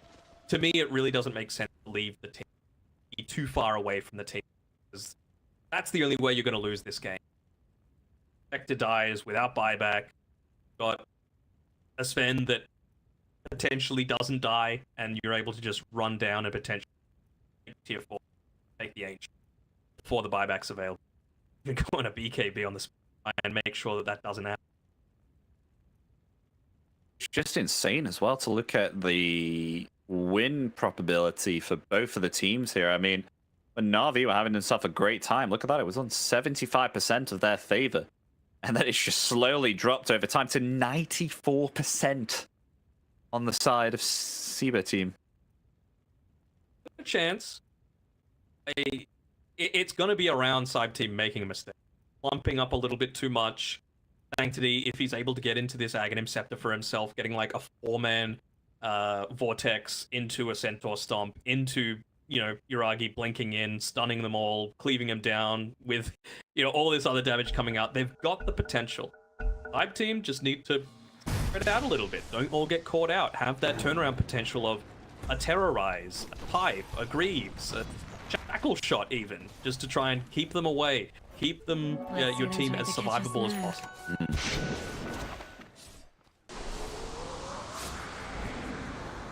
It could just be, you don't see any action for around about 2 minutes until the Roshan spawns again. That would be the safest bet for both teams here. So, possibly won't see a fight for another 2 minutes, just both teams arming up here until Roshan is present. And then Aghanim's coming out for the Storm. Now, very much some extra control here with the Electric Vortex AoE now. He's got a lot of gold, and he does have buyback, but I feel like if you're dying, it's probably in a fight that you've wanted to take. If there's smoke here, they're all kind of grouped up on Manta area. See, you know, they're picking out the fact that there was a blast in general vicinity.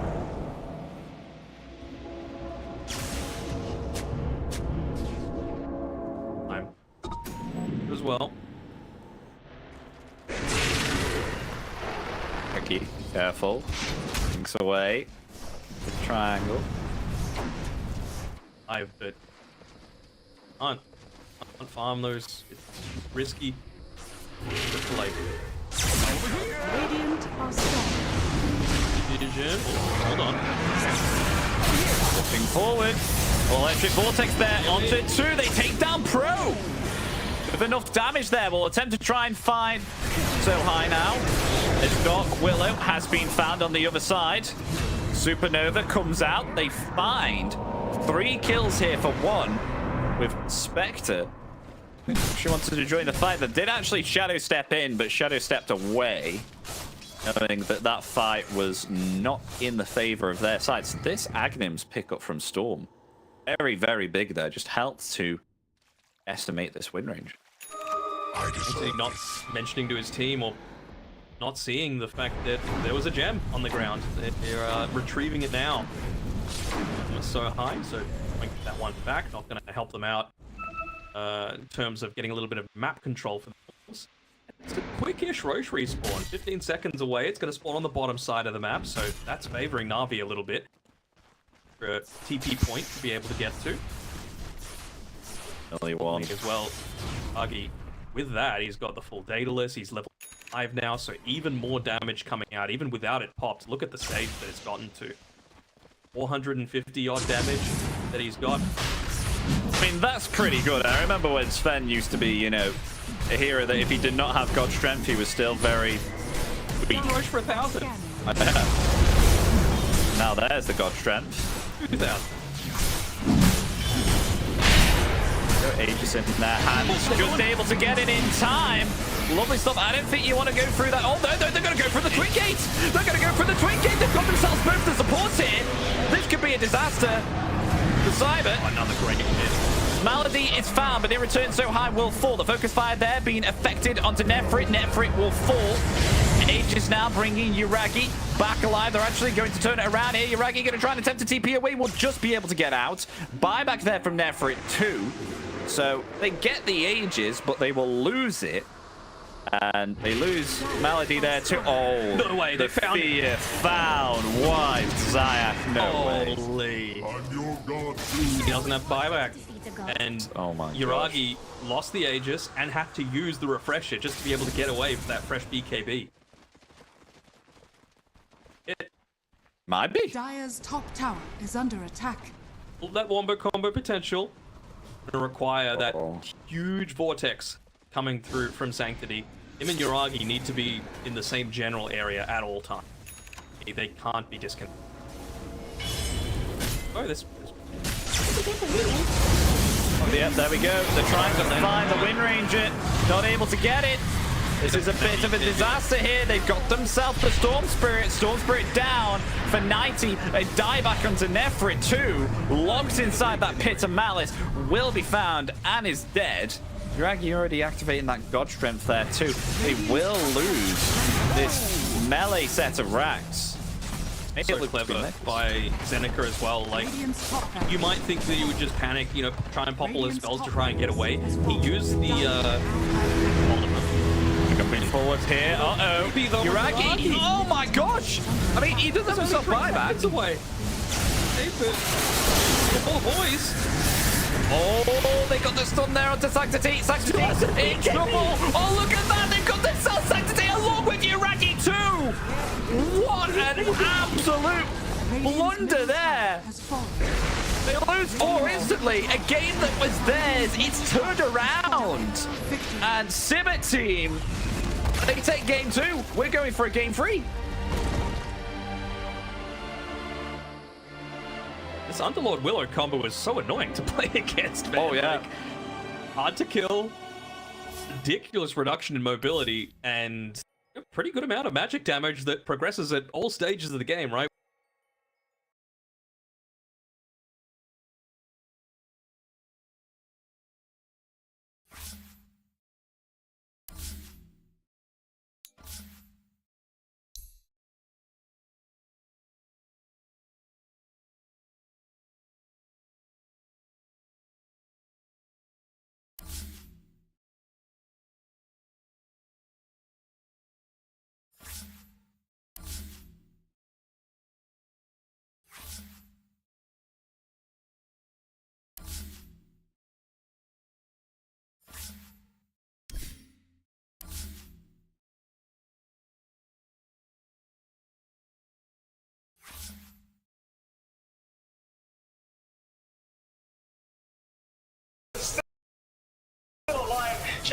trying to jump in now. Moving on to Arbin. They'll take down the left track. Though Emo has gone, but Arbin looking to drop as well. Does go down. Onto Natsumi now. Natsumi to drop. Oh, Gabby. What's happening? Gabby's been disrupted. Gabby is down. Natsumi trying to man fight Jackie. Jackie's going down a boot. But at least it gives the hero some sort of relevance. All right, here we go. Oh, big old zip. Once again, they just find CML as JG gets an initiation. Arena onto 2, keeping Denzanity out of this fight. Down goes CML as the egg drops as well. Denzanity burning away to this one. No way he takes it down solo. And that is just going to put him in a nice fiery grave as the detection is there. That drops Denzanity. And looking for more now as Neon on the chase. Want to find another, and they'll get Shanks. Fuel sceptered up, set down by the spear, and killed off. Good positioning here for him. Blink Dagger ready to go on the counter initiation. He sees all of them. The Arena only catches the Tiny, but it's more about the zoning now with the Global Silence. They're on to CML, and actually Ken this time he doesn't have a lot of support, so CML lives for now, but that second Global Silence on the Reverberation putting him down. As out comes the back wall combo onto 3, puts Castro in a poor position with the Kisses chasing after him. That's a buyback now for CML. Onto the outpost, a long TP where he's already lost his offlane and his carry, so he's not going to complete the teleport as there's the Yule Scepter condemning Shanks to a slow and painful death. The Tiny is no match. Dire's bottom tower is falling.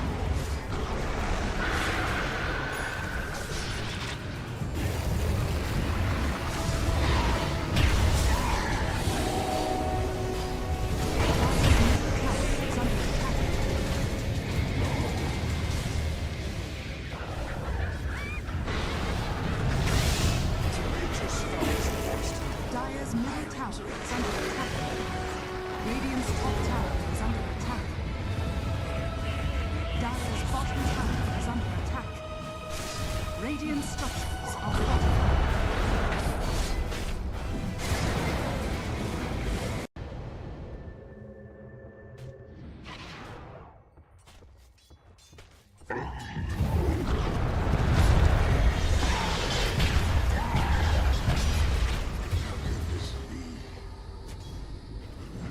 A tithe to the infinity.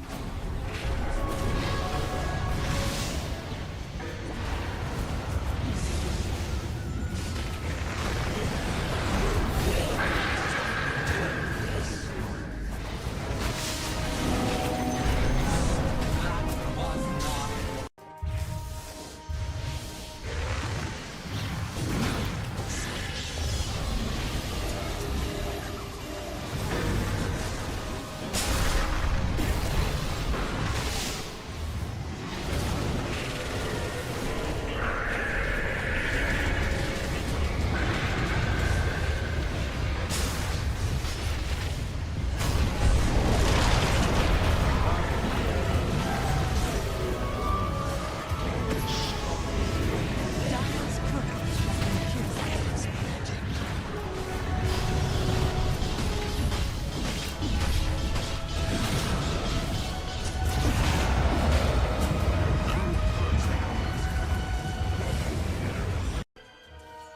For now, you know. Yeah, I mean for now. Radiant's top tower The team is fights under attack. the team fights are gonna be a lot better for you with this build for sure.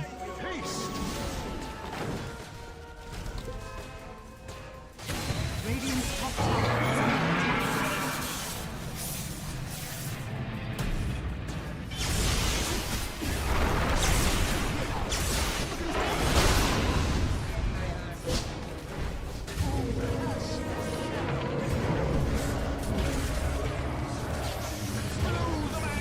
Radiant's middle tower is under attack. Dire I are always scanning. call players, right? They want you to do all the hard work and then leave for the solo XP.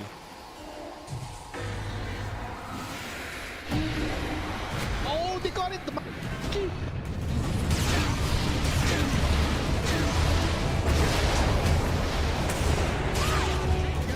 Radiant's middle tower is under attack. Radiant's middle tower has fallen.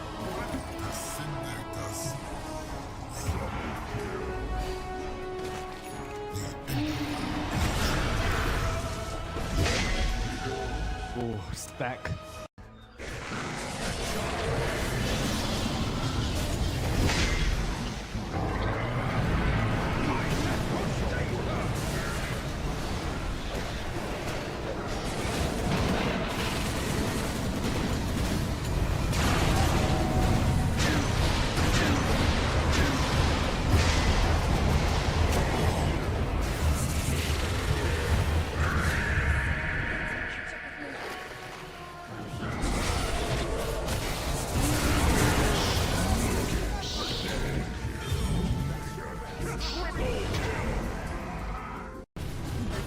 Gen Duel's already TP'd back to get prepared to defend as they are going to find Tims here on the hood. Wing Tims trying to run his way up, but he is gone.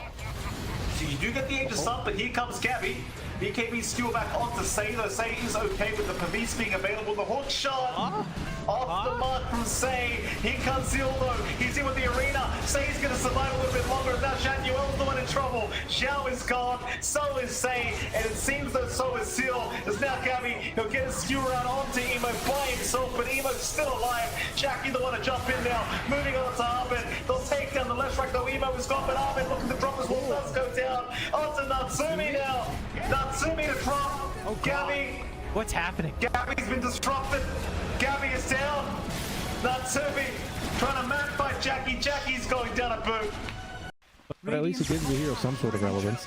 All right, here we go. Oh, big old zip. Once again, they just find CML as JG gets an initiation. Arena onto 2, keeping Denzanity out of this fight. Down goes CML as the egg drops as well. Denzanity burning away to this one. No way he takes it down solo. And that is just going to put him in a nice fiery grave as the detection is there. That drops Denzanity.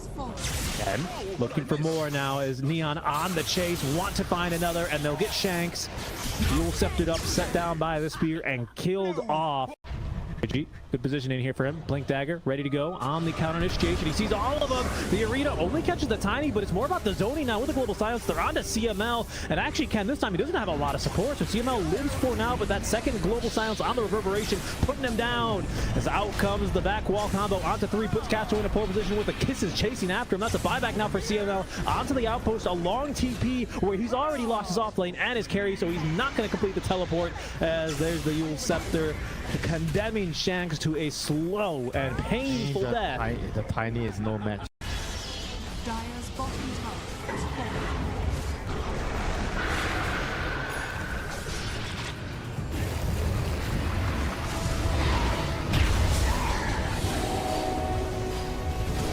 Dire's middle tower is under attack.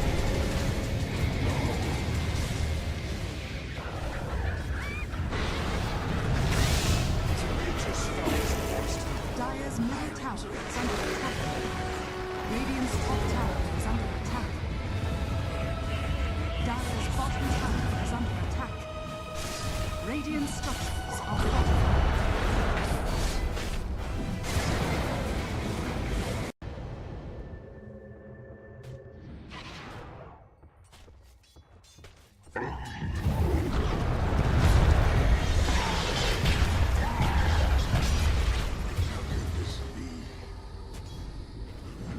A tithe to the immediate.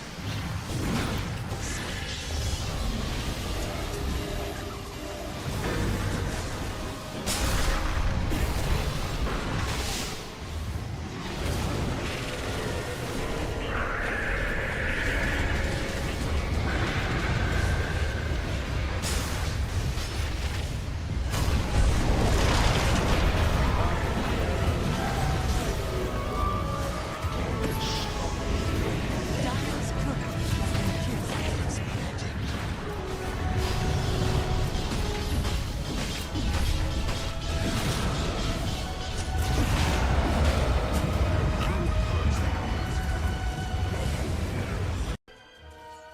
For now, you know, Yeah, I mean for now, Radiant's top tower the team is fights, under attack. the team fights are gonna be a lot better for you with this build for sure.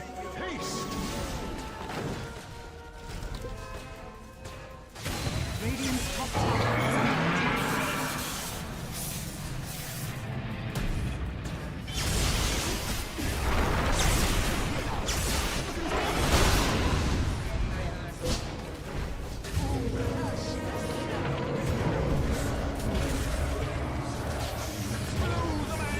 Radiant's middle tower is under attack. Dire are Always scanning. call players, right? They want you to do all the hard work and then leave for the solo XP. All three cores had some sort of stun. They all had blink daggers. They all. I just think they were bad team fights. They didn't press their buttons right on Na'Vi, and they were just caught out of position a few too many times, especially considering the. Radiant's middle tower has fallen. Folks, we'll see who will be able to make it further on in the upper bracket as game 3 gets seconds underway. remaining. We've got ourselves a draft now, and we will see whether these heroes will decide to get banned down 5 or seconds will they remaining. be contested. At the moment, similar bans to what we saw in game Radiant 2 team with ban. Spirit Breaker and the Dazzle being banned out, but there it is, Danog. The Dark Willow, it is gone. Weaver and TA 10 seconds also remaining. banned, which we have seen previously. Same setup as last 5 team, though, right? seconds Side remaining. team on Dire. You've also got them with first overall pick, so they're going to get their choice of what they feel is busted this patch. Not going to be the Willow, of course. Trying to think what they could potentially lead with. I mean, but not with this Willow pick, it means that Na'Vi aren't going to be able to get rid of the Night Stalker / Sand King that they've been banning out in the past.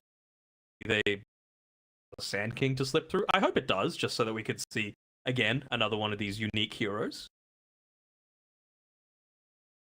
I mean, that's something that I've enjoyed with the Dire I know I've team said it ban. multiple times, the versatility of new heroes coming in. Maybe perhaps we'll do it in game 3, considering that some of these heroes will be banned. And my god, this 10 Sand King seconds hero is remaining. not coming through. This is the 3rd time it's been banned. We will not see it, unfortunately, 5 Dan. Maybe seconds perhaps in the remaining. next series, but this series, SK's been banned 3 times now. I think it's a good hero. I just wish I could see it being a good hero. That Stinger is really good. Good ability. Is it now? Go DK? Do you go Breaker's Band? Self. Dire team pick. Radiant team pick. Is it any Oracle yet? Night Night Stalker, sure. Remember, this is something that SIBE team don't necessarily just have in their off. Flex it. And off. Okay. Not really get complacent as to what you're going to have playing up against it. The bonus for Na'Vi, of course, is that they have last overall 10 pick. So seconds remaining. let's say that you've got something like the Night Stalker, which ends 5 up being mid. seconds remaining. Maybe you have Sanctity play something like, I don't know, a Monkey Dire King team or a ban. Huskar or something else that's going to have a pretty decent time against. Yeah, well, obvious, exactly. This is something that SIBE team did within game 1, and they first picked the Tiny. This time it's Na'Vi pick that up, but originally 10 SIBE team, they seconds made that a remaining. carry. This time we don't know Dire for certain, team because back. this can be flexed, right, as a position 4 And mid. Like, and mid. He plays a really good tiny mid. I think Zayats is one of the better tinies in the world as well, so could really work any way that they want to do it. I think it's totally fine. First damage, reposition, 10 good seconds remaining. last hitting / denying potential, good scaling, multiple different item avenues. 5 seconds remaining. So 2 more bans remain before we get into the mega pick stage. I mean, the picks were absolutely flowing in 1. Perhaps we'll see a little bit slow down here with teams deciding. I mean, Underlord's still in the pool at the moment for either one of the teams to pick up. Either side have played this hero, and it's still in the pool at the moment unless they decide to ban it. I hate seeing a Centaur, to be honest. Probably more for Na'Vi. just because it's going to provide them reposition. Your supports will be saying thank you against a Night Stalker. It's finally a way to at least cast a spell Radiant out of the crippling team fear. ban. Ooh. Good with that. We've seen teams in the past try and abuse the Night Stalker ultimate. So there's multiple ways you can do it, 10 right? Is this the seconds game that we remaining. see the Dawnbreaker, just so that we're getting a little bit more often that we're 5 breaking out seconds of remaining. the nighttime, daytime packs coming through? Because I think support Dawnbreaker is really strong if you're able to get into the Aghanim set. High ground a lot easier, because you can just throw down the hammer. Provides about 300 healing to everyone in the hammer's radius. Pulses the Solar Guardian in it, and it still provides the evasion. In going high ground becomes really easy. Taking team fights becomes a lot easier as well, and you aren't necessarily locked to your ultimate for a lot of these fights. So I could see it working. Also, Spectre is another option. Yeah. Actual dagger, the Night Stalker, you get the Night Stalker's vision. Duration of the spectral dagger. Radiant Good. team pick. Oh, Wind Ranger banned. Surprisingly here from Dire Na'Vi. They don't want to play against that again, but a hero that we haven't seen yet, Undying, coming through. First time this will be picked in the Eastern European closed qualifiers. Probably going to go for the Ripped facet, which 10 seconds remaining. allies get a strength increase based on Undying strength. So 5 basically, you pop the seconds Flesh remaining. Golem, you get your strength multiplier. Let's say it's level 1, 40%, and then you Soul Rip someone else. It's just another way to be able to boost your HP in a lot of these teams. Pick. It does make me laugh that it's called Ripped. I don't know if it's in relation to Soul Rip or the fact that it increases strength, so he is actually ripped. I don't know He the also references. gets the free Aegis as well. Well, not an Aegis, an instant respawn from 10 seconds 8 minutes onwards. 5 seconds remaining. Can't remember when it starts, but I know it has a heck of a long cooldown. It's 480 Radiant seconds, and it team starts on pick. cooldown.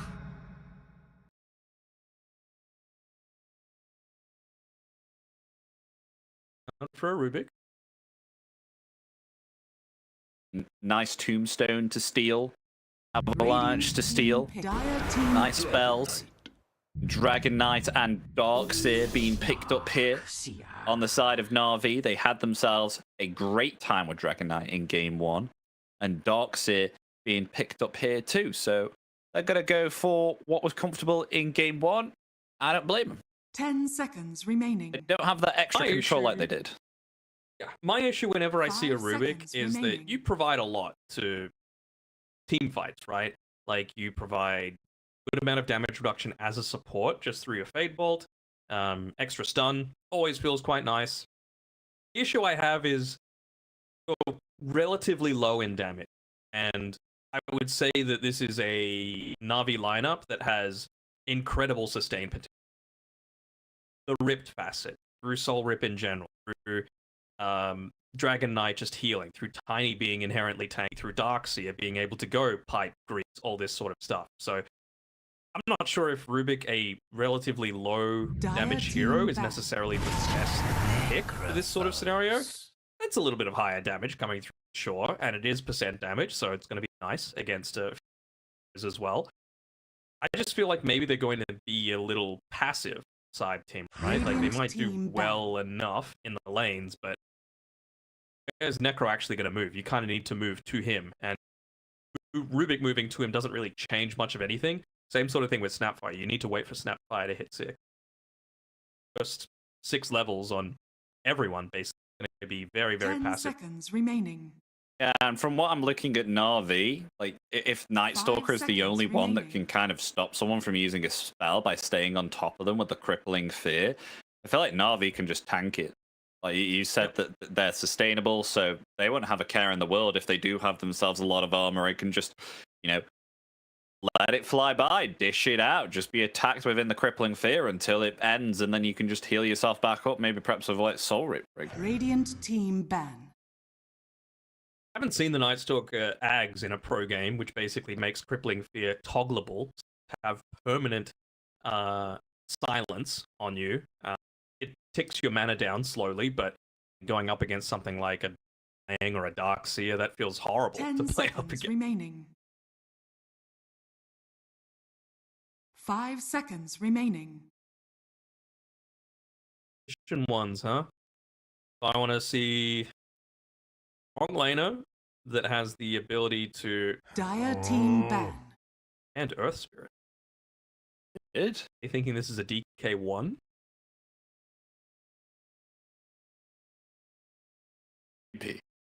Something that builds Nullifier. I feel like you missed an opportunity last game. You're going to be going up against 4-star Glimmer Capes, Ghost Shroud. Something that lets you actually 5 seconds remaining.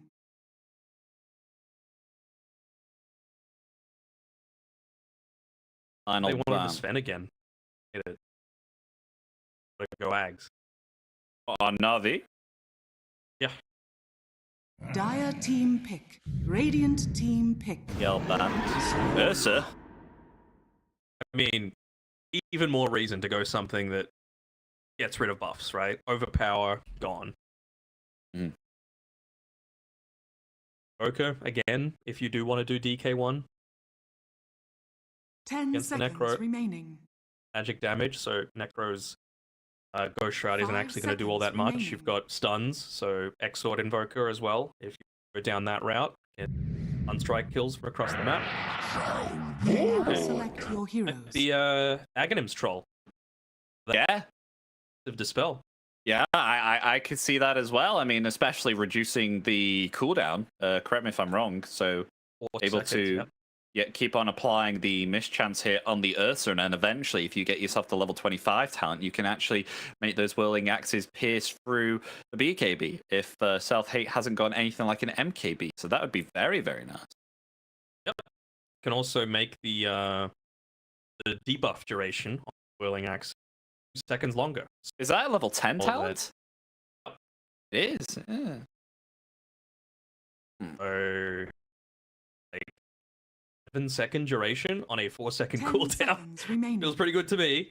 If you're into that Aghanim Scepter, and again, 5 I seconds mentioned it a few remaining. times in the past, but Troll Warlord is one of those heroes that really benefited from innate abilities. Because now you can have both the ability to change whether you're melee or range, and the ability to actually throw the axes or swirl the axes around at level 1, which you're already a very, very strong laner. You're playing with another hero that is an incredibly strong laner in the Undying. How is this lane going to work? If SIBE team don't pull these waves, they're making a very, very big mistake. Because just laning up into this feels horrible. It is unlaneable, in my opinion. So most of the time, I hate Rubik's or any position 4 going boots. This is the game to go boots. Like boots tango and just pull the wave, because Undying's not going to be able to stun you. Just pull the wave, farm it up. Yeah, Yuragi might get, free farm, but at least your Night Stalker's going to... Did we ever touch light on Ursa's facet? New. Usually we see like an Ursa. Well, I've never seen an Ursa go Grudge Bearer before, and that's what's been chosen by Self-Hate. So instead of going the Bear down, which debuffs inflicted by Ursa lasts 20% longer, he's gone the Grudge Bearer, which when damaged during enrage, he gets Prepare for bonus battle. attack damage. I mean, against a troll, it feels pretty good, right? Yes, yeah. Because he hits a lot. Might work out Can't nice. exactly kill the troll, but you're gonna have something. I think it lasts for 5 seconds as well. The damage that you get.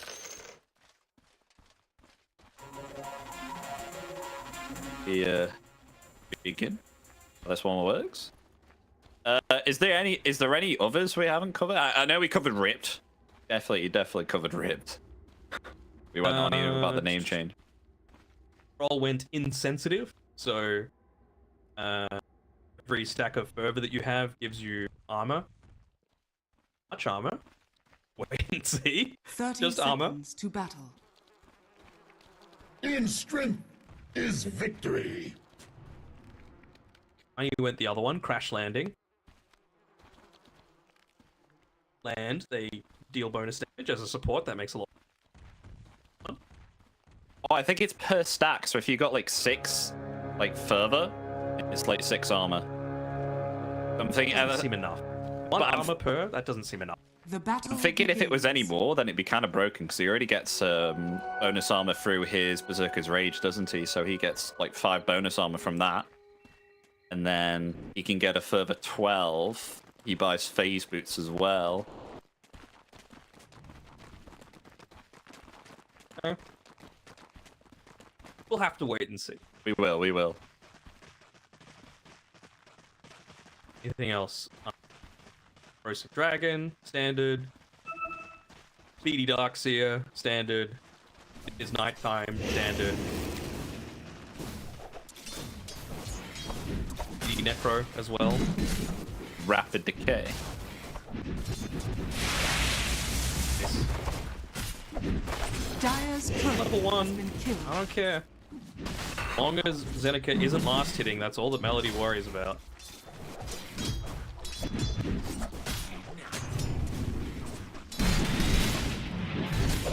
Already being an annoyance to self-hate here. Xerxes not very strong at level 1. You can see whether Darkseer can still have some impact. He's pulled the lane. He has. To do with this. Actually leveled the Earth Shock here. Hold on. Is he? No. There's no way. This is a weird place to be, though. Oh, he cancelled the healing self. Yeah.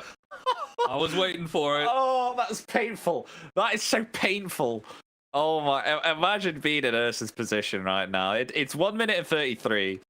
Creeps are underneath your tier 2 because you've pulled it. I don't know if you pulled it intentionally here. I think you've like done it a little bit by accident. And you're like, oh well, might as well pull it underneath tier 1. Being pushed away by Tiny. Now it's under your tier 2. It's going to be incredibly hard to last hit because you've got terrible base damage. Yeah. Oh no. I don't think it could go much worse. You fought and died. How is it you Look at have last not yeah, my here's 3. warnings? So I think you should just I go think back that's a base. creep. I think you should just go back base and heal up. That's gonna have soak to the miss out on XP the and creep. get back to base. Yeah. I'm intrigued to see what will happen bottom lane though, because we know that Undying quite early on as a position 5 will do great stuff with just spamming the decay there. So even with the whirling axes, they might be able to get a kill because the Berserker's Rage, I think that's another change, Danog, where the point of Berserker's Rage, you would increase your chance for an ensnare. But now it's the longer duration. No, I swear it wasn't 20%. I swear it was like 12, 14, 16, 20. They buffed it. Yeah, I think they changed it to like static. Yeah. Now it's 20%. I'm wrong about that. But I swear that was the case because I remember playing Troll quite a bit, and I would always max like the Berserker's Rage if I wanted to man fight because that would increase the chance that it would happen and the duration too. I'm gonna have to Google that now. I don't want to be wrong. Just the chain logs.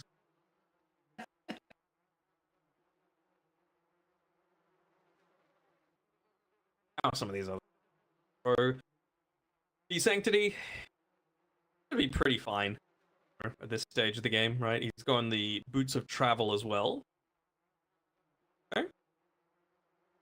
You get a flat amount of movement speed with a Rapid Decay. It's not like it's your movement by 25% or anything like that, so not going to be super speedy. Even just Sadist being a innate ability is pretty dumb, to be honest. Just getting it for free as well. Like he needed it. Yeah.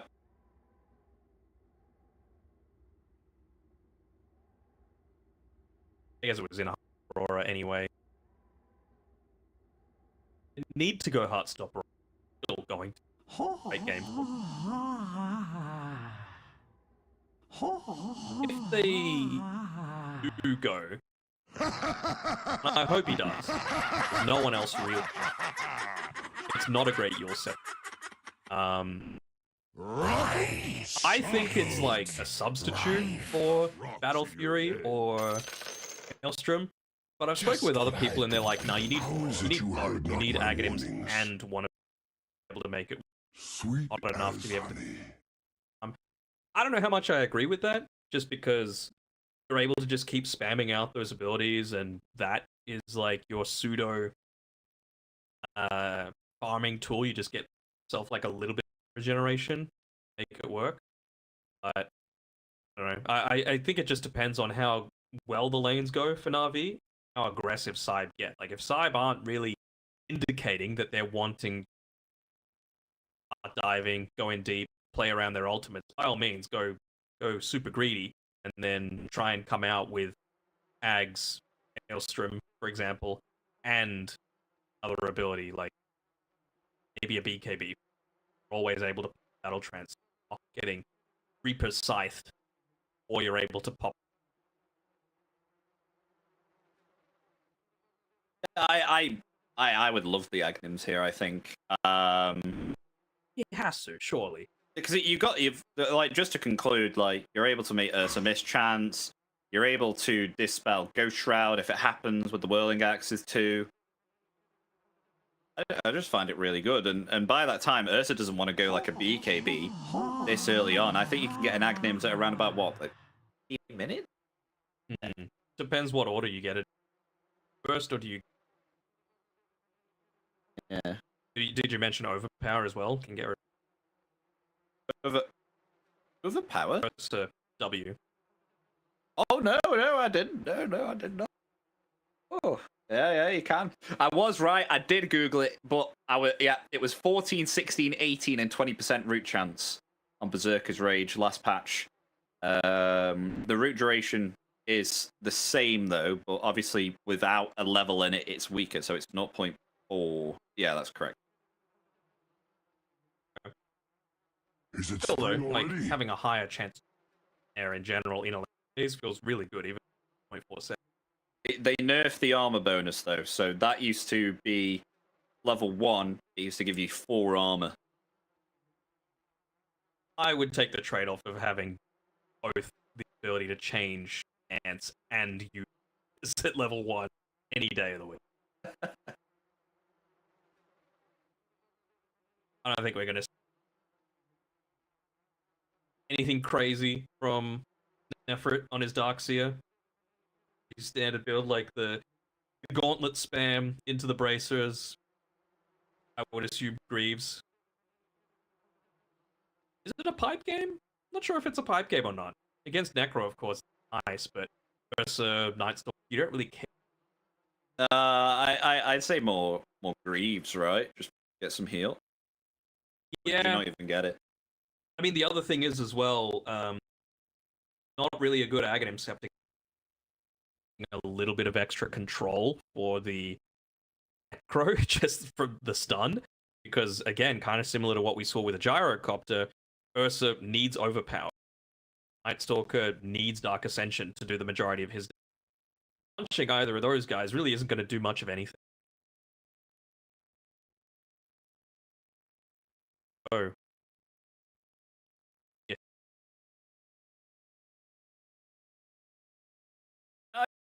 The boys. Yeah, you can't go wrong with a Shivas. I mean, especially when they made the change with the Veil of Discord. I thought that was a really cool change.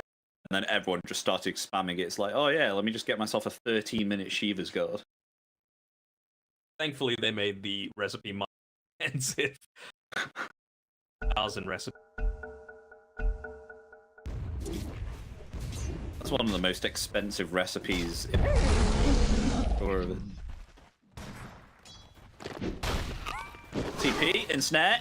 Oh, he got it! There it is! 20%. 20%! Sunset's gonna fall here, and there we go, first blood. Your Aggie gets it. about Zeneca there, actually. I think maybe he had the potential to turn on to Melody. He had nothing Dire's left. top tower is under About attack. 150 HP. Hits and wicked, and maybe first blood for yourself. I just want to mention, if he didn't have an innate ability, they wouldn't have got that kill. You heard not my warnings. Would have leveled surely the whirling axes and the fervor. That's it.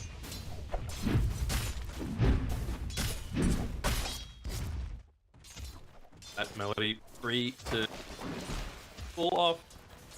That's it. He tried the TP, so he had to walk all the way back to lane. He knows he's dying.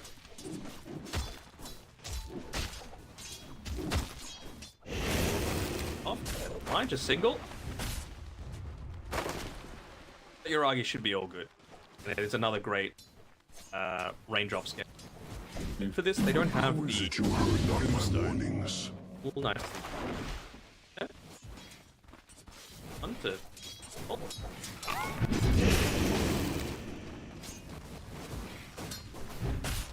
Yeah, so I guess mid lane's going to be pretty passive right now. Dire's courier has been killed. Perhaps until we get ourselves level 6. I think it's only the bottom lane, Danok, that we're just going to see. I mean, already action happening. Yuragi may fall here. Potentially got himself a wand. Maybe perhaps they can turn it around. Sunset getting lower and lower. The zombies find the kill. They will get the tombstone, though. In comes Yuragi. Has himself the whirling axes. Yep, there we go. Slowing him down. Can he get the root? Oh, he's a bit too fast. Well, not. About the Aghanim's, by the way, he has put 2 points into whirling axes, so this makes me think that he's setting up to go the Aghanim's. Usually put all your points into whirling axes, right? Not that many. Maybe it just feels like, look, like just going really well. Let's ball rolling. Make sure Booker just is, because he's crushing it, right? 1k net worth over the night. I mean, to be honest, the whirling axes, the range ones, they used to be fixed damage. It would only level the melee. That would only scale in damage. So now the fact that both of these scale in damage is pretty good for Troll 2. Against Dying, maybe just trying to force him to use more mana onto him. Some body blocks, maybe. Melody, but I get it. Just turns around with a 2-man decay and basically regains all the health he just. There was a bit of a misplay on top, though. Even though that Na'Vi did do a misplay, they'll still find a kill. Self-hate there by diving the tower. I mean, they got themselves a really nice double avalanche there, and they're going to get themselves another one here onto So High, and that is a double kill for Nefrit. They got it underneath the tower, and then a vacuum was attempted, but wasn't able to catch either of them. But still, themselves a double kill. That was all because of Zayat sniping the courier previous. Not his boots now, because he died in his career at respawn time, but probably would have gotten away from that. That should help. And just shot. Why is a really good Division 4 player. Why is it how long he was without a team? Interesting. After getting.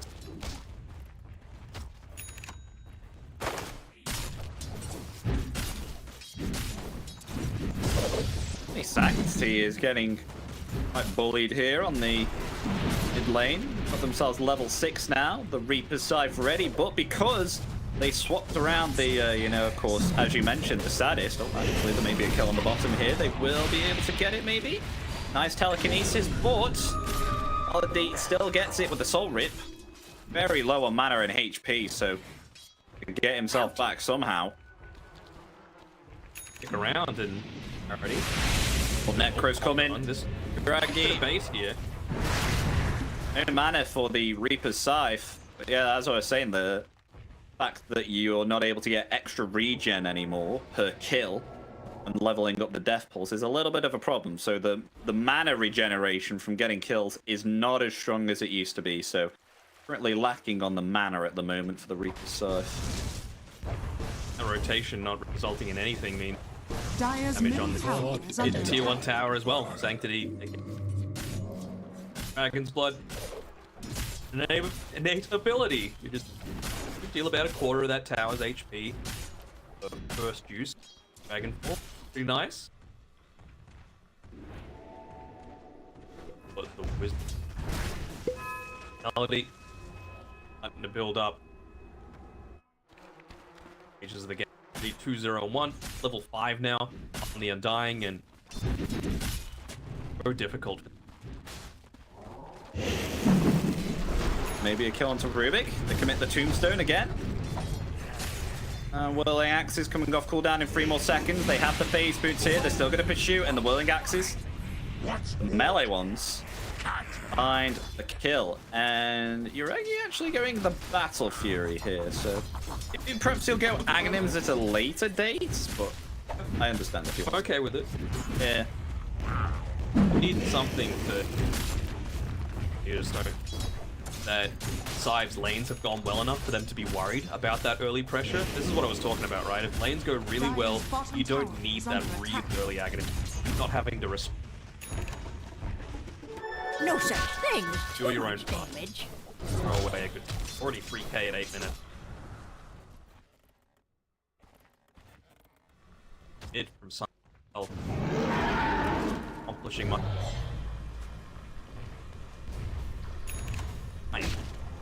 Sorry, level 7 on Nefrit.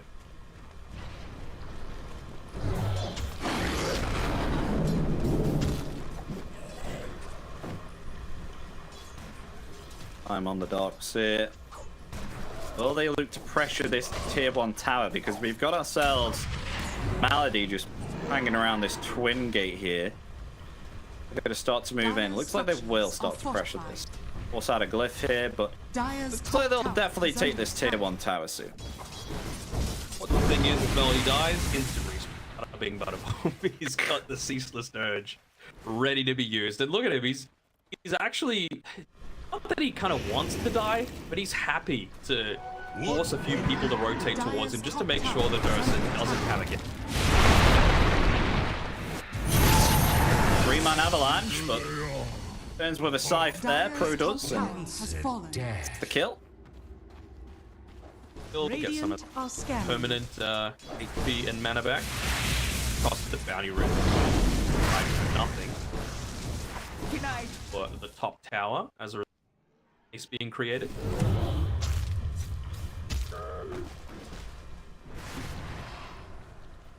Yep, picked up, so a little bit of health and mana regeneration for himself as well.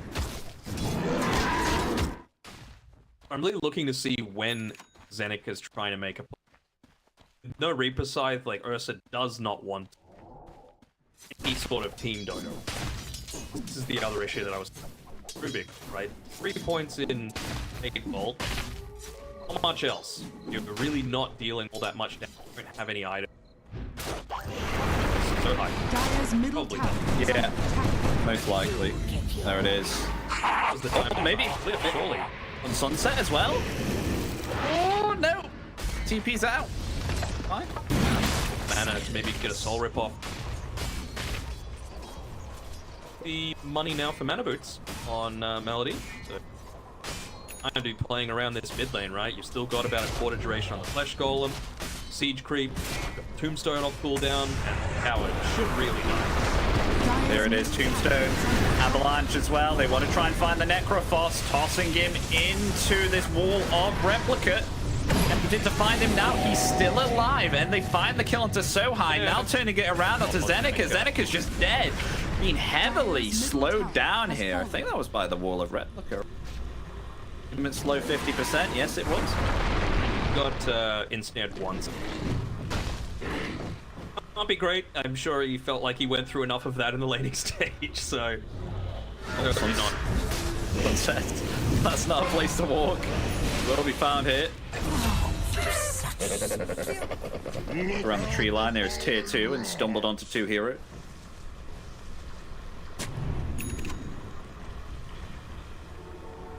Oh. The enemy jungle, so fewer places to be able to play safely now. That team already and nice focus down of the tombstone there by Sohai, but really contribute to 20 of these. that damage that we sorely need. Can't put everything back on 2 minutes, but RV importantly recognize that Reaper side is about 15 seconds still left on cooldown.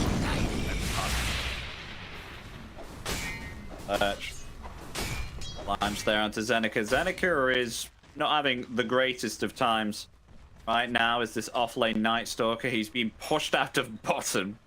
He's going around mid. He's been bullied by Zayach. Where else can he go as this Night Stalker other than, you know, just try and farm underneath a tower? Dire are scanning. Well, if you can move on forward, Zeneca. Risky stuff. He's going into the factory, which it's fine, just to deal that little bit of extra burst, maybe trying to combo it together as well. This has been found. There's the Enrage, Dragon Tail, will it come out now? Don't cool down, they already used it. EP. Well, they still get the kill yet, that's fine.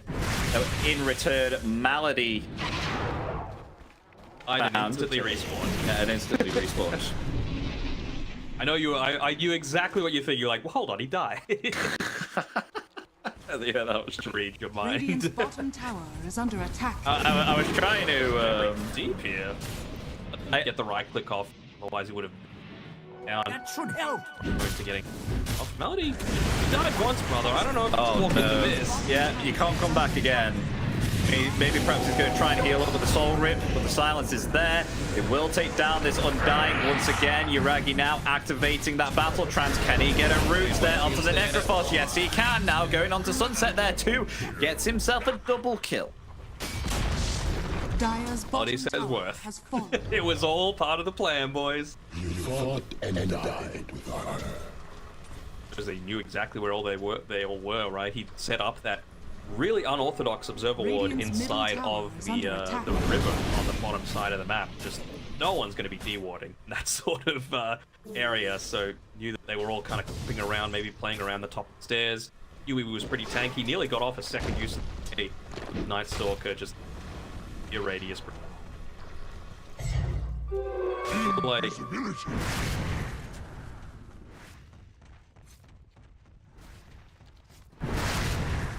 I kind of want to see Rubik or Snapfire, one of them, play the Aghanim Shard, just to see if Night Stalker can get one. Good minus is going to be so needed. Oh, coming forward there with the Dragon Tail onto Necro. Does not have himself Ghost Shroud again, though does get the kill with the Scythe, so trying to heal up there, but will be found nonetheless by Sanctity. And look at that, the telekinesis up onto the cliff with the Mortimer's Kisses. Finds Sanctity, and Zayach is dead. So it's going to be a 3-for-1 here for the side of Cyber Team. Done. You've got 3 Reaper side stacks. You've got still a Spirit Vessel charge because of that death. You get 3 kills in return, and importantly, Night Stalker wasn't able to be part of any of them, but at least he was able to spend time farming Fire. Got a little bit more of that control in fights because Ursa's still going to have a lot of difficulty locking on to a few targets. He gets that Blink Dagger, he's essentially just sort of be walking in.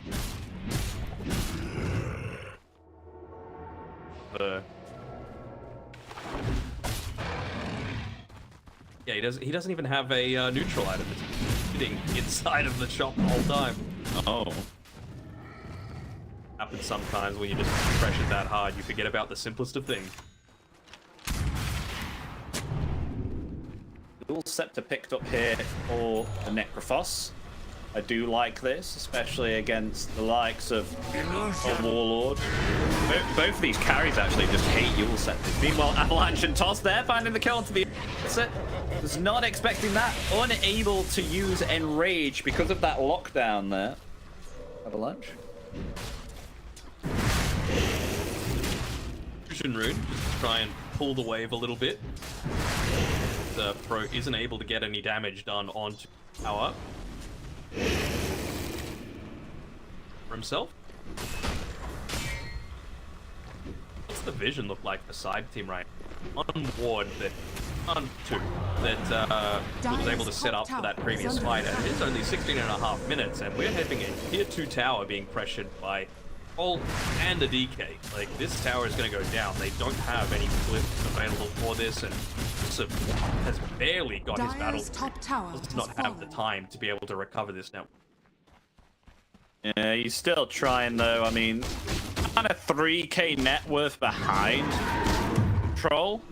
But I think once he gets himself like a blink or something, then maybe perhaps he can start to have impactful chances in the fights. He's just got to make sure to utilize this rage correct. Maybe perhaps he should consider an early shot, maybe? Oh, they're going to go for him really again. nicely. They're going to go for him again. Self-hates, there he is. He's tossed away, and the Avalanche there. Pro in some trouble there. He's going to activate the Yules. They'll attempt to turn it around now. Able to heal up slowly, but the back there onto free with a wall of replica. Look at that!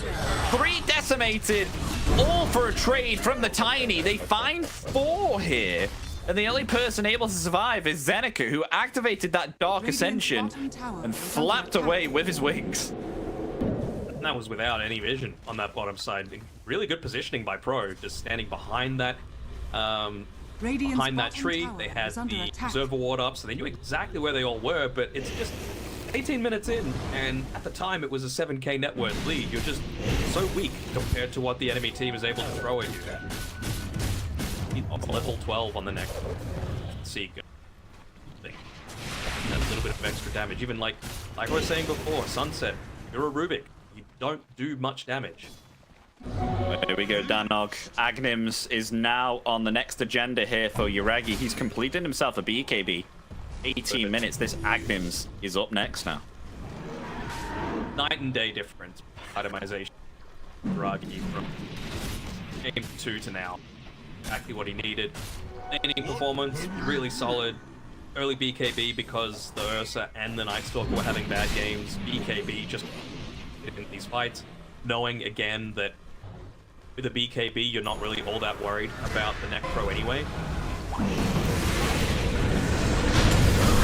He did try and commit the Scythe there, but activated the BKB with that Battle Trance now. But he is going to go into the base. He needs to get himself back. That Scythe, the Reaper's Scythe, it will do absolutely nothing. And they get the toss there into the Night Stalker and take him out.